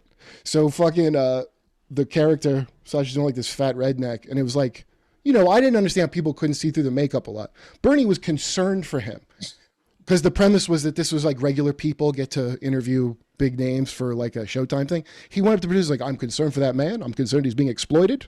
Like he was certainly worried about the guy that they were like, you'd be eaten alive. And also he doesn't want to be, he's not going to end up, he doesn't want to be like Ralph Nader. He wants to still be able to go to the parties and shit. So right. I mean, the thing is, like, our friend Harry Enton has written about this extensively at 538 about how Biden has had the most consistent lead of anyone ever challenging an incumbent ever. And if we're going based purely on the polls and statistics, from day one, it's been Biden's been the guy who's had the biggest shot of knocking off Trump. So from that point of view, couldn't you say that Biden is the best person for the job? Nico shaking his head. I guess if you're like anything's better than Trump, I guess if you have that feeling, then sure. Couldn't they have found something? And I would have thought anything too, but Biden fucking, I don't know what, basically it's going to be Kamala Harris, right? Like he's going to keel over and then it's Kamala Harris. And I don't want that fucking maniac as the president. I don't know. Did you read that article? I can't remember the guy's name. It was in Harper's about how Kamala Harris had to do that stuff. You have to take into account she's a woman of color, so she had to keep innocent Peter people in Beinart. prison. Peter Beinart. That was, and that, by the way, that's DC personality to a T. That fucking despicable House of Cards shit. Like, well, was she not going to achieve her hopes and dreams? Of course, you got to keep some innocent people in prison. You think that Trump's worse than that? You don't know what the fuck you're talking about. Okay, so I don't get that. I don't get that, and I don't go, ooh, she's a woman, so that's what we need, a female psychopath for a change. That's the Democrats now, and that's not really progressive at all. And all the progressives I know, or the ones I like, they're not hung up on that horse shit. That's corporate, like Disney shit. Like, aren't you happy? She's a black woman and an Indian. Like, I don't give a fuck about that, especially not if I was locked up needlessly because she wanted a fucking promotion. I don't even know how they mocked her for fucking that mayor. That's the nicest thing she's ever done. Kurt, you're the best. Nico, did you sign up for the platinum plan? Nah, I didn't sign up for the platinum plan, and it cost me my favorite rapper, so it's been a hard week, man. Nico, I didn't even recognize you, dude, because you had facial hair. Yeah, what's up, I did not even Kurt? recognize you. I don't. Good, we asked Keith before. How do you explain these rappers going for Trump? Shit, I don't explain it. It hurts, man. It hurts. I try not They're to businessmen. I try not to get too invested in it. What shocked me was how, like, people were legit sad, fam. Like, you would have thought a member of their family died the way they reacted to Wayne taking a picture with Trump. And what got me was that I read what he tweeted. It didn't look like a full-on endorsement to me. It looked like he was saying, yo, I went, we had a meeting, we spoke about these things, and he looked like he took it seriously. And then he left. There was no Trump 2020 or anything. But Twitter in the trend said Lil Wayne endorsed Donald Trump and then fucking firestorm. So Van Jones must have a little bit of blame here because he said some nice things about Trump, and that made it a little bit acceptable. It's the awkward thing for a lot of people is that Trump's criminal justice policy, the First Step Act, was basically, it read like somebody had just read the new Jim Crow and drafted a bill. That's basically what the First Step Act was. And it came from this person that everyone who liked something like the new Jim Crow would have wanted to view as the law and order guy, the guy who wanted to, kill the Central Park Five. And it was a time of cognitive dissonance, and people want to brush it under the rug. But Van Jones, to his credit, and to great personal cost to him, having gotten very, very much criticized by people who like him in other areas of his work, gave credit where credit is due and said Trump has done good things with criminal justice, very progressive things. And I think it's not just Lil Wayne, but also Ice Cube, I think, met with Trump in a very not in any kind of supportive way, but just in a kind of like hearing you out way. But then the people who supported him were like Kanye and then Lil Pump, I heard about today. Lil Pump I've always seen as like just very stupid. I don't know, based on his lyrics. Why? Because his first name is Little. I don't know. He's just not whatever. Lil Pump is everything you think he is upon hearing the name. Kurt, if you believe, yeah, Kurt, if you believe that Kamala is horrible, and I'm no fan of hers, and that Biden may not make it past his first term, wouldn't voting for Trump then be the better choice if those two? I just am not voting. As a white male, I feel like it's not my place. So it worked. It's time to sit down and shut up. Let other You've people... been voting for too long, Kurt. Yeah. No, I grew up in a doomsday cult, so we didn't really. I never got the emotional connection to politics that people have, because we had that for like Jesus and shit. So when I left that, I didn't suddenly develop it where I can't wrap my head around going on TikTok and crying about Ruth Bader Ginsburg. But that seems to me like the energy that you would have for your cult being displaced onto the Supreme Court. And I noticed that when Obama got it, I was way on Obama's side too, both terms. I wasn't but I didn't realize that people were, it was like whatever their Jesus hole they put him in, and then, so of course, it makes me laugh. People how is it that Satan could be elected the president of hell? I can't understand. They started crying and shit. And remember how embarrassing it was when, I loved it when Mitt Romney lost, the tears of people that Mitt Romney lost. I genuinely enjoyed. And I had no idea that the Democrats were going to humiliate themselves 30 times worse with their fucking reaction. It was like, don't you remember the good old liberal days of the Daily Show liberal days where you weren't part of the fucking morons when you were progressive? It was great. You could look down on the people that think dinosaurs were on Noah's Ark and shit. Can I just interject and call bullshit on this sort of PR myth that Donald Trump isn't somehow good on criminal justice issues? He is, right? or isn't? He signed the First Step Act. That's what he did, right? He also put Jeff Sessions and then Bill Barr at the head of the Justice Department. They completely abandoned using consent decrees with police departments that disproportionately kill black people, right? Not all police departments, just the ones that disproportionately kill black people. They abandoned the policy of using consent decrees there. What is that? I They don't know what consent. reinstituted the federal death penalty, which even George W. Bush didn't embrace. And they've cracked down on states such as New Jersey that have legalized marijuana and tried to enforce federal drug laws against states that have taken a different view on drug policy, right? So I think one of the problems that we have with Donald Trump is that he's a PR president. His entire life has been spent selling bullshit to people, and he's good at selling it. And if you're not super well versed in particular issues, and I don't blame anyone for that because these are complicated issues, and you say, oh, well, he pardoned 3 drug offenders and he signed the First Step Act. Well, he must be great on criminal justice reform. Fuck that. He's terrible on criminal justice. Look at Michelle. Hold on. If you're going to bring facts and details into this conversation, I'm sorry. I'm done. I'm out. That's my. This isn't that kind of election. Do we have any? I'm going to get all specific. What how time goes? Do we have any new numbers, new states that are being called? Don't spoil it. Well, this is the latest. It's still the same. 131 to 98. Mitch McConnell won, by the way, but that's old news. What? Yo. What about Lindsey Graham? Not it hasn't been called yet, at least from what I can see. Did Mitch win by a lot? I mean, they called it pretty early, so the guy got elected in '84. He's not going anywhere. That's disappointing. What, Dan? PA. What's going on in PA? Still, I mean, nothing that I've seen. Arizona, Colorado. Colorado got called already for Biden, but and their Senate race got called. But as far as apparently Graham was called.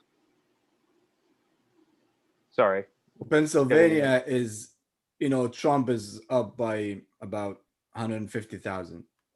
Right, but Pennsylvania is one of the states where they do the mail-in voting later, right? The counting, so if what I understand is correct, the mail-in vote favors the Democrats. So yeah, we expect to see Trump out to a big lead or a significant lead, and then the mail-in vote would overtake him. Oh my God, it's going to take so long to end, isn't it? It's really going to fucking go on for a while. There's going to be no answer for, anything that Trump is involved is just drama. There's nothing. Can't even go. At least it's over. Do you think will we know tonight? No. The only reason we would have known if Biden have won Florida. Gotcha. So they can call it without all this. But the New York Times said that if we know Georgia, Florida, and North Carolina, then we'll know enough to have different odds. There was a problem in Fulton County, and they're not going to be able to report tonight. And then Milwaukee's not going to be able to report tonight either. Those are two big areas. And did you hear about the Milwaukee pipe matters like that in Georgia, Wisconsin? In Georgia, in a room where they were counting in Atlanta a shitload of ballots, a pipe burst. Sure, it burst. Isn't that convenient? Right. The mail pipe? The mail pipe, yeah. The pipe they send all the letters. There was so many votes. Does that have anything to do with the 300,000 that went missing, or no? Is this that could be two problems at one stop. Check and see if it's that's what it is. I think they were flushing the ballots down the toilet. The toilets there's a fatberg of ballots right now. Y'all know if Trump loses and he hears these stories, that's what he's going to put on his Twitter account. You know that, right? What do you mean? Well, yeah, he won't go without fighting. Oh, 100%. If he loses, whatever conspiracy theories is floating around, the ballots and whatever popping up missing, he's going to say those were his ballots.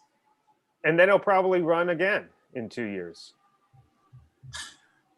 They'll keep him in there for 2 more years? Shit. Oh. Well, listen, I'm bailing out because MSNBC projection. Very great. This way I can New bail Hampshire. out. Joe Biden. Somebody else in. Thank you, Russ. Yeah. Hey, thanks. Later, Rich. Good luck with whoever you want to win, as long as it's Biden. I'll see you later. All right, Hot Tim, we have more guests. What goes on here? Are you ready? We got another hour and a half of this. Oh, we have a lot. What about this year's joke candidates? Have Get we somebody gone ever over to those? argue with Michelle. I have no lost my Well, lost my mojo. The legend Alan Havey is here. Wait, we got a lot of people on this and also author and journalist Michael Weiss is here. Hello, sir. Hey, man. How are you? Hey, guys. Great to see you. Family, I love you all. Thank you, Nico. Thank you, Nico. Have any comics that admitted to voting for Trump been on yet? Have there been any admitted Trump voting comics? Apollo's busy, dude. No, I don't. I think I know someone who might have voted for him, but I don't want to say their names out loud. Oh yeah. I think Biden just took California, so I'm excited about that. That's a big upset victory right there. Yeah, Is that Mayron? that's huge. Mayron's a Trump voter. And Mayron is here. Mayron, yes. Hello, hookers. Yes, Natterman. Yes, children. Hello, Mayron. Having a wine? How's everyone doing? Noam said you were a Trump voter. I'm assuming he was joking. No, I'm sure Noam ran away.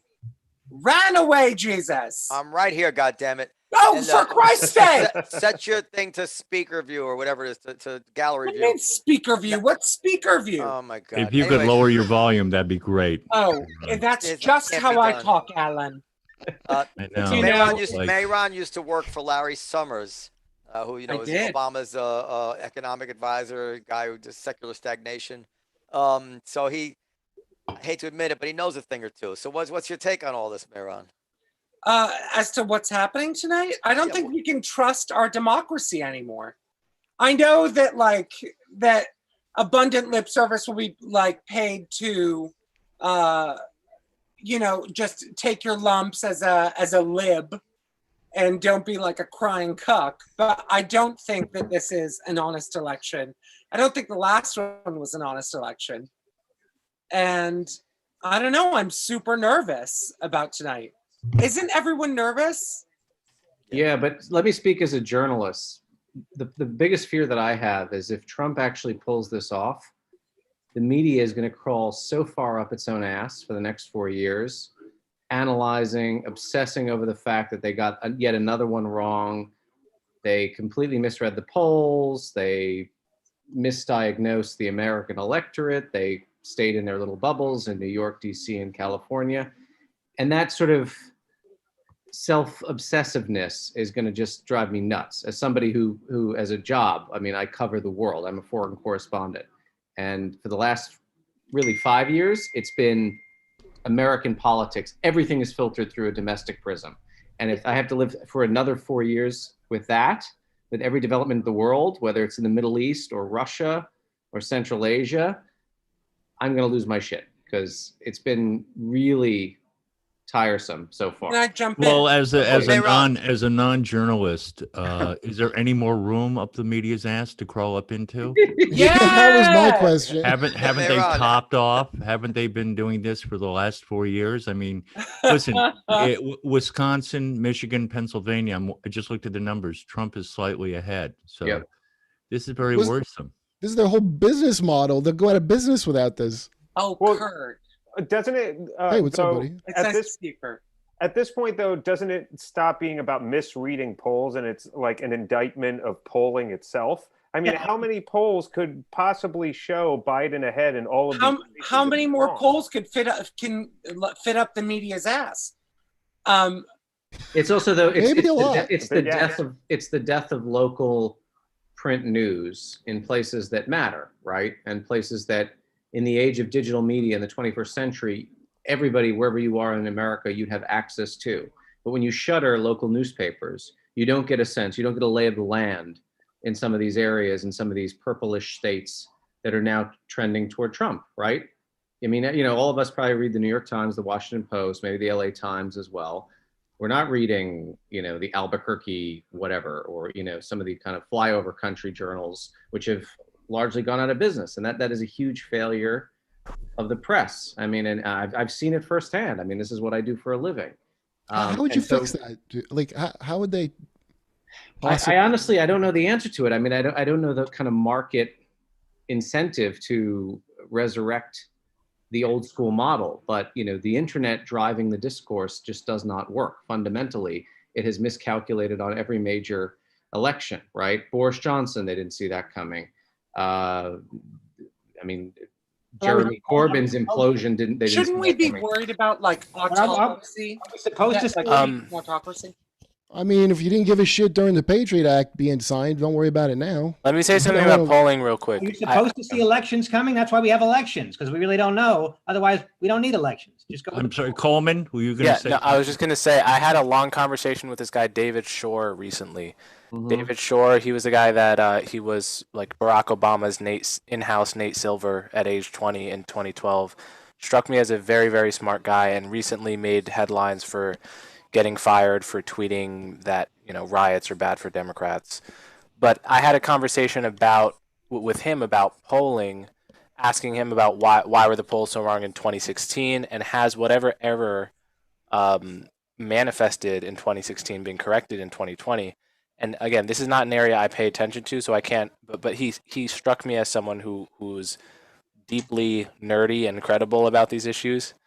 And what he said is that it wasn't the shy voter effect. It wasn't the notion that Trump voters were embarrassed or fearful of talking to pollsters because they didn't want to reveal their political preferences.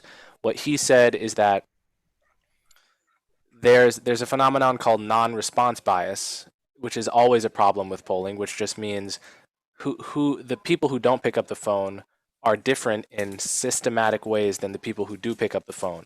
Right. I And if it, fundamentally but do not wait, believe just let me just finish. I'm almost done. Almost.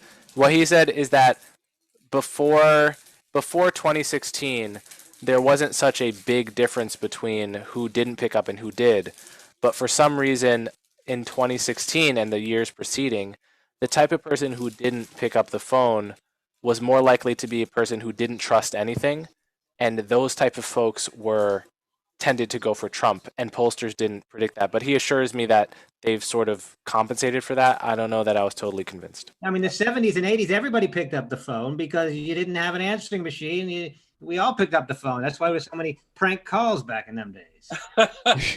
You got to text people while they're jerking off into their phone. By the way, I spent 2 hours, because at my sister's request, and she's working on the Biden campaign, as a favor to her, I spent 2 hours calling random people in Colorado to get them to come out and vote for Biden. I got 3 pickups in 2 hours.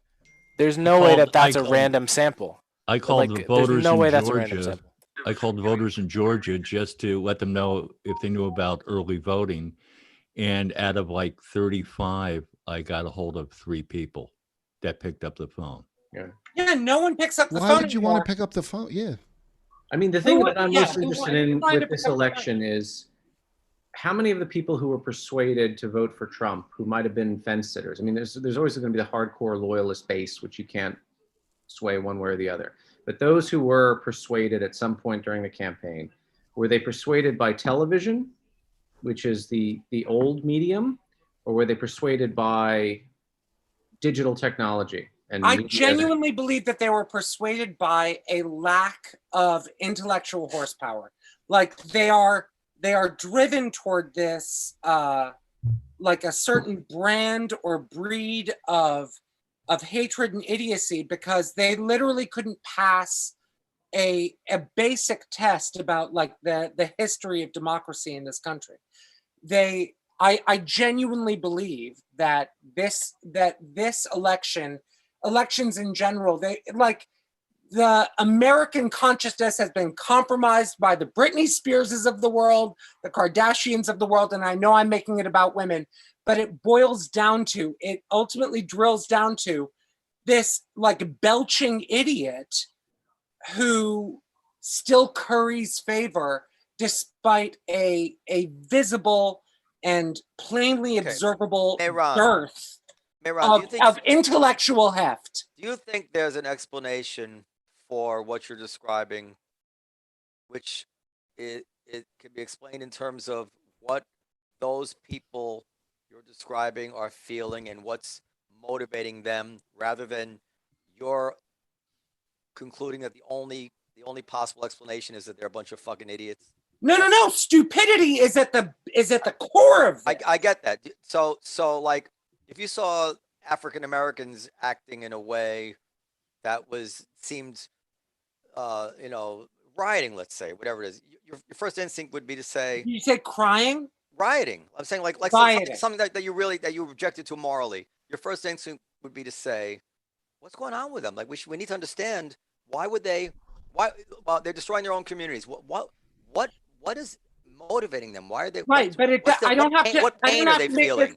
I don't have to take a giant intellectual leap or historical leap to understand why African Americans might be salty. So let me this. In So this like country. 25 years ago, whenever it was, when Michael Moore had that movie Roger and Me.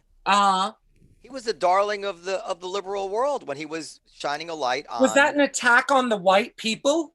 No, it was a shined a light on the disgruntled white working class who saw no reason for optimism any longer in the United States of America.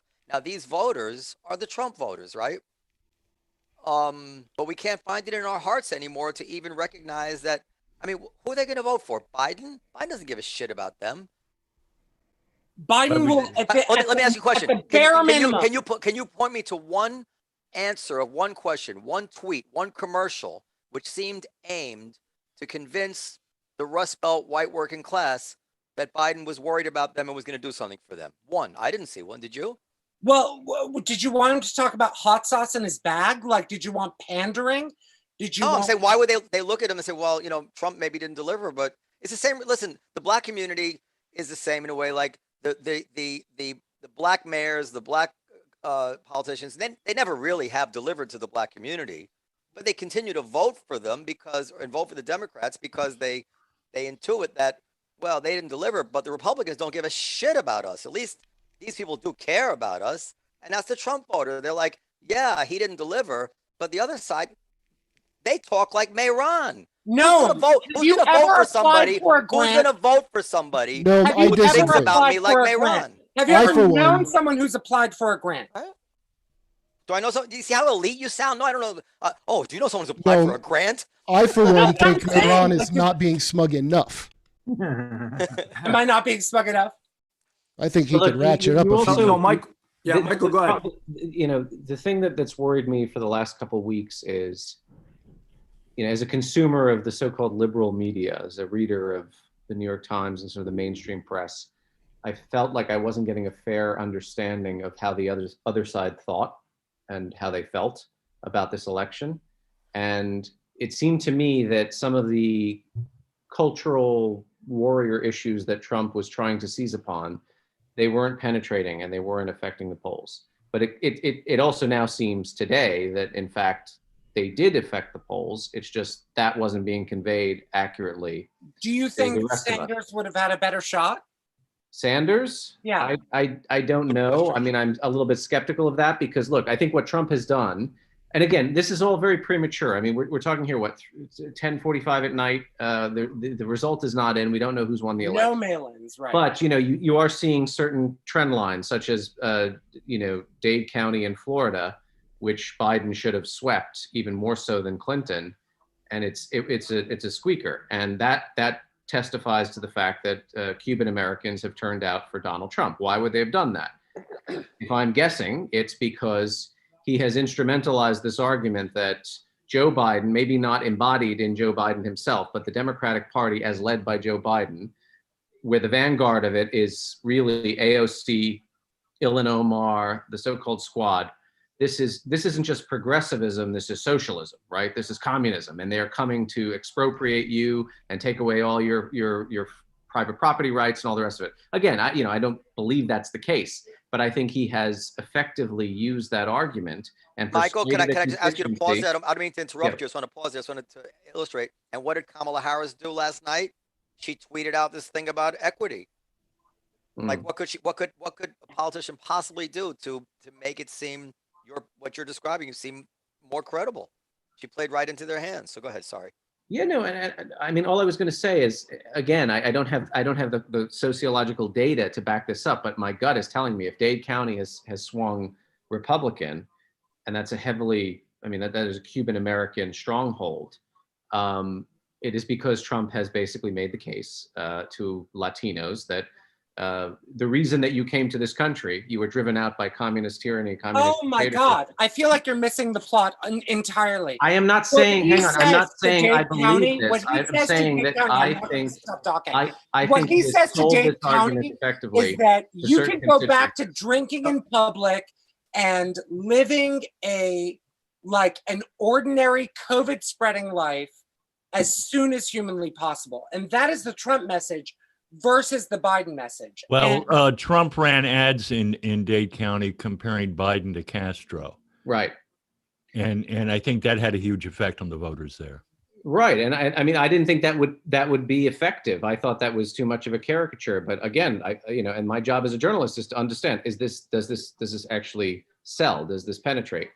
And as I said before, I don't feel like I got a real portrait of what was happening in real time. I thought the culture war argument was not working for Trump, and I might have been completely wrong about that. I thought COVID, the economy, and the fact that so many members of his cabinet and so many members of his campaign are now sitting in prison, and that he was corrupt and an embarrassment for the United States. That would have been the overriding message. And that doesn't seem to have, the fact that it's so close, this race is so close, and we're sitting here at 10:45, is a testament to the fact that he was onto something. And he was onto something that I don't think was adequately conveyed by people whose job it is to convey those things. That's Michael, all. and I want to say something about Mayron. Am I wrong what I'm about to say? Mayron is expressing a pretty standard, anti-Trump explanation. I mean, The Trump campaign could use what he just said as an ad to vote for Trump. So what I'm going to say is this. That's right. Do you guys not realize that a big, huge strand of that rope of an argument is just bigotry, is just prejudice in the exact same way that you think the Trump voters are bigoted? They're stupid. They're this. They're that. No, they and are. So often liberalism seems to stand. Let me just finish. So often I hear liberalism standing for the idea that bigotry, stereotypes, it's all okay just as long as you do it about the right people. You can dehumanize. You can call them Karens. You can normalize every single thing you claim to object to because you happen to be right. They actually are stupid. They are rubes. They are. There is a distinction to be made between judging somebody by the color of their skin and judging somebody by their political ideas. I think it is fair to judge people by their political ideas. I don't agree with Mayron that they're morons. I do agree that one can judge somebody by their political leanings with more justification than by their skin color. I didn't say morons. I don't know, man. I don't know. I could lower than 20. I think what I will say is I've had experiences where, I mean, I told Noam about this, but I've had experiences where I was like rejected on account of my race, and I've had other experiences where I was rejected outhand on account of political issues, and they both just feel like bias to me. They feel like of the same stripe. What accommodation are you waiting for? What? What accommodation are you waiting No, I heard you explain. As in, whether it's by race or by political leaning, how do you want to be admired or received? I don't really understand the question. It's too vague for me to understand. You're saying you've been rejected on the racial angle and on the political angle. Yes, like by people who don't know me at all saying what fuck cushion you. do you want to be landed? On what cushion? Mayron, I think he's saying he doesn't want to be rejected out of hand for his political beliefs or his race. I didn't ask him. Not even necessarily beliefs I asked so him much. where he wanted to be accepted. I asked him where he wanted to land. Does he want to land among the Republicans who don't have a problem with his race? Or does he want to land with the Republicans who do have a problem with his race? I still really don't. I'm an independent. I don't really understand the question. Oh my God. Do you want to be with the cool people or not? Yeah. Wait, sorry. Does someone else understand the question? Can someone else explain this to me? What's I don't understand what he's talking about. Okay, thank you. Well, you must not be a middle school girl. I think he means what is an appropriate way to judge somebody? Wait, but we were talking. The reason this thing started is because Noam made a comparison between the kind of what Noam sees as bigotry that Mayron was engaging in, calling essentially Trump voters stupid, and the kind of thing that we would imagine a white supremacist or a racist would see black people and think they're all stupid. He made a comparison that strikes some people as reasonable and other people's as these are two totally different things. And I think there's a case to be made that there actually is something similar about it, right? You're taking a stereotype. A stereotype is an image in your brain that may or may not correspond to the reality of who a group of millions of people who are all individuals and all differences are. We know human beings across all times and societies are vulnerable to stereotyping. And I'm pointing out that I have been stereotyped as a black person. I've also been routinely stereotyped as a conservative. I don't necessarily identify as such, but I have some conservative leanings, and people will make a snap judgment in a second the same way. And to me, it all feels like of the same stripe. I feel the same species of anger when someone assumes that I'm stealing or something in a store or whatever. Like, my ex-girlfriend's family thought I was fucked up because I was black. I feel the same sort of anger when people think I'm a horrible person because... Wait, what race were they? Don't leave that They out. were brown. Yeah, brown, Pakistani. It doesn't matter. The point is, I mean, I'm it not does sure. a little bit. No. In a racial argument, Not to this I could've specific point. guessed. Not to this specific point. I know. I'm joking with you. I'm sorry. Yeah. Anyway, but sorry, I'll be brief. The point is that there's the judgment of a person based on a characteristic that you actually don't know anything about them, and you're going to judge them, and you're confident about this negative judgment, and that is what we are complaining about when we're complaining about bigotry, whether we know it or not. And we've all sort of agreed that racial bigotry is horrible, but there's this other kind of bigotry that we all doing it all the time, and people on the right do it to lefties too. You mean the original definition of bigotry? That's the correct definition? Yeah, that's what bigotry means. It's not automatically a racial thing. It's exactly, basically what Mayron said about the voters to bigotry. And so let me admin to. No. But does the Republican Party have a platform? Does the black race have a platform? Does it? It doesn't. The black race does not have a platform. The Republican Party has a delineated platform. So you can say, "Oh, I'm being judged for my beliefs." The stupidity part of the platform. No. Bullshit. Yeah. If you're a conservative, you're co-signing bullshit. To Trump like a right. So I think I would say I think it's fair to judge somebody by their ideology. I think Mayron's judgment in this case is not true, but I do think as a general. What's not true? I know Trump voters that are the Republican agenda as delineated. Okay, explain to me this, Republican Mayron. Party. Explain to me this, Mayron. All right. Your theory of Trump voters is stupidity is the main factor. Well, How do you then intelligence? No. That is separate from our argument about you being a conservative versus you being black. You being black is nebulous. You being a conservative, you being a Republican is keen-eye focused. I'm not a Republican. Okay, well then you did it. You did it, girl. You did it, Ms. Fish. So I want to go back to what you said. Do continue eating. So let the record show that. Hold on. You go ahead and do that, Ms. Thing. Hey, Ron, hold on. Let the record show that Coleman did a whole podcast why he's voting for Biden. If anybody gets the wrong impression that Coleman's supporting Trump, he's not. That's very important. Good, because I was really ready to hate him. I don't know what I am. I don't really care about these words. Okay, so but I want to ask you a question. So if Coleman, can you hold on? said you were being judged as being conservative. Ron, can you hold on? Right, because like I don't think I don't agree with Black Lives Matter. Yeah. So I'm called a conservative. That's what I meant, Mayron. I want to hear from Michael and Alan, but I have to admit two guests that we have waiting for a while. My wife just came in and asked if Mayron is being a Karen. Motherfuckers, I am Karen Plus. It's Karen Plus. There's Hulu and then there's Hulu Plus. I am Karen Plus. I am here to get my card. Like, if you fuck up my order at Starbucks, I am here to get a free coffee to go to bring home to my husband. That's I gotta go, dude. Hot time. Thanks, guys. Good to see you. Kurt. Bye, Mayron. Hey, Good to see you. Good Thank seeing you, you, Kurt. All right, we have Havy. Tony Darrow. Are you there? Oh God. Oh, Yes. did I say that out loud? And Craig Furman. How you doing? An author and journalist. Welcome to the show. Hey, what's going on? Hello Before from the Midwest. Mayron. Yeah. If A equals B and B equals C, A equals C, right? Correct? In geometry, yes. In math. So if A is crediting stereotypes as true equals bigotry. You agree with that? Using stereotypes is bigotry?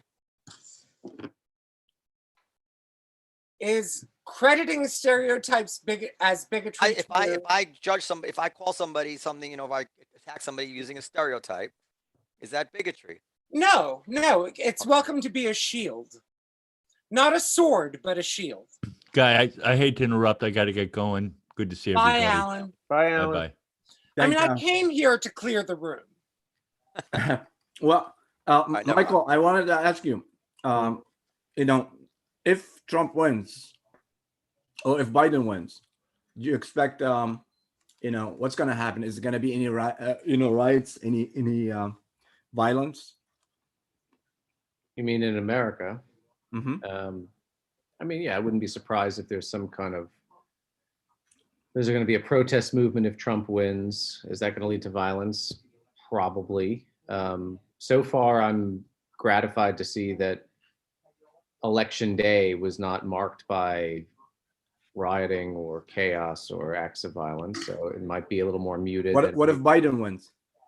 If Biden wins, I mean, you know, should we expect to see the boogaloos and, you know, the kind of alt-right protesters or militiamen Proud Boys do stuff? Proud Boys, yeah. I mean, they've kind of been gearing up. For them, in a way, I've always anticipated that they thought, or they felt that they wanted Trump to lose because that would then foment the civil war that they've been plumping for so long, right? I mean, that's kind of what their game plan is. What would be the object of their violence?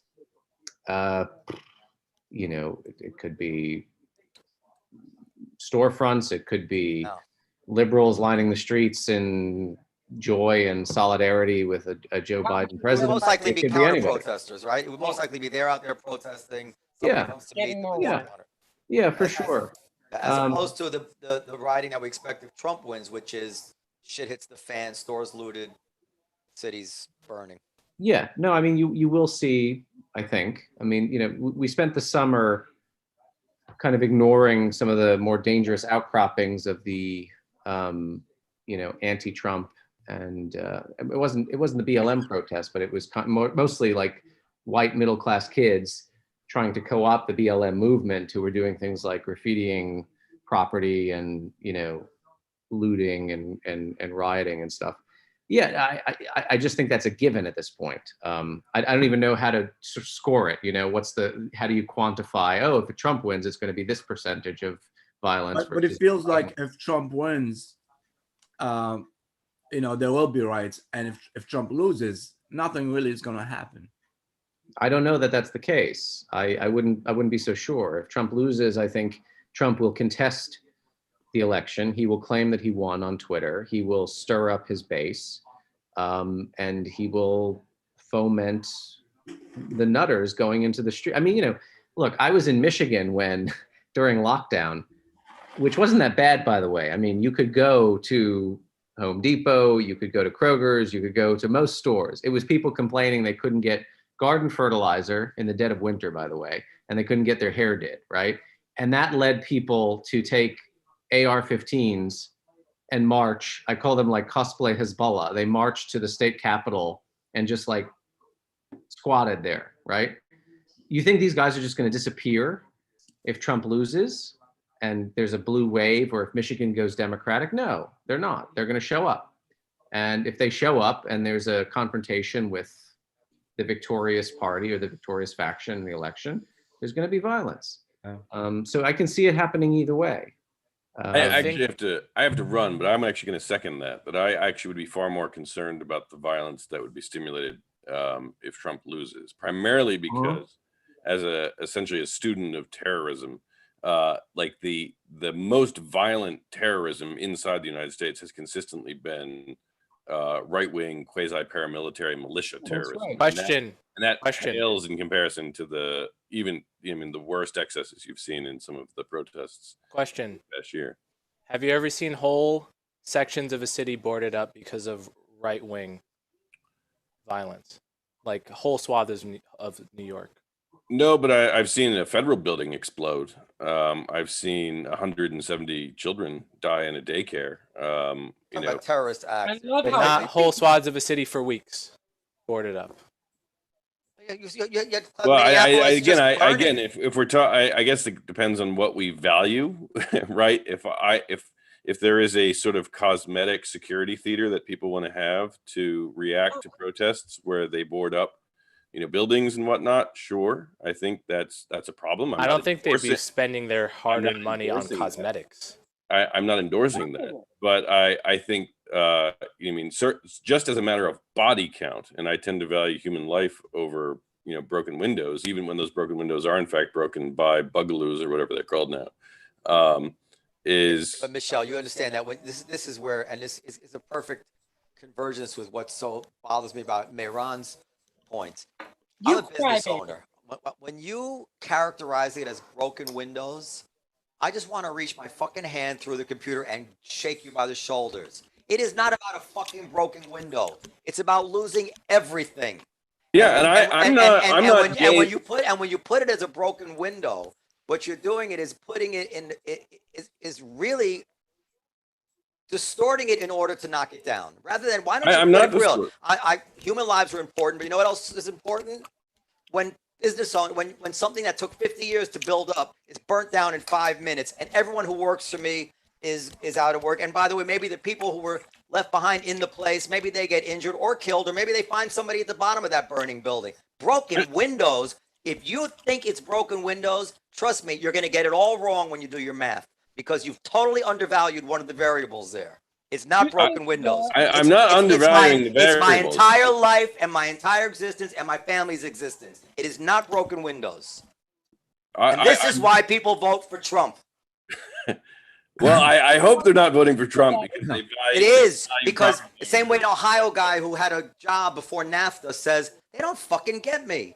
They think it's broken windows. They think I'm worried about something that's not real to me. I'm not gainsaying that. I'm simply saying, as a matter of degree, if we go back 20, 30 years and look at who has caused the most violence, the most damage to individuals and property, it is right-wing extremists. With the single exception of 2001, which is a massive exception of. I think you're 100% wrong about that. Okay, how about we take a riots bet? were tens of millions of dollars.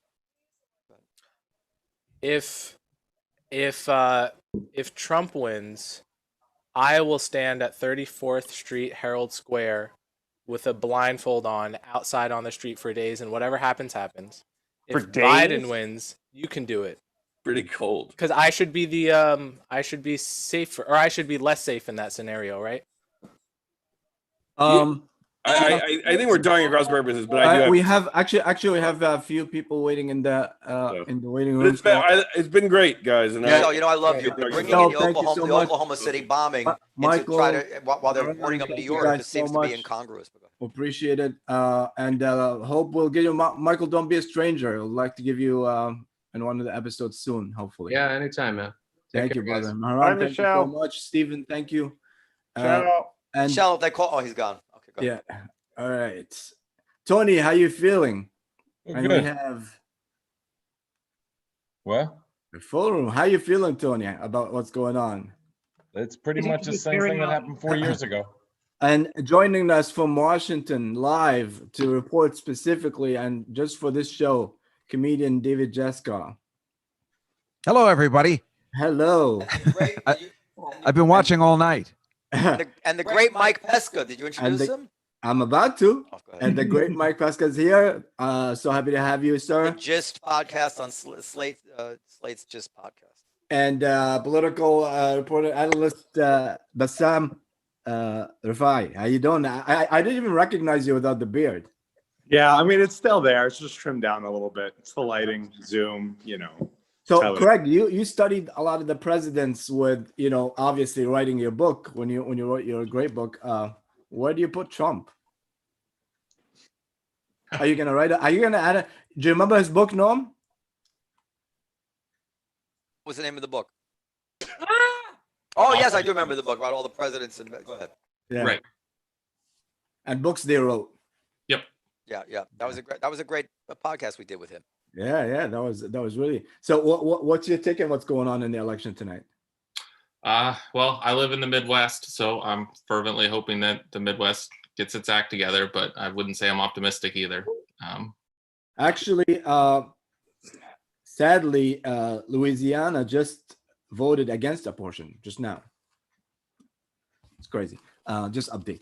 Yeah, keep going. Sorry. No, you're totally fine. Yeah, Tony. Yes, sir. You don't have that look of we're gonna win today. Oh no, it's over. Yeah. Yeah. Can we bring in Mike Pesca, since he's a national expert, and I'm dying to know what he makes of all this tonight. Well, like David, and apparently, like our host, I'm a Mets fan, so I never think anything good is going to happen. Mike, not only me and you are Mets fan, we're also Knicks fan and Jets, and you Jets too, right? Yeah. I am a Jets fan. Nothing good so ever happens. It's a lose-lose for all. Yeah, so you understand the pain. And I was trying to figure out if Rex Ryan had re-endorsed Trump. I knew he would. He was a little upset after Charlottesville. So this is what I think. I've been looking at the 538 models. The needle. You know, the New York Times has a needle with 3 states: Georgia, Florida, and North Carolina. And according to their needle, it's a 95% chance Trump's going to hold on to Florida and North Carolina, which actually to me seems a little high looking at some other statistics. Georgia's maybe an 80-something% chance. So if he does win all those states, which Biden didn't need to win, but if he did win, that would really change things around. But if Trump does hold on to all those states, I think it really becomes a 60-40 election. And that's based on what Nate Silver said. You know, on his blog, he even said, if Trump wins those states, it becomes about 50-50. So he's 80% to be 50-50. So we call that something like a 60-40 election. However, Maricopa County in Arizona came in big for Biden. A lot of the vote in Arizona is in. And you know, if Biden just picks up Arizona, he doesn't even have to win Pennsylvania as long as he holds on to Michigan and Wisconsin. He wins exactly 270 votes with Arizona. So that could be how he does it. I wanted him to just win Texas and for it to be over already. Yeah, there were a lot of big ones out there that it would have been a statement, but it's not going to be a statement. It'll be a squeaker either way. I'm pretty surprised by how far he is in Arizona, but I mean, I don't think he's going to pull out with any of those other states that you said. And Ohio, it's such a weird dynamic because it's not clear that with every state the late vote is for Trump. But in a lot of states it is. So Biden, remember, you guys, have you talked about it on the show, the red mirage, the idea that it'll look like on election night that Trump is doing well because they're counting the in-person votes. In fact, the opposite has happened in a lot of places. Biden went out to a big lead within the states before they were called. I don't know if you want to call it a blue mirage, but they quickly counted all the early votes, and then they factored in the in-person voting. So all these places that looked like it was a blue Biden lead, Trump came back, and looks like that's happening to Ohio now. And North Carolina. Who do you think's going to win, Mike? Oh, geez, I really think it's like 55-45, or it's close. So is that enough to say already that the pollsters blew it in some way? Of course they blew it. Not They're supposed to be horrible. They should all be 55-45. fired. The pollsters are always wrong. Why are they always wrong in one Well, direction? for the last 4 years, 4 years ago, they were totally wrong. And if they get it wrong this time too, because they had Biden in the lead, they should all be expelled. Well, we don't I know. mean, I literally know nothing, and it's been I've been telling you that.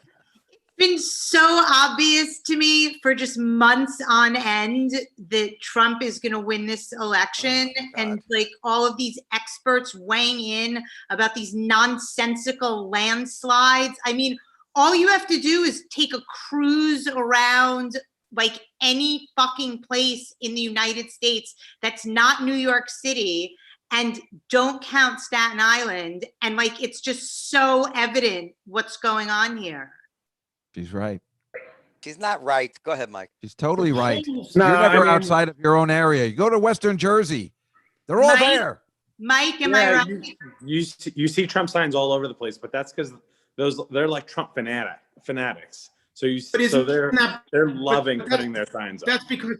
That's because people with yards live in rural places, right? I mean, Democrats have so much strength in urban centers. I mean, that's the divide in the country. It's not states, it's urban and rural, and it's educated and non-educated.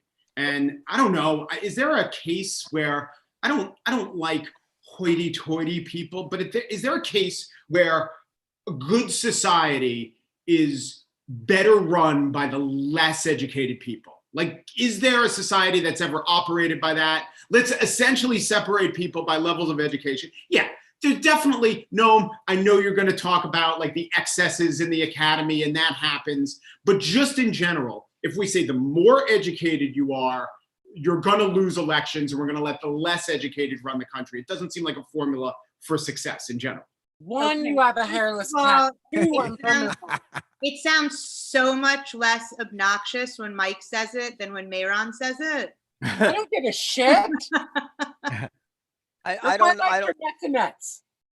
Yeah, let's get back to I that don't hairless know. cat. I don't know if I agree with Mike or he puts it that way. You know, if you have you have people who on one side who didn't graduate high school, and then people who have technical skills on the other side, you're going to have a difference in probably in how well they run things. But I don't think that the differences between the people that run things in Texas, I don't think they're that much less educated and less knowledgeable than people that run things than Bill de Blasio.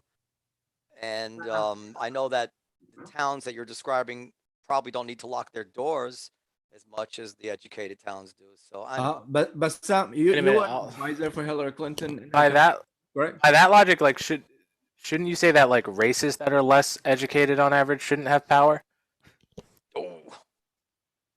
For sure. I don't know. So for sure. Well, Mike, that's a good point. No, it used to be in this country that there were, the political parties weren't so perfectly sorted by ideology. And there were a whole lot of people with MBA and country club Republicans, right? And Mayor John Lindsay and just the elite of the Republican Party who are very well educated. And of course, a big voting there you go, a big voting block of Democrats were inner city people, maybe without college education. But it's been sorting and sorting and sorting. I'm not saying there aren't extremely smart people in the Republican Party. I think Ben Sass is smart. I think Dan Crenshaw is smart, right? And Sass still in the Republican Party? Yeah, he is. Tom Cotton is smart. The reason Tom Cotton's, he doesn't play smart guy on TV, but the reason that Ben Sass is still in the Republican Party is that he is so smart that he knew how to play electoral politics in Nebraska, right? All the stuff that he gets criticized for not being brave or having morality, that's actually intelligence. He's playing the game really well. I just, of all the things, of all the ways we're trending, I don't really despair over racism. I do worry. I'm just saying, compare it to every other society that's ever existed. Look at the ones that were ruled by the uneducated versus the educated and tell me, are those the good outcomes or the bad outcomes? Man, I've never met like more out of touch, idiotic groupthink people than at Columbia. Dad, I don't think you've met a lot of people. I'm from Iran. And when the religious, fundamentalist, fascist revolution happened, they didn't like grasp on to the educated. It wasn't engineers and architects and doctors and lawyers. They went for the like basically illiterate. Mehran, that was a I don't know what purposeful you move. know about. No, wait. I don't know what you know about targeting basically stupid people Yeah. for a political cause. I don't know what you know about that, but it happens in the rest of the world all the time, very transparently. Mehran, you're right. I'm agreeing with you. I'm saying that they made that move on purpose because they could target people who aren't educated, than non-engineers, doctors, lawyers, professionals. They targeted all those people because they could manipulate them really easily, right? As has been the case since All over. I'm really thinking about what Mike said because it's interesting and I can't reject out of hand the importance of education. I'm looking at all the smart people who disagreed about COVID, various European countries that had different policies. My own ability, I think, in my podcast to put my finger on what needed to be done much better than some scientists. I think that I look at the world and I see it more as terms of I wish we had more people with real world experience in matters, especially the matters that they're making decisions over, and fewer people, not their education, but it's many generations of only being elite, no longer having parents who fought in the military or who owned restaurants, owned businesses, but just like the average journalist I meet now, they're like 3 generations into the Ivy League and they have no fucking idea about anything. And then Joe Biden, I mean, I don't know. He doesn't seem very bright too, but that's an ad hominem. No. But Trump is this wellspring. He is this wellspring of insight. No, he does have some. No. insight. You're right. This guy sees things that scientists and doctors don't see. Have you been drinking? Spider-Man. No. You're right. You are right. This guy understands that masks are an illusion. He is the Doctor Strange. He's all of the Avengers assembled. No, I'm not talking about Trump, who did go to No, Wharton, no. who went to Wharton, by the way. But by the way, We only got into Florida. So Coleman knows this. From like day one in COVID, I was saying the high-tech cavalry is not coming. All this contact tracing, it's all highfalutin. It's never going to work. I know this because I know how hard it is to fucking execute small things. You tell the hospital. Right. I said we need to wear masks. We need to wear masks. This is a low-tech problem. I mean, I was wearing everybody I knew out, saying this is a low-tech problem. And the brilliant people, they just couldn't see past all their education in a way. So so I'm sure you're right in a sense too, Mike. There's no one answer. Education certainly matters. No. I mean, crippling us. Wait, but we shouldn't mistake education for intelligence too. You're right, Coleman. Like not, just because you have an Ivy League degree, just because you're getting educated is not the same as being smart. I mean, and there's so many smart people and so many dumb people in both parties that I'm not sure it's even worth these kinds of arguments, right? Past, like, I don't know, if you're above the 50 or 60th percentile in intelligence, being more intelligent may or may not make you a better politician because there's so many other skills required. It's like that last 10% is going to matter if you're a chess champion or if you want to be the world's best Rubik's Cube solver, but like intelligence it might not be for voting. Like, you literally have to understand the history of the country that you are voting for. Let's say expanding Congress, the Supreme Court. Let's Hold say on. Mayron, stop for a second. Honestly, if you and your family lost their job through something that you could connected to free trade in NAFTA, and you lived in Ohio or wherever it is, or do you think, and you were every bit as smart as you are today, you think you wouldn't have some sympathy for Trump? Honestly, I mean, you can't see like that. a resounding no. This guy is all he talks is nonsense. So I guess you're right. Would you book him at your club? Okay, take it easy. now. Noam, would you book him at your club? Would I book? Listen, I'm worried that you're a little. If he, as a politician, no. If he, as a politician, were at the level of comedy that you're looking for, would you book him at your club? Who was the debate? The moderator. Of course you would. Rodney Dangerous. Who couldn't get Trump to stop? Who was the? I feel like it's a reasonable question. Of course, I book him at my club. Yeah. You would never. All right, let's guys. We need to move on. I wanna ask. We have a couple of guests waiting outside. So Mike, I'm leaving. Okay. Come on. I'm leaving as a courtesy, but just let me say, Coleman, Noam, all of you motherfuckers. You don't even know what we're saying. This homosexual has a lot of shoulder. I'm so sorry. I'm so sorry to make it about this, but honestly, isn't that the same speech? I hate all of you, especially the chick with the highlights. Just kidding. I'm fucking with you. I want to make sure I'm being fair to Mike. Yeah, I wanted to say something because I don't know that I totally understand exactly what you're saying. Say something. I wanted to say something to you, Coleman, which is that I think comparing it to the level of person you get at an Ivy League university is not exactly what I'm talking about. I'm talking about maybe the median voter. So I would say with you in your life, the median education level of someone from Montclair, New Jersey, this like excellent, robust public school system where probably the vast majority of high school graduates went to four-year colleges. Well, I want those people in general, and it's also racially mixed. I would like them to decide.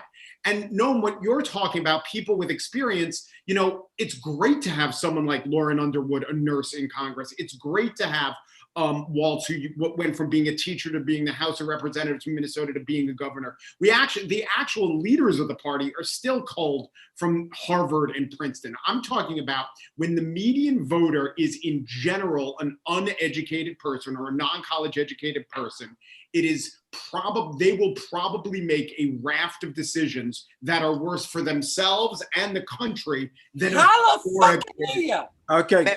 Mayron, please. I'm leaving. Mute him. We have two. But Coleman did make a good point, which is that minority communities are far less educated, and if you want to apply that logic to them. But they're getting far more educated, and I think that point goes right to Coleman's point about education isn't intelligence, especially when college education was denied to minority communities. And I think at this point, as things become more and more free and open and equal, you know, if you look at the rate of Black people who are college graduates in your lifetime, Coleman, it went from something like 20% to 40%, and it's just going to go higher and higher and match the white community.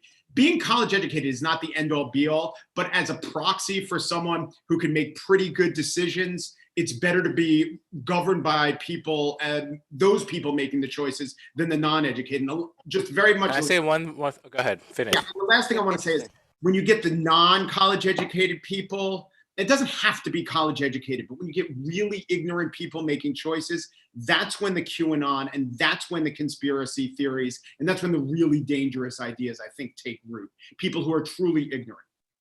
The one thing I would say to that is I'm not sure you can extrapolate from the fact that a lot more people, like more Black people, are going to college today than 20 years ago, because for the first thing, there's way more grade inflation now than there was then. There's way more let's put you in college, whether, you know, it's much easier to get into college now because everyone wants you to go to college, and they'll throw you in there and give you C's when you don't do any work at a lot of places because that's what the incentives are. It doesn't necessarily mean that population is any smarter than they are 20 years ago. A college degree means a lot less in terms of your intelligence from what I can tell.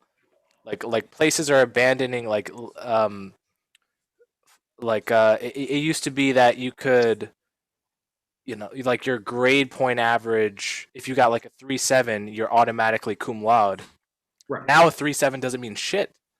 You're not gonna, because you're not in the top 10% of the class because everyone's come up and everyone's. So I wouldn't extrapolate too much from that about intelligence, which is what we should care about, right?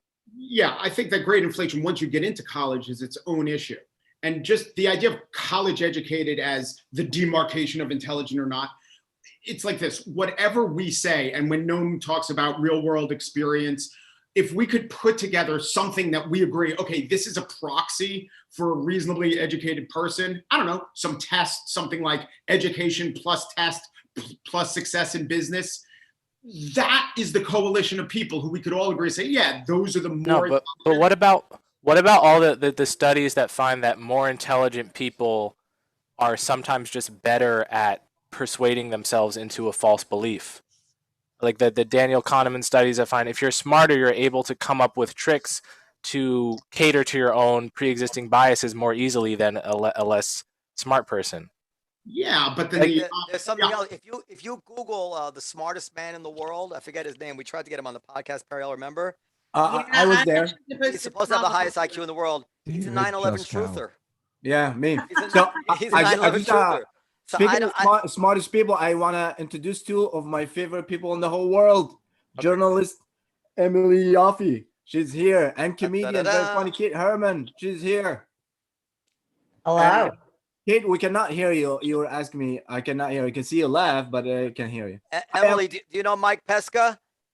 I wanted to say, Mike, something horrible is walking around you, in case you didn't know. That's what I wanted to say. I don't understand how we're just carrying on here when Mike basically has like a dinosaur. Wow.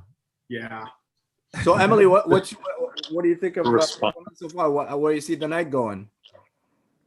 You know the movie Alien, where it opens with the crew has been in this plastic thing, suspended animation for years while they're going to their destination. Can I get in one of those pods and just be put in suspended animation?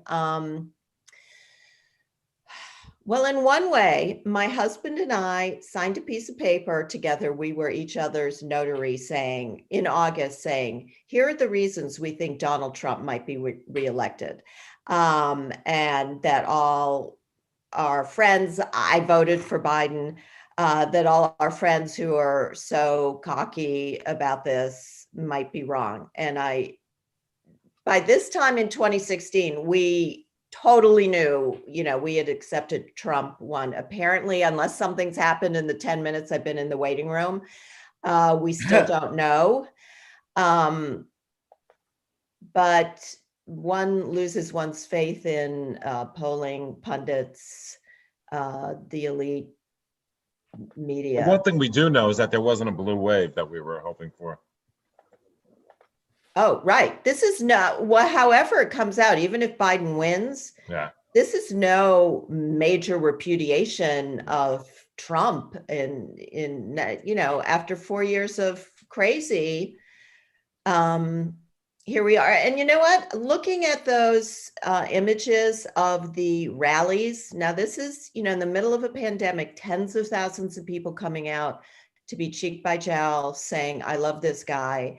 And again, the media, there's just people, idiots coming out. Well, it meant something. So they're voting idiots.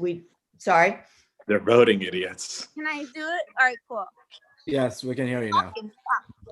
Jesus Christ, welcome back. How much fun have we been having? Not as much as you, apparently. I don't know. It's so nice to see all of your fucking faces. I feel like I'm already the world champion of the world. All right. Because the match has been TikToking, whatever. What have you been talking about? All right. Kate's been having a good time too. Yeah. A lot of people have been doing, I guess. Emily, did you hear Mike's trying to put in perspective, what does it mean to have a less educated population? Does that mean that we should assume that their decisions are less likely to be the right ones? No, I don't think so at all. Well, look, on a larger, I heard the tail end of the conversation.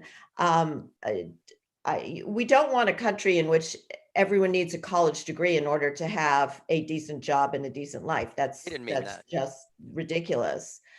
I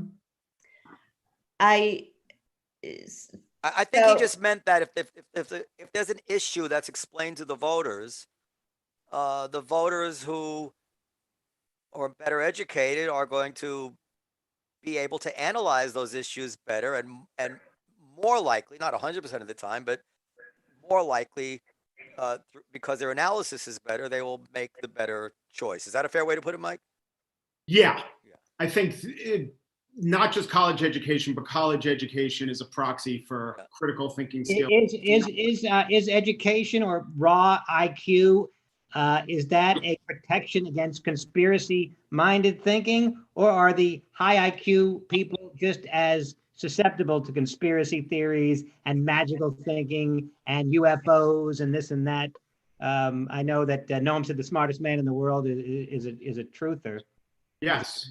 I mean, is there a correlation between intelligence or lack of intelligence, say, and conspiracy theory thinking? Well, I know they studied it with Islamic terrorists, and they found out, in fact, no, it's mostly about how far you are from what you expected out of society. And that's why they could recruit in places. They could recruit in slums, but they also could recruit in prisons and universities. So yeah, and to some extent, having a very active mind might be able to make you see links where they aren't there because of your ability to connect the dots. But again, this is absolutely wild Hatem, you got to mute her. I did. Go ahead. I'm just saying, if you could find a case study where the less educated, there was a real divide, right? It wasn't a mixture. There was a real divide with the more educated and the less educated. And you can find where the less educated got to make most of the decisions via the Democratic vote or some other way, and that worked out well for the country. I'd be very open to hearing that. It doesn't seem to be a formula for success. So let me come in a different way, and then I bring Emily in. What I worry about, I'm hearing here. No, you know what? Fuck off. Hatem, please. Yeah.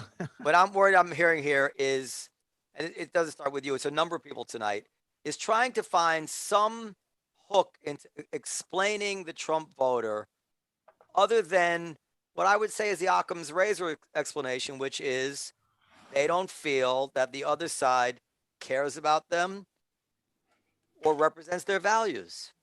And that's, I don't think it's much more than that. And to try to look at another way, it's somehow because they're not smart, they're not analyzed, not educated. I think that's not going to be, you can control for all that. The bottom line is that these people have a different experience, they have different values, and we don't understand them any more than they understand us. Well, I think that's true. That's because Trump ran a grievance campaign and a grievance presidency. And so I think we thought that, well, that's going to get swept aside by the value that these people cared about is keeping their families safe in terms of COVID. And they would think that Joe Biden was the one to keep their family safe. And by the way, Fox News just called Arizona. It may turn out to be that way. But you're right. I mean, Trump is. Wait a minute, called Arizona. They called Arizona for what? Biden. For Biden. Oh, For isn't that Biden? good? Yeah. You know what Mike, didn't you say that was a good thing? Very good. It Yeah, was, that's kind of an unexpected one. Arizona was kind of a toss-up, but Florida is handedly going to Trump right now. Yeah. I feel like I have an example for you of what you said. Like, give me an example. Like, if you put it to the more educated or the less educated to cut the police force of Minneapolis in half a couple months ago after George Floyd, the correct answer we now basically know was no, because the residents of Minneapolis have said no. That was not. We want the police reformed, but we need them to exist at their current levels. Wouldn't the less educated half probably have had the better instinct on that question? And that's not to say that I don't think like they have some spooky instinct that makes them always right or whatever. It's just to say that a lot of times when you're like outside of practical intelligence, which is to say like I'm a good trombone player. I've spent thousands of hours on it. I have practical intelligence. Whether or not I went to school, I'm great at this thing, right? For everything else in the world, I'm reading. I have secondhand, third-hand knowledge of stuff, which makes me 1,000 times more vulnerable to the bias of not reading things from enough angles or not thinking of the common sense thing. And someone who's read 1,000 books about trombone is never going to know as much about it as I have. And so the educated are always making these assumptions based on reading and classes, which are largely bullshit. And so would you consider that to be an example or no?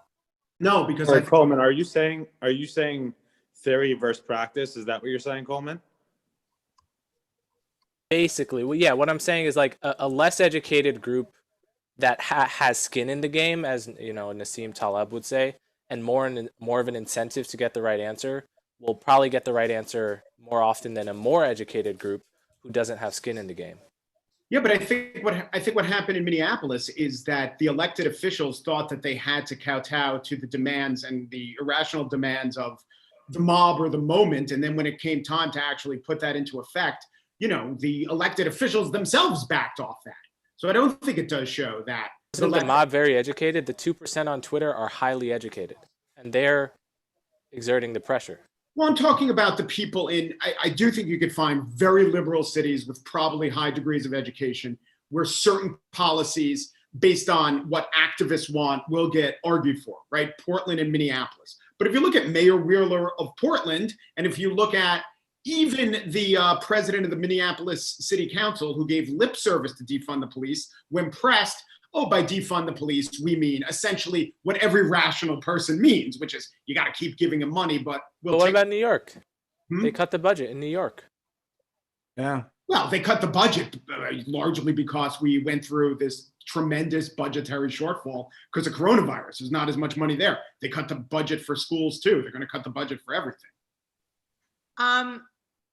Isn't it a huge deal that Arizona went to Biden? It is a huge deal. Yeah, Arizona was going to be one of those like toss-up states. That one was going to be a real close one. But I mean, how's Virginia doing Arizona never goes blue. yeah, but he still needs to win other places like Ohio, Pennsylvania, and Pennsylvania. with right Virginia. now. Yeah, he doesn't need. So, he doesn't need Mike, to win Ohio. I still have some stubborn Wisconsin. opinions that I can't deny that I have. For instance, about COVID. And I don't think Trump handled COVID well. No, before you keep going, I'm just gonna admit the last three in the panels that will be all set. Yeah. Panel. That's what I said. We focus on the election. Jesus. Trump's leading in Virginia, though. So if he wins Virginia, that's it, right? So, yeah, he's leading in Ohio actually as well. The beautiful comedian Esther Koo, the beautiful comedian Boris Hiking, and Justin Morris. She is a long time no see. She's the chief editor of the Immigration Post as well. Hello. Great. She's terrific. I remember her. Hi. Hello. Hey, you guys. How are you not Not watching? you, Esther. I meant Justin. Justin. You know who always goes blue is Dave Juskow's balls. Oh, Jesus Christ. Where's this Please, coming Esther. from? Esther. What? Go ahead, Norm. What was your question about COVID? So Trump handled COVID badly, not as badly as Cuomo seemed to have, and not as idiotically. I don't know. And then you look at what's happening in Europe. I don't think you can make a great case to a Trump voter that, if it had been Trump and only had a Democrat or only had a Europe, and even better, a European leader, things would be that different. So I think they can easily just chalk that off and just ignore it. But I think that it comes down to, and I believe you could probably prove this empirically, the Democratic Party does a great imitation of caring more about illegal immigrants than it does about struggling people in the Midwest, in the Rust Belt. And I think if you were to poll Democratic voters, you could probably find out they care much more about the plight of illegal immigrants than they do about the Rust Belt. And that's all you need to know to understand why they vote for Trump, I think. Anyway, that's the last time I'm going to say it. You guys, I went to the Electoral College, all right? So I know, if you guys let me talk, I was voted cum loudest. Wow, tough crowd, people. Fucking lighten up. What's going on here? Jesus. Did you vote, Esther? I did. I voted in Florida, but with all those stupid Cubans, I don't think oh my God. we're going to stand a chance. Because the thing about Cubans, they look white. So they're all about being Republican, like white people. They don't, you know what I mean? Like they look at Mexicans lower than them. So Florida doesn't stand a chance. All right. There's Asian Republicans too. Let's not go crazy here. Yeah, of course. Just wanted to interject. Trump went from 10% young black support to 20% in the past 4 years. There's a great article about it in NBC by Musa Al-Garbi, my friend. And a very interesting trend that is under commented upon. And so comment, Coleman, why? It's not at all with older black voters. It's a uniquely younger black voter phenomenon and more among black males than black women. And I don't totally know why it's the case, but I do think a lot of younger black people are probably kind of fed up with the larger narrative about what it's supposed to mean to be a black person in America, that it's constant violence every day, that every time I get pulled over by a cop for a traffic ticket, I should fear for my life. And they see that it's maybe not true in their life, and they don't totally like the way in which they are positioned as a victim rather than as something more affirmative, a kind of more I bet You you know, it's because it could be that. Trump signed I don't really all know the though. stimulus checks. Because he's Then no, no, Wow. because then why wouldn't he have won the older black community? They would benefit just as much or more from those stimulus checks. I don't know. I don't know. It's a generational thing. That's the most interesting thing about it. It's not my grandfather and my father. It's like me. So, And growing up in a country that is less racist than what experienced, or I would submit is less racist. I would say it's common sense is less racist, even though you're not supposed to say that. And that reality could make you more open and more hostile to the narrative that, you know, the whole everything is systemic racism thing. But why Maybe would that's black, it. why Coleman, would I think black women not respond to? They have. It's just disproportionately black men, but it's Right. young But- black women and young Coleman, men. I think there's a large population in our military also who are young black men, and a lot of those young black men in the military who might be veterans or active duty right now, also they find that Trump maybe supports them as a veteran or being in the military more so than Biden might be supporting them. So I think that might lead to But part then of it. the question is, why didn't they go for Trump in 2016?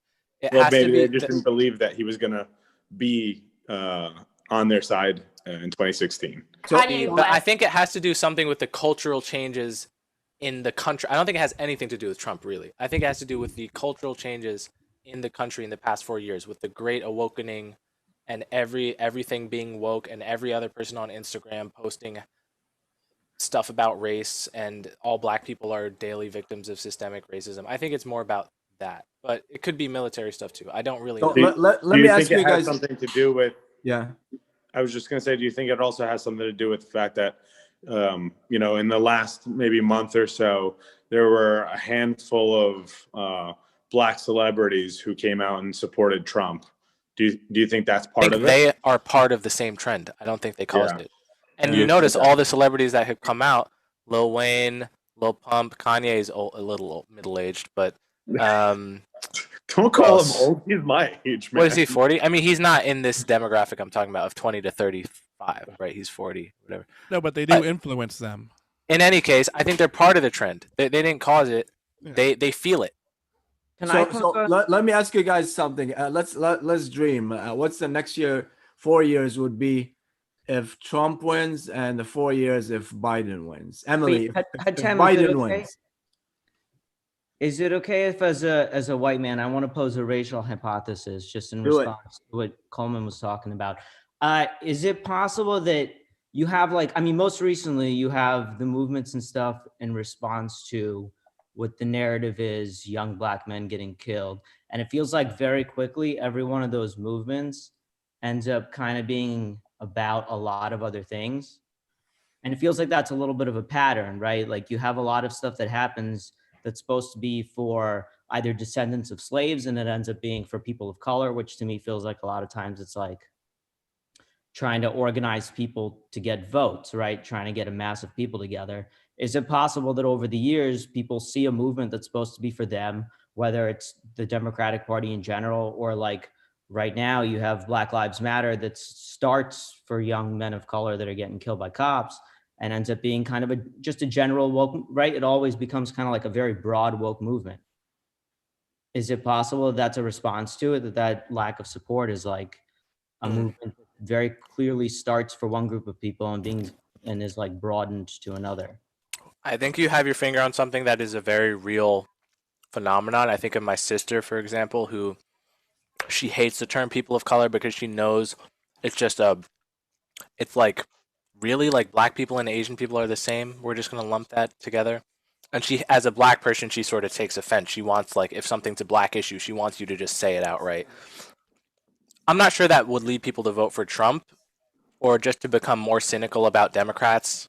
Right, at least to be less excited to go out. I would say it would lead people to be less excited, but it wouldn't be an affirmative argument for Trump. I think the whatever's driving young black people towards Trump, in admittedly small but like significant numbers, probably isn't that. Although that is a real phenomenon. I don't know. I'm more worried about everybody emailing Tony Darrow at AOL.com.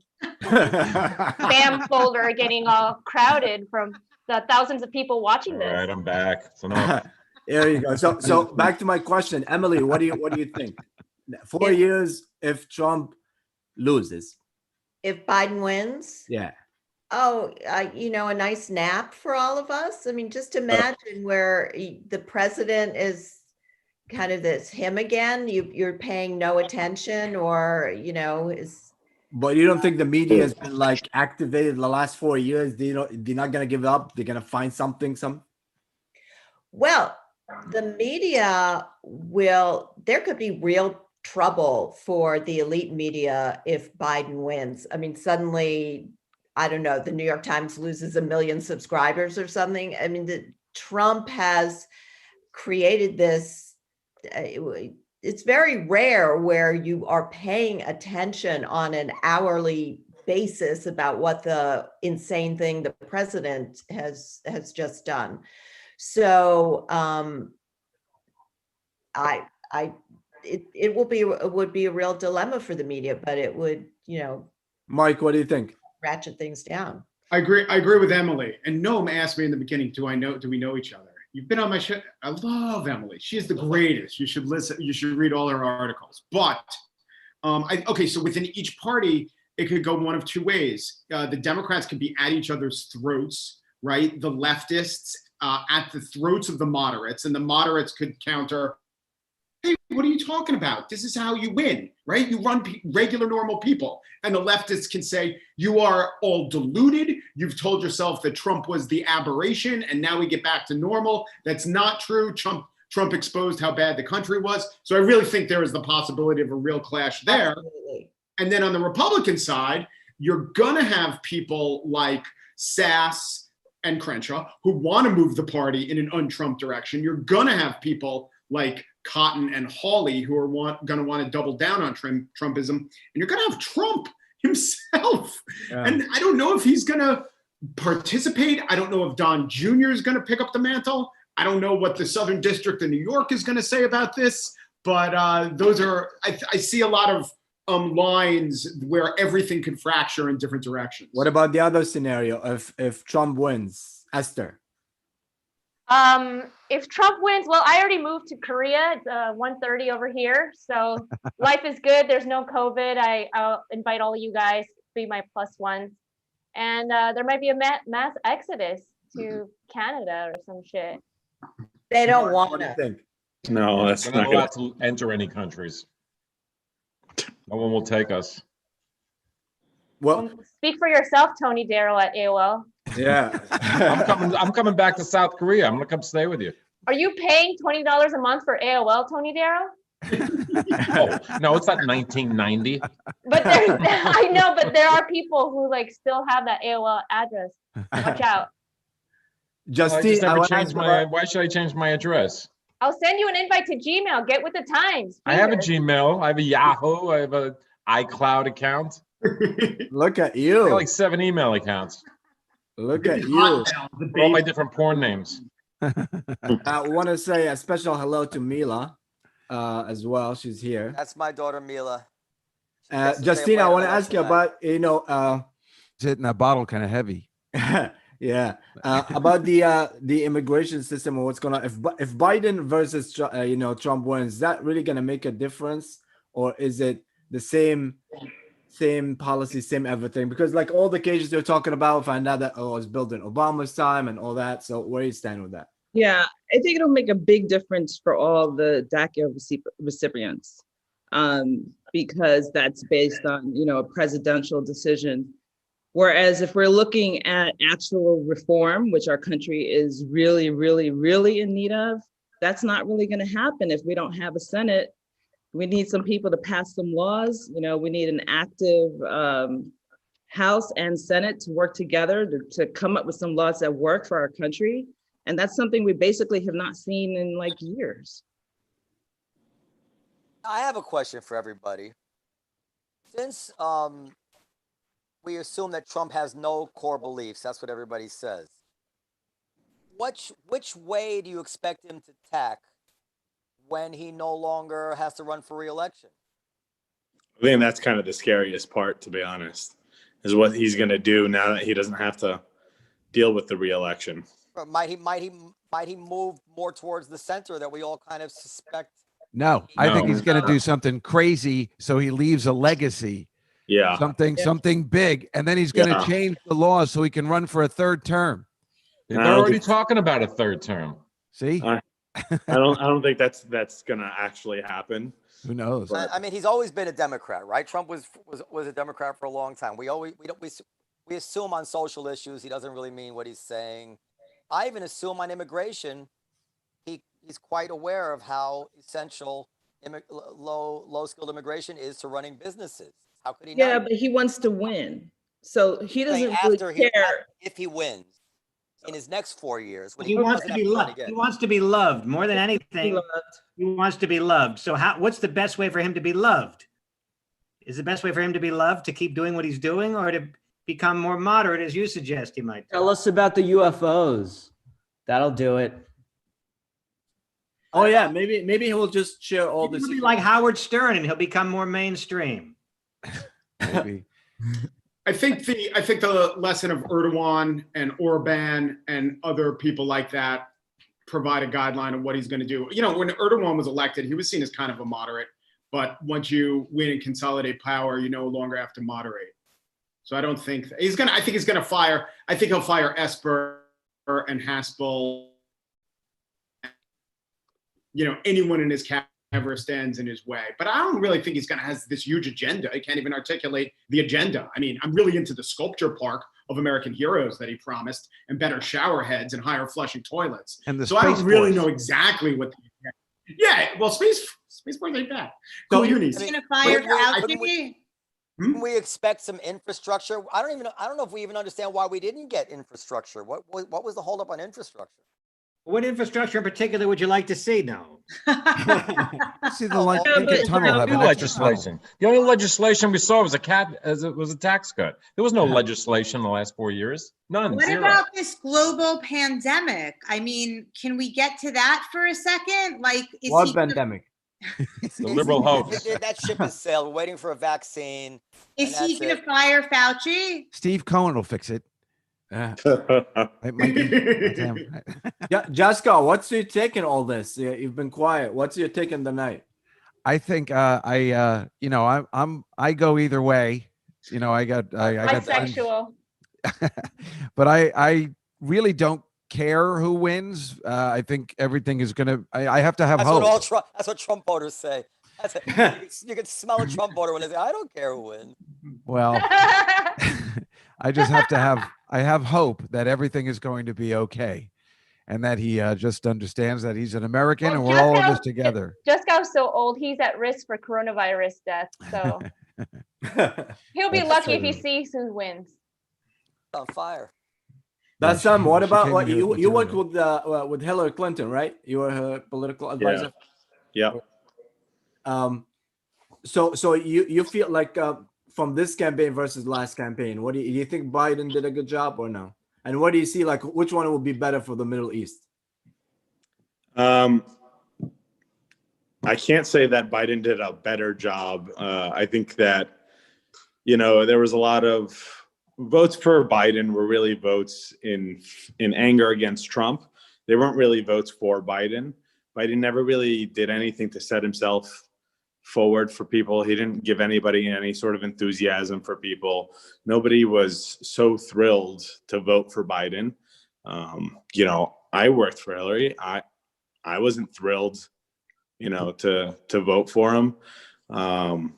But that's kind of, you're going to see that in the polls now. I've been saying it this whole time. I think Trump's going to win. If you're looking at the projections coming out now, the states that Trump needed to win, he's going to win. The only one he didn't get so far is Arizona. And that one was really a toss up. Tony just gave us all coronavirus. Can I ask you a Middle East question? Sure.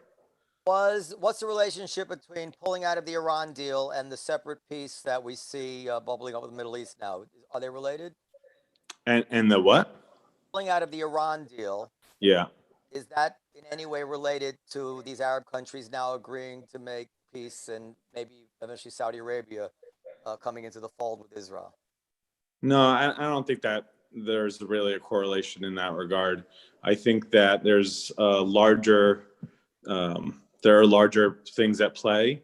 There's a lot more destabilization that a lot of these Arab countries are seeing happening, and they're, like leaders in Saudi Arabia or whatnot, they're trying to grasp onto the straws that are in their hands, and they don't want to lose control.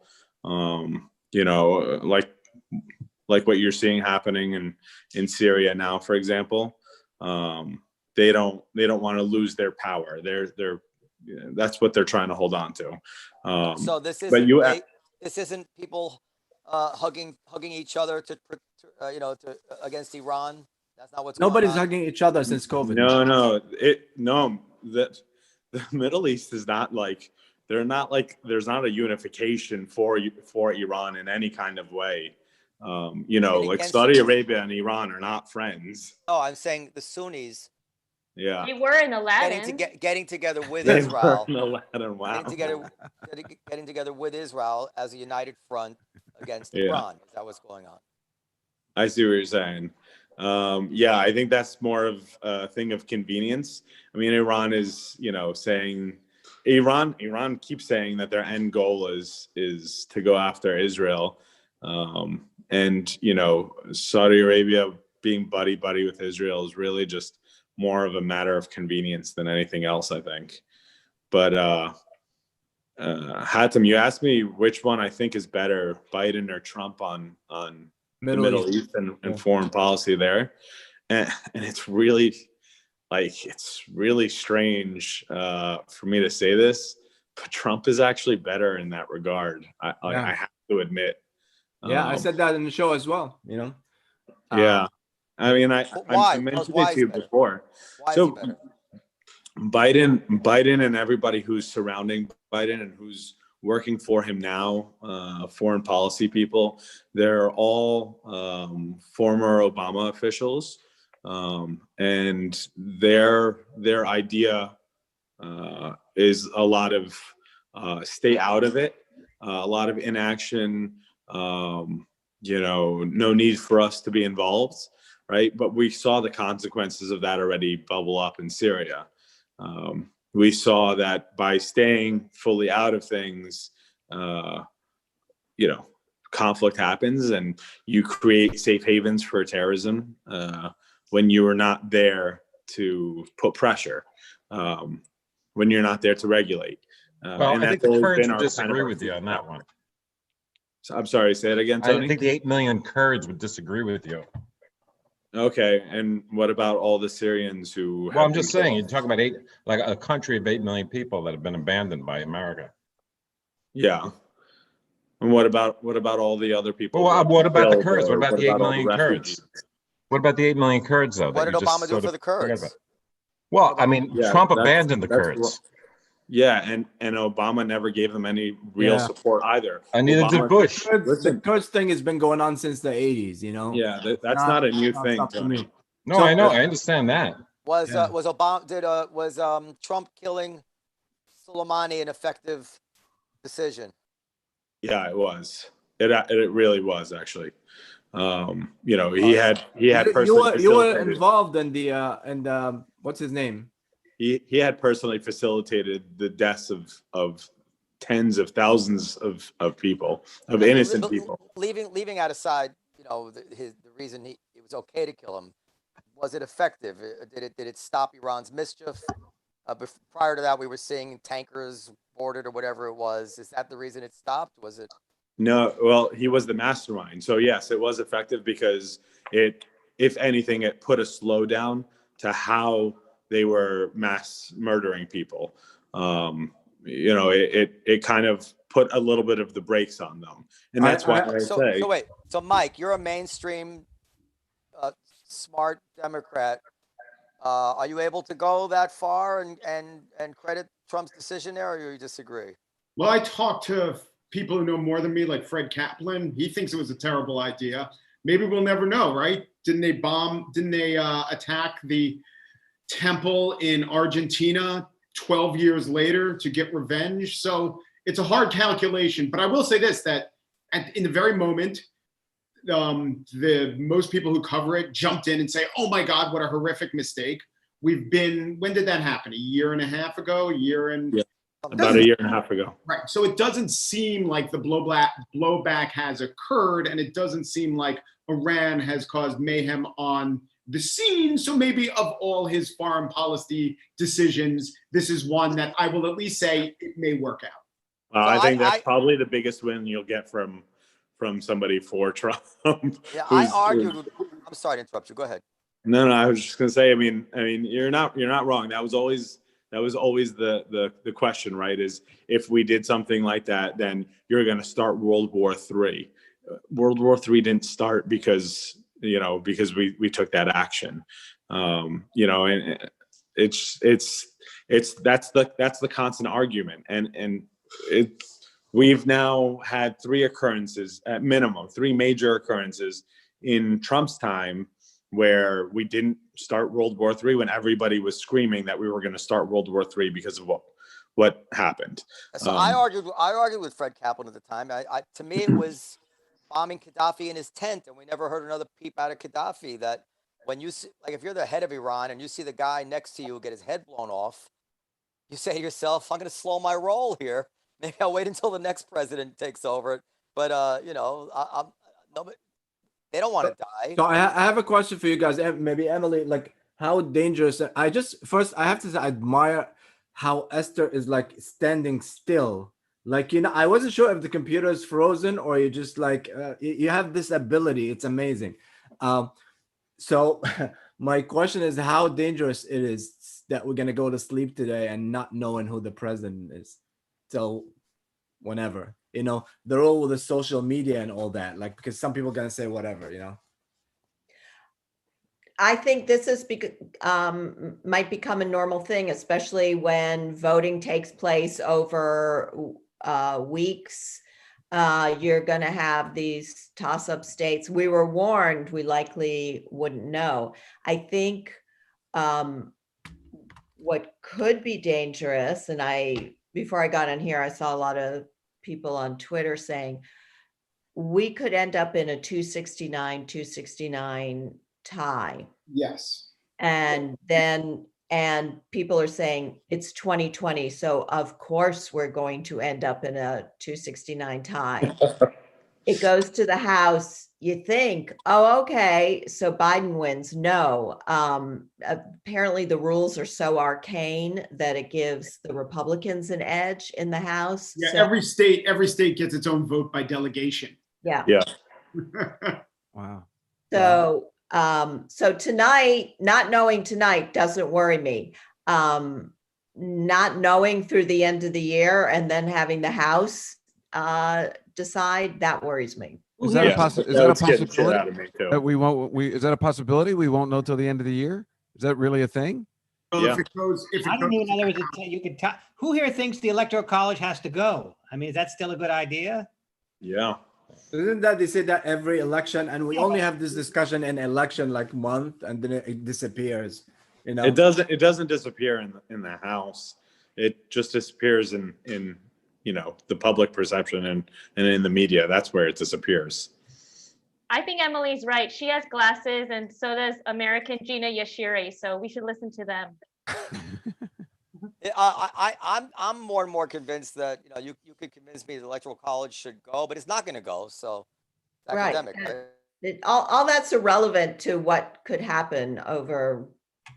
Is there any justification nowadays for I guess the Electoral College meant something when states were more seen as kind of almost mini countries in a way. And so but does it make any sense today? What case can be made for the Electoral College now, if any? Anybody? I don't think anybody's interested. We're all pretending we don't know you, Natterman. I don't know. I think Justine, I want to ask Justine something, because you with your experience with immigrants and all that, because that's something that but some touch on, and I did too before in the podcast. Why is it a lot of the immigrants like usually like going for Trump? So many Syrians. MSA. Yeah, that's like a really interesting question. Yeah. Because they got over the border. They don't want all the people coming behind them competing with them. No, I think you know, the reality. Yeah, no, I think that's true. That's actually true.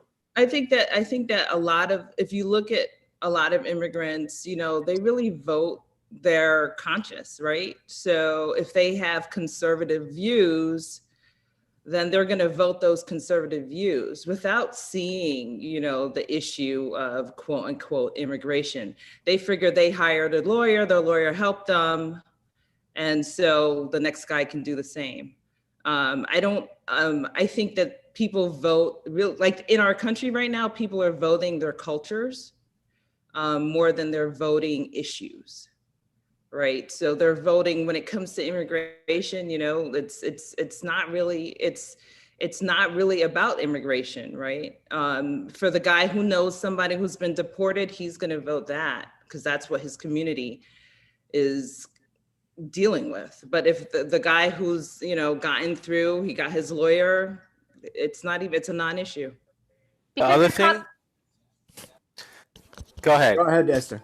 They're coming from misogynistic countries, so they have no problem with Trump being like this piece of shit and just. I was actually going to make a very similar point. No, I was saying, like a lot of immigrants are coming from countries where the definition of racism is totally different, if they even have, like, you know, in Arabic, the word for black person is, to this day, the colloquial word is the same word as slave.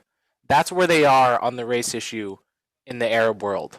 Okay, Yeah, so if you're coming from there and you hear Trump's I don't think you're informed enough Abed. about our board to say something like that. Abed, the word Abed. I'm getting this from all of my friends who no, grew up in you're Iraq not- and Lebanon. You're not wrong, Coleman. They're not wrong. I don't know. Very wrong. So what I'm saying, that's just one example. Yeah. And we think. Just let me finish my point. So we think that immigrants should come to this country and see Trump's Mexican rapist comment and be so disgusted. But there, a lot of people are working on a different standard of So what you are counts as saying what racist. Trump is saying, pretty much. What do you mean? Because they say they come and they see Trump's point.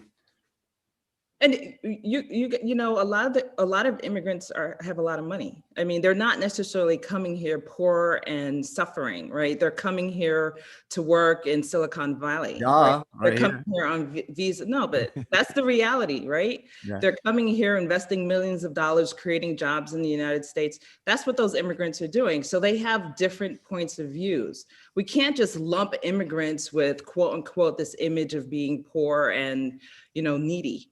Right? All immigrants are not poor and needy. Can I say, as an immigrant, I definitely agree with that. Definitely not a monolith. And I'll say also, a lot of the immigrants that come here, whether they're poor or whether they're rich, are coming hypothetically because they prefer America as a system of government to wherever they're from. I'm from a Soviet Union. People come here with just an assumption of corruption. It's just how they see the way that a lot of things work. And so a lot of them are just going to inherently be anti-government, just giving the benefit of the doubt in any kind of centralized control, which tends to lean, I mean, you know, Cuban immigrants, ex-Soviet immigrants, they're all coming with a slant that's inherently right-wing. It's inherently anti-government. It's just like they wouldn't be coming here if that wasn't the case. Their whole country would be worth dealing with.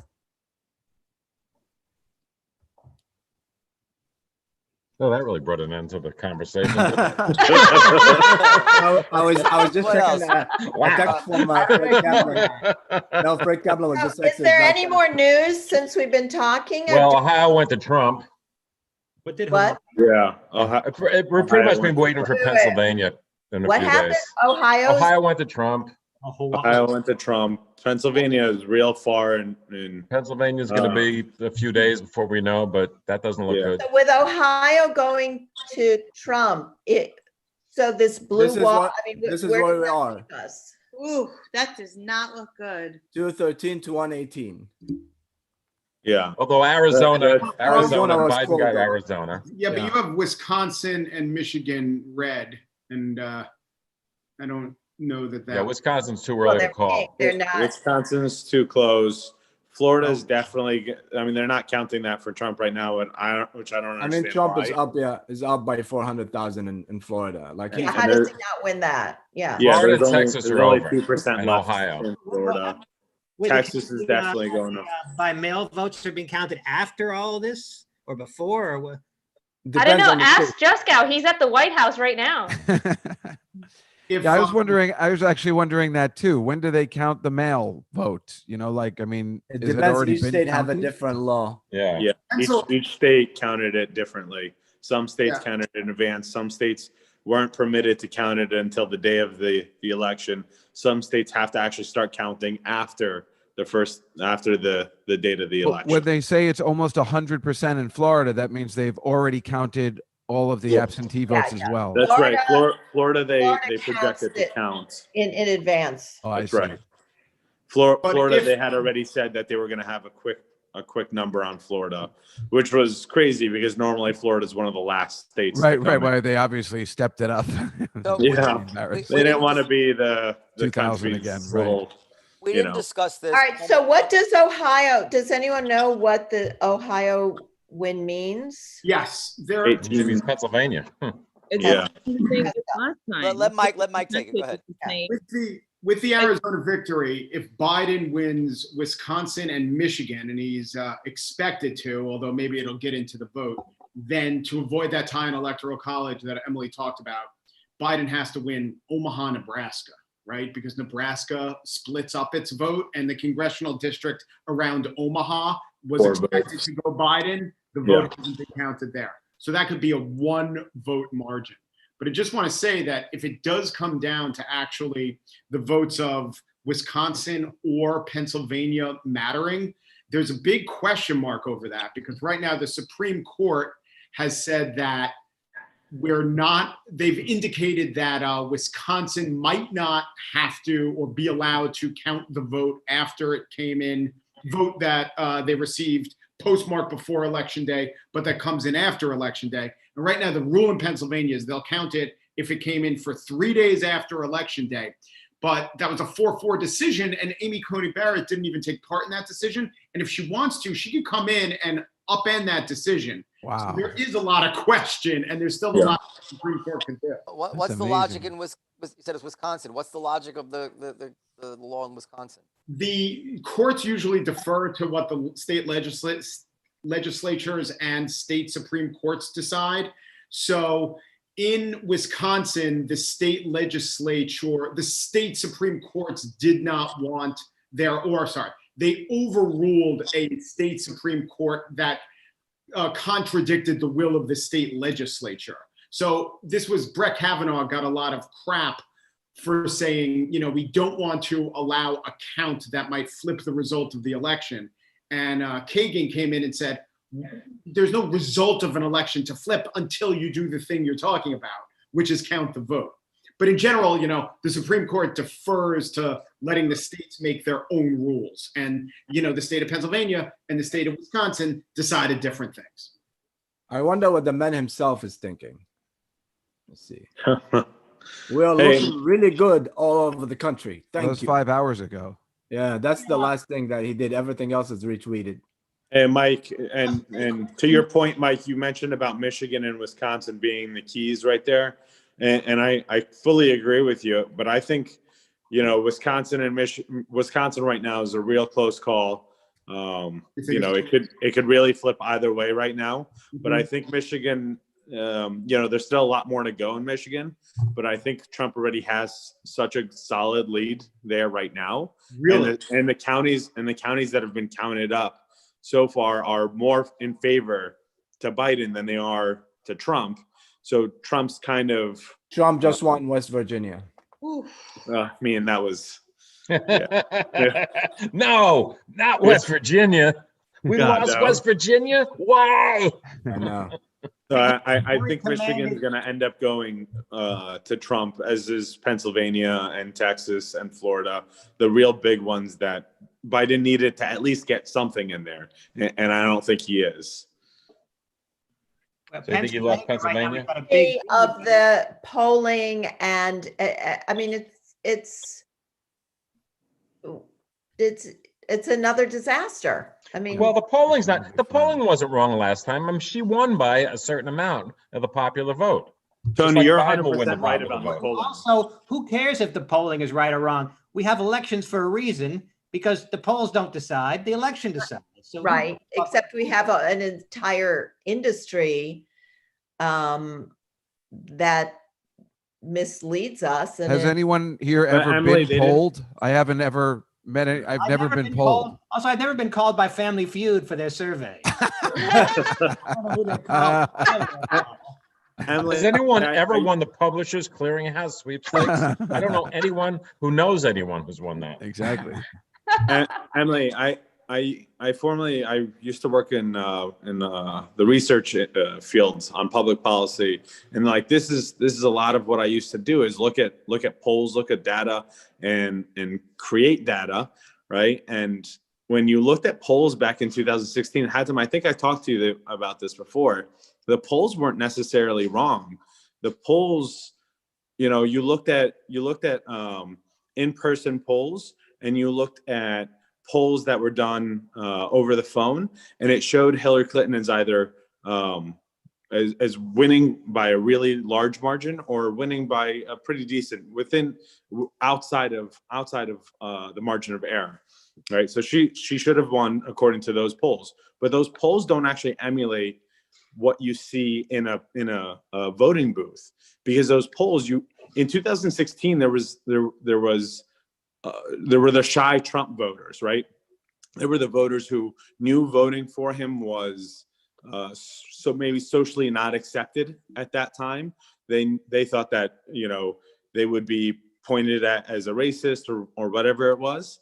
And so when they had to confront somebody as they were taking polls and say that they were going to vote for Donald Trump at that time, and the person looking back at them gave them a hesitation, well, they would change their votes. That you see that happen all the time in research.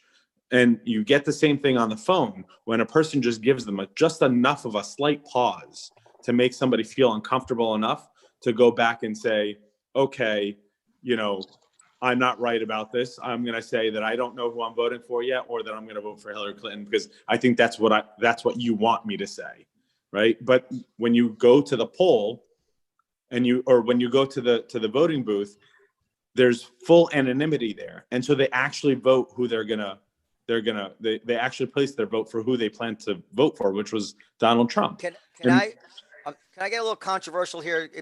Polls made me think of it also, the fact that I hate the woke. Can everybody see this tweet on the screen there by Nicole Hannah-Jones? Yeah. It's Ida Bay Wells.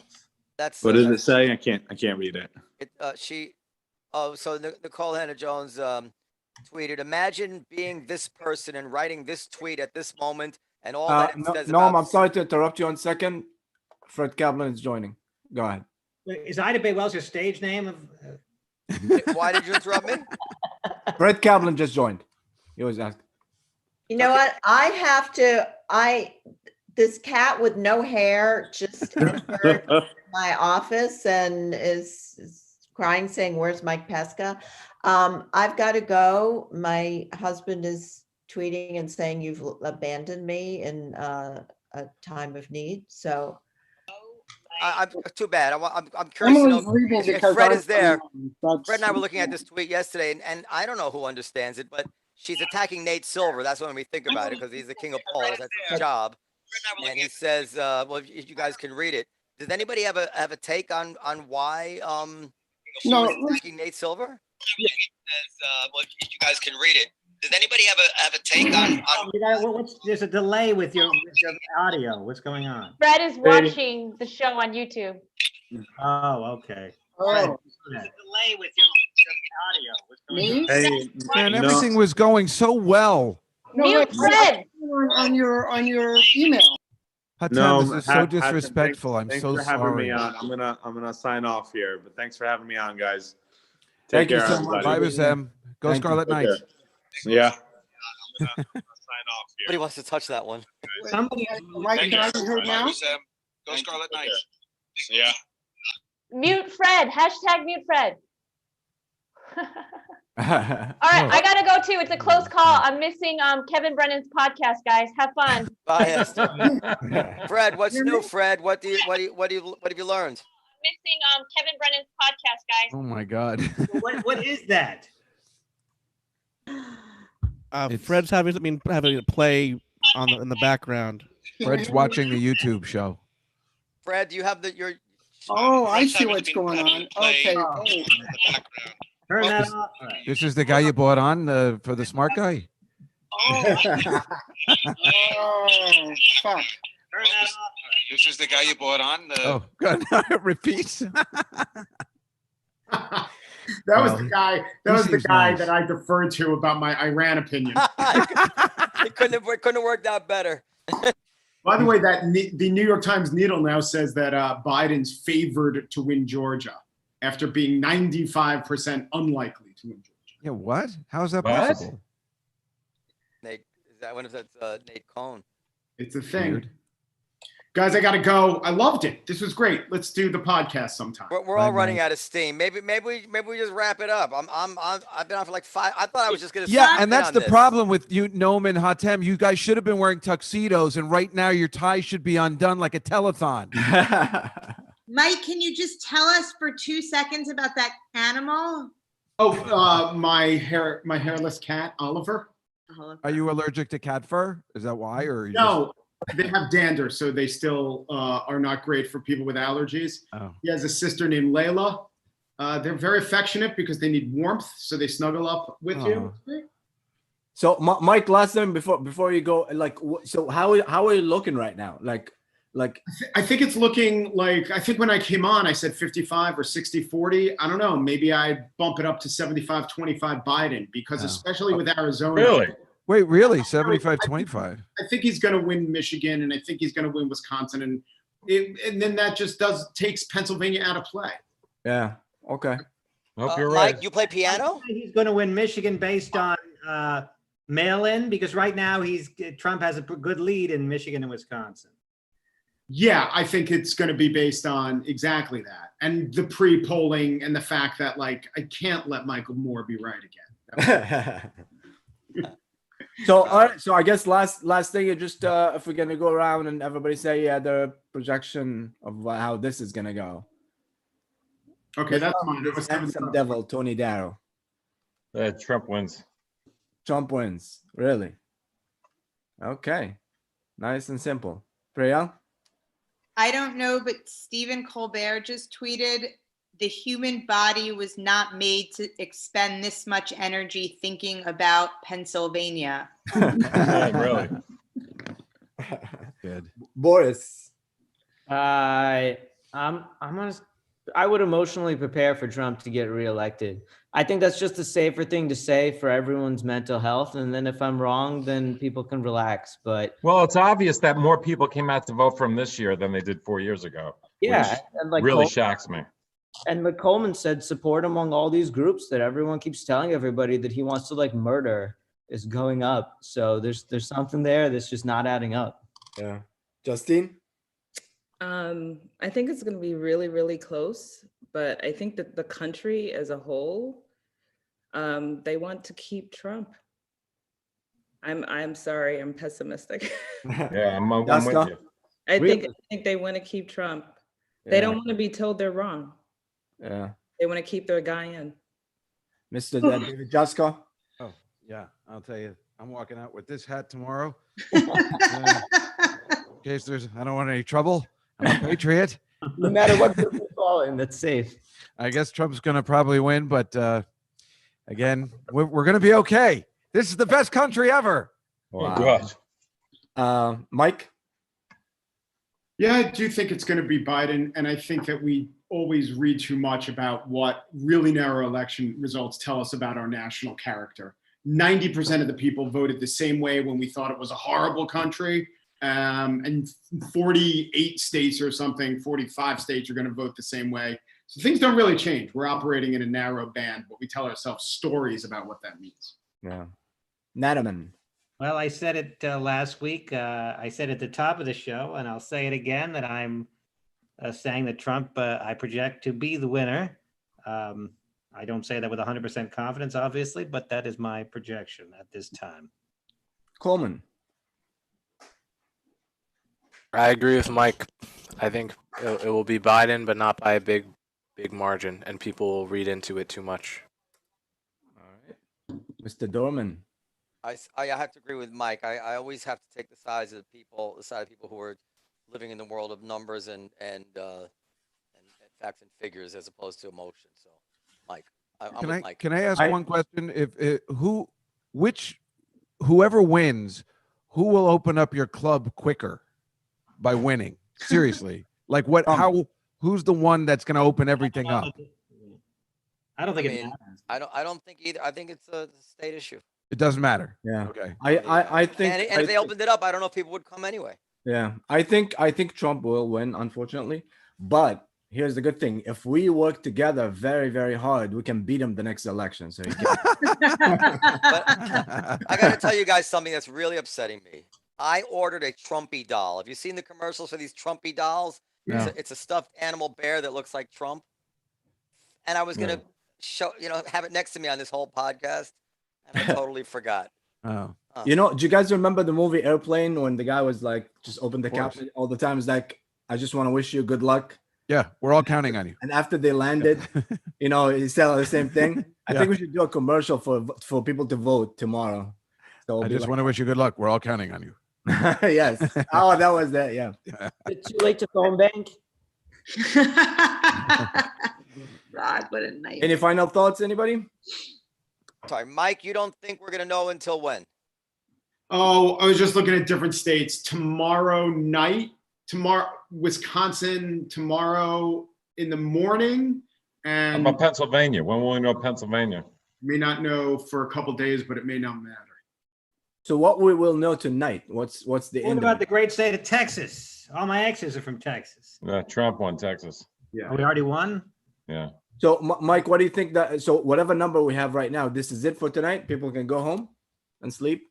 No, so for instance, like when I said Arizona was called, that was just by Fox. I don't know if the AP is called Arizona, so things aren't set. It does seem like if Fox called that Arizona went to Biden, they wouldn't lie about that, or Fox's decision desk is very straight down the line. They play it straight, but that doesn't mean that you should listen to Tucker Carlson. And Kelly won also in Arizona by a large margin, right? And I think that's correlated. Yeah, he was a good candidate who actually helped the top of the ticket. Tucker Carlson out of his mind? That's a good takeaway from all of this. Just don't listen to Tucker Carlson, whatever you do. Well, as of now, Not this stupid. is what we see. He's educated, so I'm supposed to listen to him. 223 and He's a 145. very good writer. So Biden only needs 47. That seems like it's a sure thing. Oh, but this isn't counting Texas.